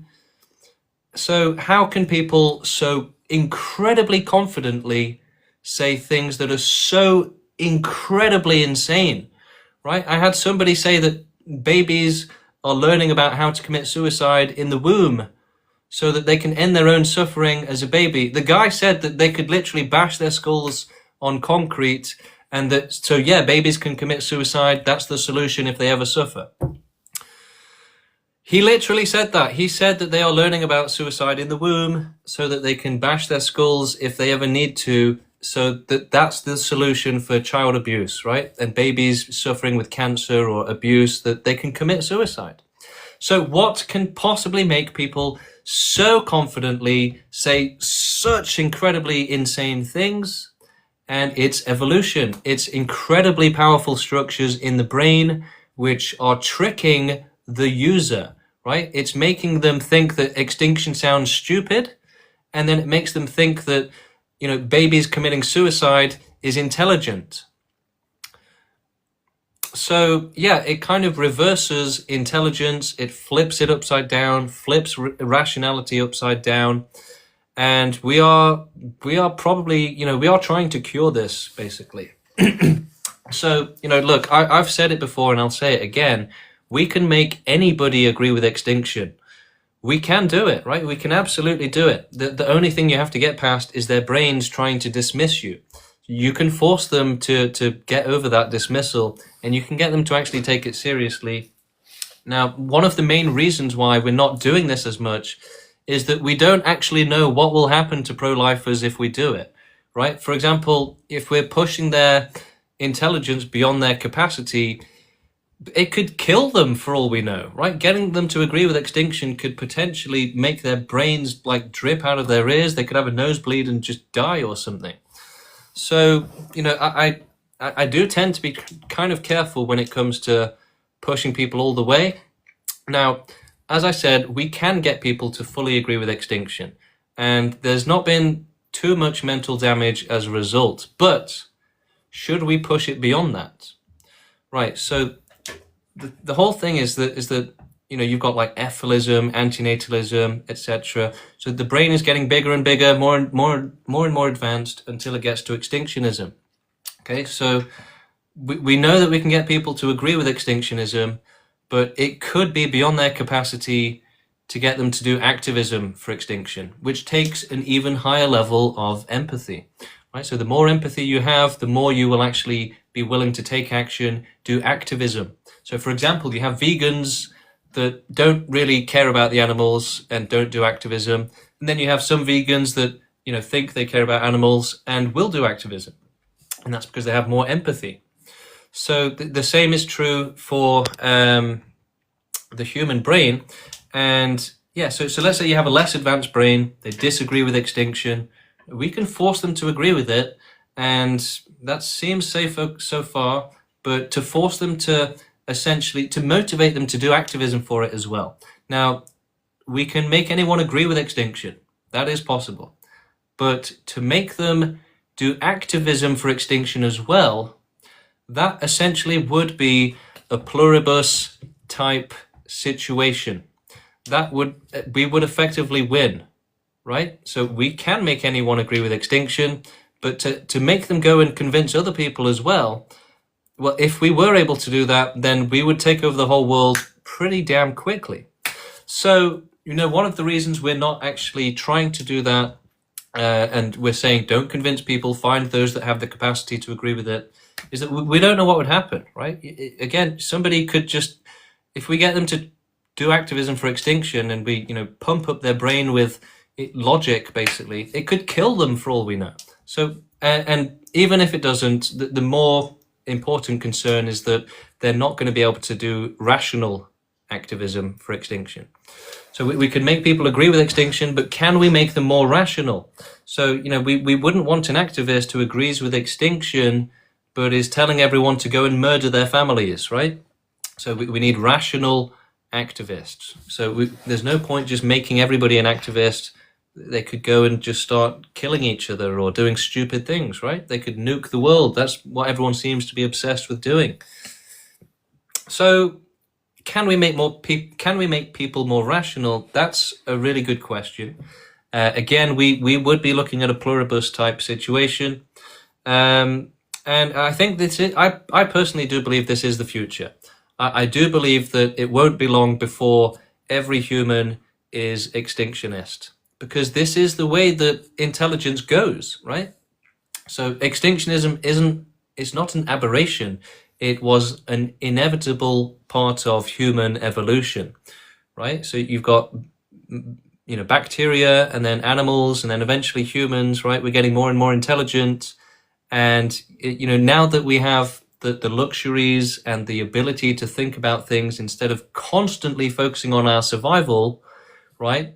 Now we actually have time to think about things properly, right? We're not worried about illnesses and diseases and, you know, robbers and bandits around the corner. You know, we're not being tortured all the time.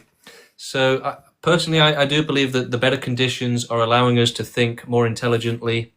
And I also think there is a genetic element of evolution there as well, that it's about higher brain capacity. So that's another big part of it. So we're heading in the right direction, right? Let's say people start to create designer babies, right? They want their kids to be more intelligent. That's going to produce extinctionists, right? If you create more intelligent people, that will create more extinctionists. This is the sort of conclusion of human intelligence, basically. So we're very confident that, yeah, it's on track to do it, and people are going to walk into it without realizing. Hello, how you doing? I'm good. Do you have any questions?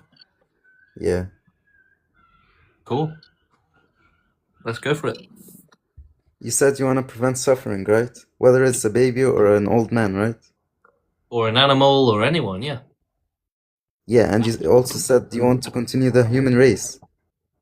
Temporarily, so that we can help animals. And Wouldn't that other contradict yourself? You're no. allowing babies in the world that contains suffering. Well, you have to cause suffering in order to end suffering, unfortunately. Yeah, and we also can do that without doing the forceful total extinction. How? We can just do a forceful sterilization on the whole world. That's much easier. But that doesn't help those who are begging for death. That only helps the next generation, How not would the that work? current generation. Sorry? Wait, what? Can you say what you just said? Yeah, so sterilization only helps the next generation to not exist. Euthanasia helps those who are currently begging for death or those who are about to suffer, and it also prevents them from reproducing. So it would be contradictory to sterilize people to end suffering and to then allow them to suffer, right? If you're going to allow them to live, then what's the point of sterilizing them in the first place? Forceful total extinction also does that. What do you mean? What? No, we're saying we shouldn't allow anyone to live, right? Yeah. What don't you understand? What? Okay, Didius, thanks for coming up. Okay. It seems like your brain fell out of your nose or something. So we're going to move on. Let you, gather your thoughts a bit. Look, a lot of people get a bit of brain fog, like, oh, what was I saying? And it's because we're thinking about like really complicated things. So it is easy to lose your train of thought. Hello, how you doing? I'm great. How are you? Good, thank you. I wanted to ask you a question. What about lives on other planets? Yeah, we should do that as well. Mm-hmm. But how? So Science. you mean we need to, in the future, we need to end all life in the universe? Yeah. Do you think it's possible, since universe is probably endless? We should leave that to science to determine. Mm-hmm. So we shouldn't do extinction right now, but we should do it in the future. Well, we should start doing it immediately, right? So we're doing activism to make extinction possible now. So we've already started the mission. But yeah, we can start with animals on Earth, and we can start researching universe-wide extinction. If it turns out to be impossible, then we'll just do Earth, or we might be able to do the galaxy, right? So we just have to scientifically see what is possible. I think since we are the only species that are capable of,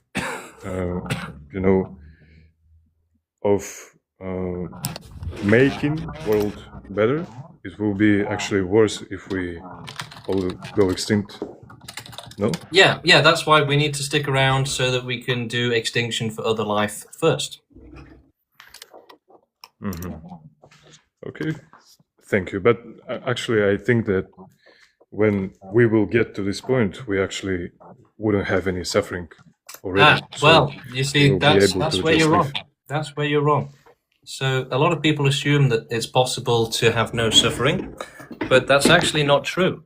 The thing is that unless you have omniscience, then you cannot guarantee that there won't be any suffering. So you can have a great system, you can have a simulation, whatever you want, but if it's not perfectly safe, then there's infinite danger. It can go infinitely wrong in infinite different ways. So even if there's a world with no suffering, we should still do extinction in case it goes wrong. Mm-hmm. I don't think I agree with you here, but maybe it's Well, the thing we have to think of the victims, right? We have to think responsibly and cautiously. People like yourself would sign everybody up into this simulation. Come on in, everybody. And then, because you don't care if it's safe, right? They end up getting tortured forever. Okay, thank you. I'll think about it. All right, thank you. So yeah, life should never exist without certainty of safety, and only omniscience can provide that. Whereas the alternative is infinite danger, infinite, unlimited risk of extreme suffering, and there's no limit to how bad your life can be, right? You could break the world record for the next person to have the worst life ever lived with the most pain ever felt. So, we have to consider these terrible things, and we can't allow them. Hi, Max. Hello. Hi. Are you making some things to help living creatures right now? No, we're focusing on ending suffering instead of reducing it slightly. So why don't you help animals now? Because you can't. There's no way If to you help really. So in the future, do you want just the Earth or the whole universe? as much as we can do. So the whole universe, if possible. Do you think that life may be created so that the available energy might actually be faster used, and therefore in the future? Right, you've got some serious microphone issues, but in terms of, was life made for a reason? No, right? Life is here because of nature. It's not here for a good reason. There's no good reason to torture animals for no point, right? Hello, how you doing? Hello. Can I ask how you're going to achieve total Yeah. extinction With activists. with activists? How are you going to convince the major powers of this world to kill themselves? We don't expect to do that, right? So that would be ridiculous, right? To get Elon Musk to willingly give his stuff up. So we shouldn't resort to, begging the billionaires nicely, right? We should be willing to take over the world with a revolution and to enforce morality, right? If you just ask nicely, then you're never going to actually achieve anything. So we're going to force extinction. Yeah. Alright. There's no other way to do it. You can't achieve extinction without forcing it, right? Optional extinction is like a misnomer, right? It doesn't happen. I just want to ask, for extinction, who's gonna go first? The animals, or the humans? Animals. The animals. Why? Because they can't do their own extinction, right? They can't help themselves. We can help them. We can help others. Alright, I see. Thank you. All right. Thanks for coming up. All right. Do we have anybody else? Not really. So, yeah, if anyone else wants to join the queue, have a debate, feel free to join us in the extinction zone. Right. We have not much time left today. So, a revolution is illegal. Yeah, but who cares about the law, right? If you put the law on a pedestal like that and say, "Oh, revolution's illegal," then you're saying that you'll just accept the law no matter what, right? If the law is that child abuse is good, you'd accept it and say, "Well, it's illegal to say child abuse is bad." So, forget the law, use your own brain, right? People are constantly trying to say, "Oh, don't make me think about it. Just tell me where it's written down. Show me the law. Show me the philosophy book." No. Use your brain, right? We should think about things. James, how do you pronounce your last name? Idwan. James Idwan. Idwan. All right. Okay, we've got nobody else in the queue, so let's see. I'm probably going to go for the day. What does David think of all this? David's my dad. Yeah, he thinks it's funny. My family doesn't really care about it, to be honest. They never really ask. They just see it as that's those young kids and their newfangled things. The internet, extinction, and vaping, extinction, right? They see it as, just leave the kids to their thing, basically. All right. Yeah, I'm probably going to go for today. So if anybody has any questions, you can message me directly on TikTok. You can join our Discord, our WhatsApp group through the links on my profile. Check out our website, proextinction.com. Read the manifesto, FAQ. Become an activist. Start making videos and educating people that suffering is not acceptable and that we have to provide safety using force, right? Forceful total extinction, forceful safety. If you don't forcefully provide safety, then the victims will have force used against them to make them suffer. Anyway, thank you everyone, and we'll see you tomorrow.